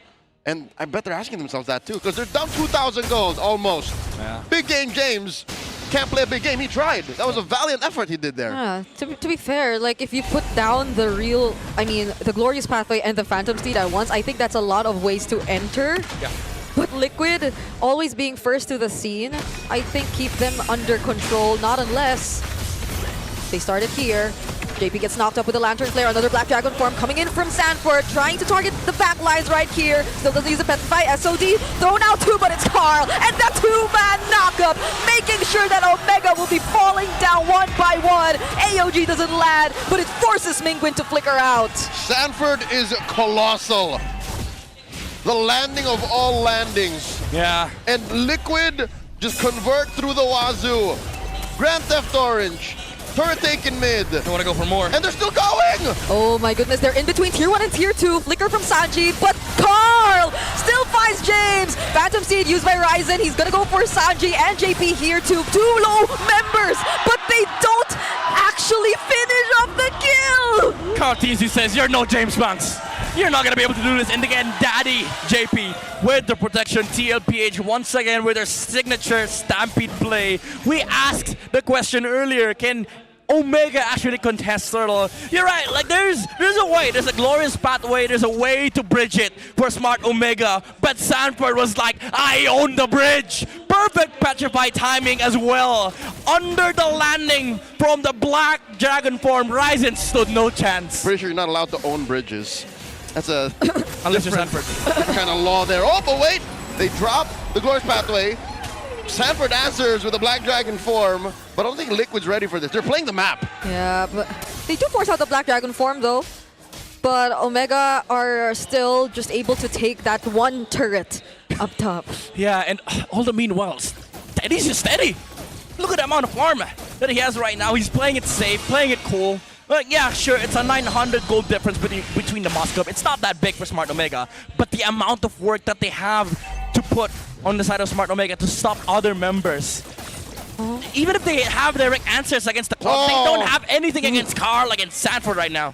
Teddy, this is disrespectful. He sidesteps the SOD. He's not on a Purify, mind you, and he just stands within inches away from Perxiva saying, look, stun me, stun me. Oh, that's a combo right there. James will not get to survive that combo from Carl and Sanford. You know, this is experience from Sanford and Cartesi. They're like, we don't have to be loud and proud. We just gotta kill you. Oh my God. Before James won an MPL AD title in Season 15, Carl and Sanford won one in 2022. What a crazy timeline, bro. This is the reality of it all. Liquid are now up 6,000 gold. They're knocking down turrets, top, mid, and bottom. Oh my goodness. And no. No one's paying attention to Teddy. Okay, Omega want to fight this. They want to go for JP, but there's the Black Dragon form ready once again. And the real world together with a blazing duet. Fear of Misery actually pushes Teddy away because they had to force him. They could not take the damage. Oh, that's a wishful thinking, honestly, for the Barangay, especially in front of the Dragon. You know from Liquid. They were at a crossroads. Do we allow Liquid to do this, or do we at least put a semblance of a fight? It's a no and no. I think that was just, you know, the warriors in them speaking. Maybe try, maybe try. Okay, Yeah. maybe it's a Cloud Prince moment. That could, I don't know. There were no clouds involved. I mean, thankfully, they're not involving any of the clouds. Yet. And I think that's what's dangerous about this. Don't. That's what's dangerous about this. Liquid chose this map. They're giving Omega more options to hurt themselves with. Yeah. Because didn't we say something about clouds and utilizing it? Yeah, because to Liquid, defend? the only way Liquid is using clouds is to just get faster rotations. Yeah. Reset, get back into the lane. Reset, get back into the lane. Yeah. So, are you saying TLPH were like, okay, bring more bodies. Let me get more kills. I guess you're picking up what I'm putting down. Okay. To be fair, there's no Sky Piercer on the side of TLPH. But they don't care. They want bodies. Let's take bodies. Whoa, JP went in for the Unbreakable and the AOG out. Now it's Sanford who might just go in for the setup together with the Blazing Duet coming in from Teddy and Carl Teasy diving under the turret just to take down these members from Omega one by one. Carl Teasy gets shut down by Netsky and he still survives. Okay, throws out that Fear of Misery, but no wall to throw Daddy JP into. Liquid continue to pressure them. They might take mid inhibitor. Lord. Liquid's in the base. 3 objectives after 3 objectives. I mean, they lost Carl. But maybe at that moment, Carl Teasy was thinking, maybe I should have bought that Sky Piercer. You know, maybe I would have taken out the Leomord. But to his defense, it was 4 people and a tower. Yeah. It took 4 people, 1 tower to kill Carl TZ. Mind you, Smart Omega still has to worry about Teddy. Okay, and now Smart Omega might actually wanna fight this because Carl is nowhere in sight. Sandra gets bursted down, Ryzen takes the kill, and they might have just positioned themselves a bit better for this Lord. Okay, Sanji ain't free. Carl ain't free. This slows down Liquid. Worst case scenario, but you're still staring down the barrel of an 8,000 gold lead. Yeah, like even without the gold, you still have to worry about, okay, we take Lord, where's the Dragon? Where's Sanford? Because this is the guy that stops everybody from taking the Lord. He is the walking reset button for both sides. And Sanji's gonna make it. They're not really able to just burst down the Lord as they please. That's what I'm saying. Clouds were all in Liquid's playbook. It allows them to reset. It allows them to be a little messy. What? Wait, 3v1, what is this? No Dragon though. It's like a force bait on Omega. They baited out. Yeah, TLPH, they took their precious time in establishing the slow push, but now they have no Dragon. Smart Omega, if you ever want to make a move, it's now. But they're going back base. See? What? A reactive response from Smart Omega. ¿Por qué? But why? Nani? Okay, maybe they were expecting something else from Liquid, but they couldn't have read into, oh, it actually happened. We forced the Dragon. Yeah. Half of them were already on their way to the base. It's like, I guess it's the experience from TLPH. They know somebody's bound to protect this Moskov. So some people on the side of Smart Omega would play Barangay Tanod #2 in front of their base, and TLPH realizing that, guys, no Dragon, no problem, just burst Lord. That's what I'm saying. It's like Liquid made the decision faster, and Omega were already on their way to do something else. So from the back foot, 10k down, Omega have to defend. Liquid got a Lord through mid, a wave up top. Black Dragon form starts it up. All right, there you go. Team Liquid Philippines are looking for the end here. Lord already inside the base as Teddy still takes that turret up top first. Mingwin gets to dodge the stun, and there goes the Glorious Pathway, but they counter with the Real World and an AOG from Daddy JP. Now that's 2 members eliminated from Smart Omega, but they still get to clear the waves. Oh, the recalls, man. 5-man flex down. Oh, Omega get to receive the damage from the blazing duet of Teddy, and Team Liquid are indeed in a hurry. They end the series 2-0. With no time wasted, Liquid are that much closer to securing their spot in the upper bracket. They indeed. And they did. You know what? After today's opening, I wanted to make sure. Yeah. So now we're sure. It's secure, and they just took away the clearance from the barangay. They say the B is ours as they own Barangay Omega. Oh my goodness, that's 12-0 for Liquid on Flying Clouds. 12-0. I mean, it was on their Flying choice. Clouds. Yes. It was their choice. GG well played. The Smart Omega. The streak ends here. Oh. No level of manifestation from Netsky. Oh, perks. And no amount of prior history will get you over the defending champions. Smart Omega will be in action once more this weekend, but today they take a bow. Let's take a look back at the happenings of this match. If there's something that Omega won against Liquid, I'd say, sorry Mimadars, but Barangay Tanod one got that. I mean, it's a downside of fighting a Titan, you know? Like, you see the bridge, but you also see the Titanic wall, the Titanic statues of the horsemen. You see Carl DZ, you see Sanji, you see JP, and you see the Raging Dragon from Sanford that stops everybody on the ground for Smart Omega. And Teddy. And Teddy. Yeah, every single one of them, honestly. There's just, and the difference between Liquid Stampede in Game 1 versus Game 2, despite or regardless of like the kind of lineup they go for, it's so terrifying to look at. You know what? Terrifying. Game 1 was faster, but this felt more dominant. Yes. Because at least game number 1, Look they at had the that, Freya. that's dominance! Yeah, they had the Freya. This game, they had a late game lineup, and TLPH said, doesn't matter. Ladies and gentlemen, let's hear from Team Liquid Philippines. After securing their upper bracket slot, they're on stage with our hosts. It's the Cavalry putting on a show, a 2-0 sweep.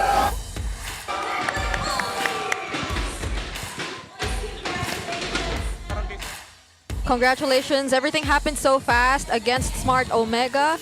And now Carl TZ, our casters already mentioned, you officially secured an upper bracket slot.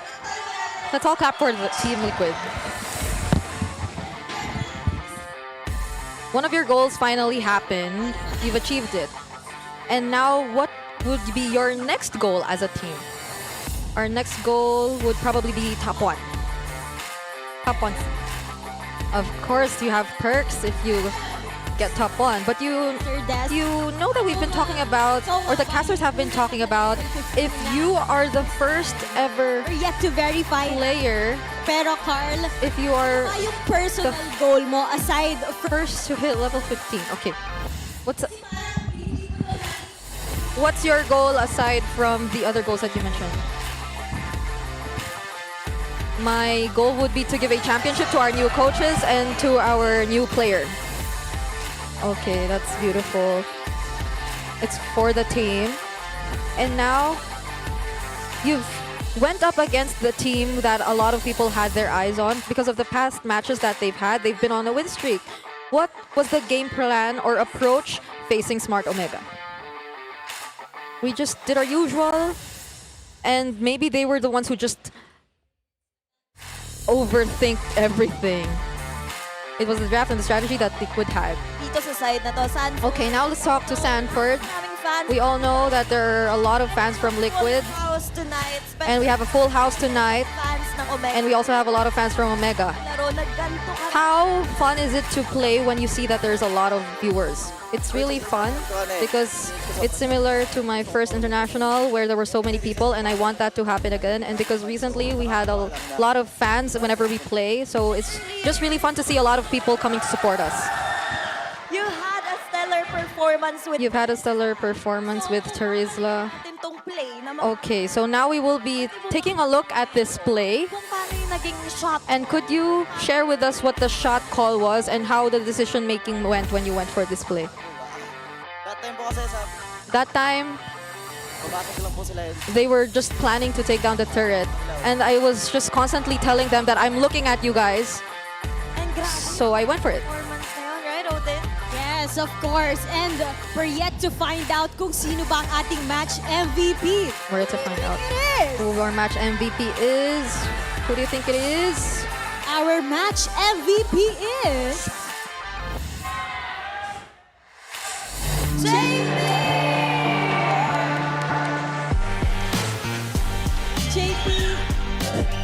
JP. Napakagandang laro nyo against Smart Omega. You played really well against Smart Omega. You have a lot of supporters here in the Cavalry. What is your message to them? Thank you po sa pag-support. Thank you for supporting us, and hopefully we see you in the playoffs. Congratulations for another win, Team Liquid Philippines! You may now take your victory walk. Grabe, Odin. First game, it was about 11 minutes. Then the second game was about 12 minutes. It was a fast game, but grabe, yung level of plays. Of course. At alam mo nga, pinag-uusapan natin na isa sa mga players nila, which is Carl TZ, ay parang binibit ang kanyang sarili palagi. And bukod doon, talaga namang gusto niya na buong team nila ay umaangat. Kaya naman, let's find out kung ano nga bang nangyari in that game too with our casters. Casters, palag na to. Congratulations to our match MVP again, season 16 Grand Finals MVP, JP. Again, the breakdown. I like hearing about how simple things actually are despite the chaotic approach and what it seemed like from our view. Yeah, it's the individual roles that TLPH just instinctively knows from each player because, you know, they have their own roles, they have their own plays in the game. It's just a matter of executing. If I need to go, let me go. And that's the beauty of TLPH. Everybody just commits to their play style. And you know who's committed to the sin?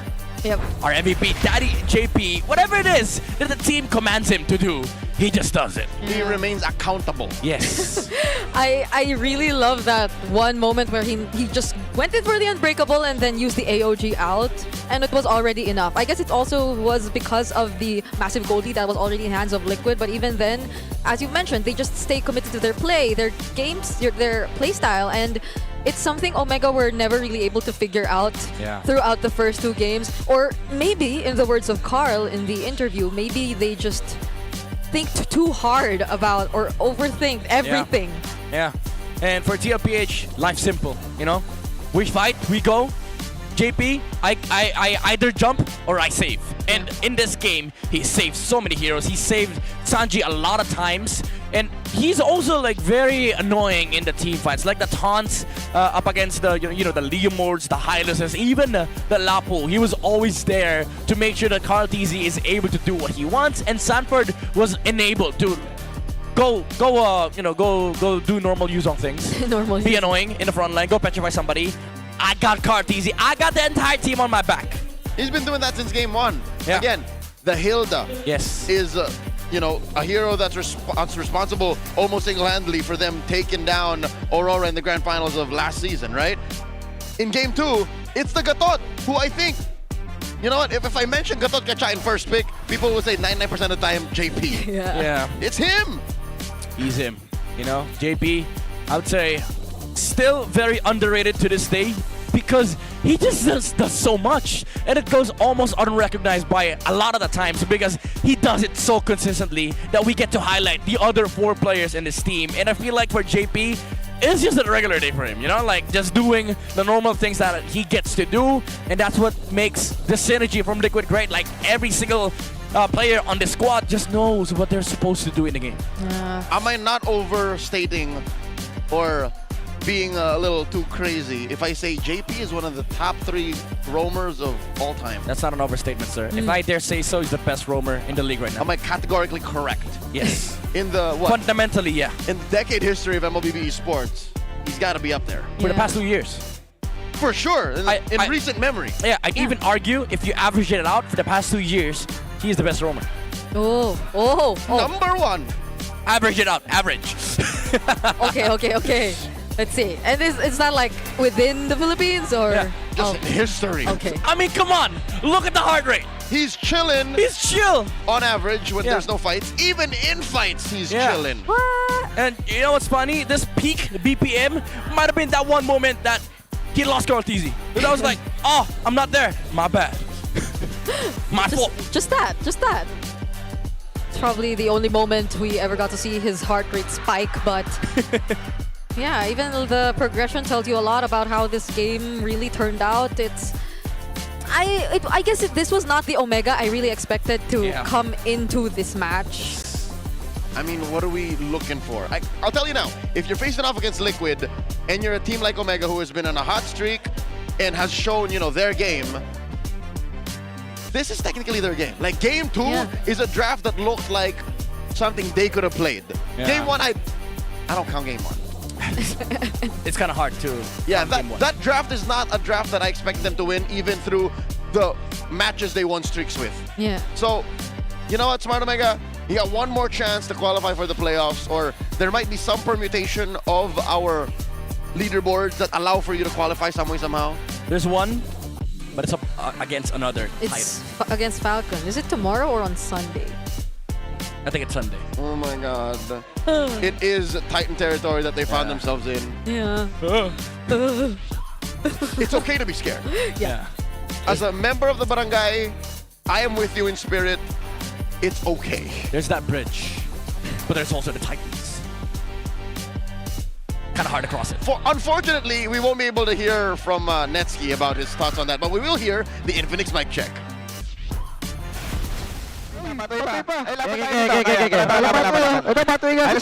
Patuhingan mo na. Chill nga. Wala kayo skill. Pasabog. Itadakimasu.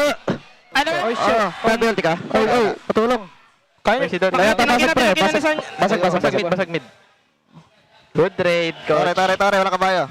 Apply clouds out na. Let's go out. Sinong mas lamang sa mana? Lasitan. Sino ang mas mabilis? Wag. got the blue, coach. Oh, shit. What's my goal? Ikat sa best ko, pre, ha? Mga low na. Basag bot, Ted. Si Jomor, pre, low na. Tingin niya, pre, Sushin. Yung wave nga sa bot, ay sa top. Sushin. Tangko. Yan ka lang. Tingin sa akin. Dalawa. Umus, pre. Nice, Dad. Ayay ko. Tingin, Sushin, ha? Ayay, Cho. Oh. Dad, ikaw. TV. Ay, mapatay pa ako. JP on purpose refused to be part of the 5-man flex down. He had about a 2-second window and he refused to press the recall button. He's too much at fault, I guess. Too much at That's fault. just the dad in him. Yeah. I have a question for all of y'all. Do you have what it takes to run the show? With E-Project Esports for Everyone, we're giving you the power to bring the MPL energy to your own local community. That's right, because these participants who join get exclusive access to tournament modes, free in-game items, and even diamonds. So all you have to do is just head over to ph-mpl.com/e-project to start your application. It's time to turn that passion into action. Visit our website for more information. Teddy is a product of the E-Project. Yes, sir. He's played a plenty amateur events that was under this program. So see where it takes you. We're calling it all super fans. Stay updated on all things MPLPH and connect with the most passionate community in esports. Join the MPL Philippines official Facebook group, the Superfan channel, and the official MLBB Discord. Get your all-access pass to exclusive content, the latest news, and community discussions. Lead the conversation and have a chance to be featured as our super fan of the month. Be part of the MPL Philippines family. Scan the QR code on your screen right now and join the conversation. See you there. What kind of posts will we be seeing tonight? Oh. Because I'll tell you now, I can't say it wasn't, something we didn't expect. Yeah. Tonight went the way my predictions went, I'm trying to say. I'm expecting a story from Sanford. I mean, yeah. Because that was a vintage use The match results, yeah. And then in our upper bracket. So for sure, there's going to be a story. Yep, they're locked in to at least one or two. Yes. Yeah. Falcons could chase them down, but the Super Fam are going to San Juan, that's for sure. Yep. Exactly. As we see 3 teams heading towards the playoffs, and there's 4 teams left in the regular season that are still trying to vie for the playoffs contention. Yeah. 4 or 5. There's a chance we see who gets 4th playoff spot No one is tomorrow. technically eliminated yet. No, not yet. Except, well, yeah. Not yet. Wow. No one is eliminated yet. No one yet. Wow. All right, let's talk about Pasiklaban. Of course, the battle between super fans. The Sonics lead in a 10-1 record. Yes, sir. With the Auroras and the Bees coming up close to second. The tight middle. And then, of course, the Phoenix Army. What's going on with the Phoenix Army? I mean, maybe they show up. Maybe they're sad. They show up, though. Yeah, at least they show up, Oh. I wonder if we also know who's already playoff secure here. We don't really get to. Maybe it's the Sonics. Maybe it's the Sonics. Yeah. For sure the Sonics. Yeah. For sure the Sonics. We've got about 5 days of broadcast left. Wow. 5 days. Oh, that's 10. 5 days. 5 days of broadcast. And then from there we go over to the playoffs. Yes, sir. To San Juan. Oh my lord, 5 days. Tickets are flying fast. I'd say secure yours now. Yes, sir. The grand finals is all out unless we, due to popular demand, open that up. We're closing up Friday. It's been a great weekend to start MPL with. Any thoughts? It was fast. It was fast and raging. Very quick. Super fast. Too fast. A bit too fast. You can go to dinner. Ladies and gentlemen, we'll throw over to the stage. Thank you for joining us. What a way to kick off Week 7. Dalawang matatinding matchups ang nasaksihan natin today. 2 sweeps in 2 matches. ONIC Philippines and Team Liquid Philippines definitely came in on a mission today and did not disappoint. Sonic Fam took that playoff tickets. Meanwhile, TLPH naman sinecure ang upper bracket. That's right. At mas titindi pa ang bakbakan dahil sa natitirang playoff spots. At bukod dyan, dapat abangan ang marami pang activities here in the MPL Arena. Lalong-lalo na bukas. It's Super Fan Saturday! Kaya maraming salamat sa pagsama sa amin today. This is your host, Thea. And this is your very own Odin, Samahan niyong mulit kami dito lamang sa tahanan ng pinakamalalakas. Muli, ML Superfans, sabay-sabay tayo. Ito ang MPL Philippines Season 17. Palag na to!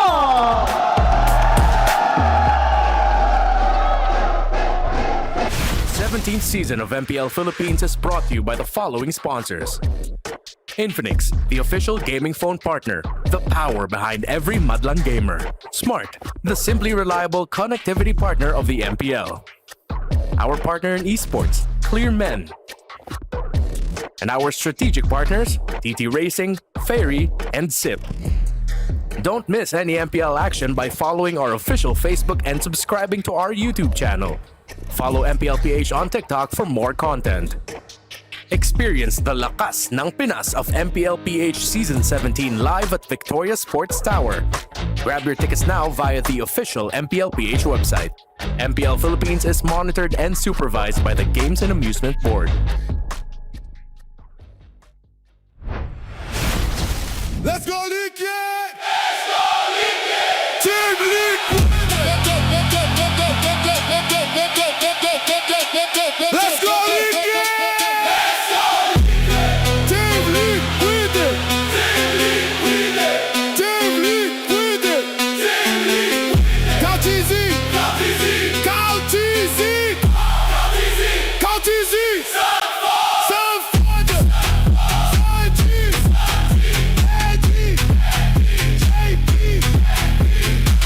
Team that ever played MLBB, they run the game. Call TZ, they're gonna debate. Crown the king, he seals the fate. They counted us out. Now we shut them down. Team Liquid.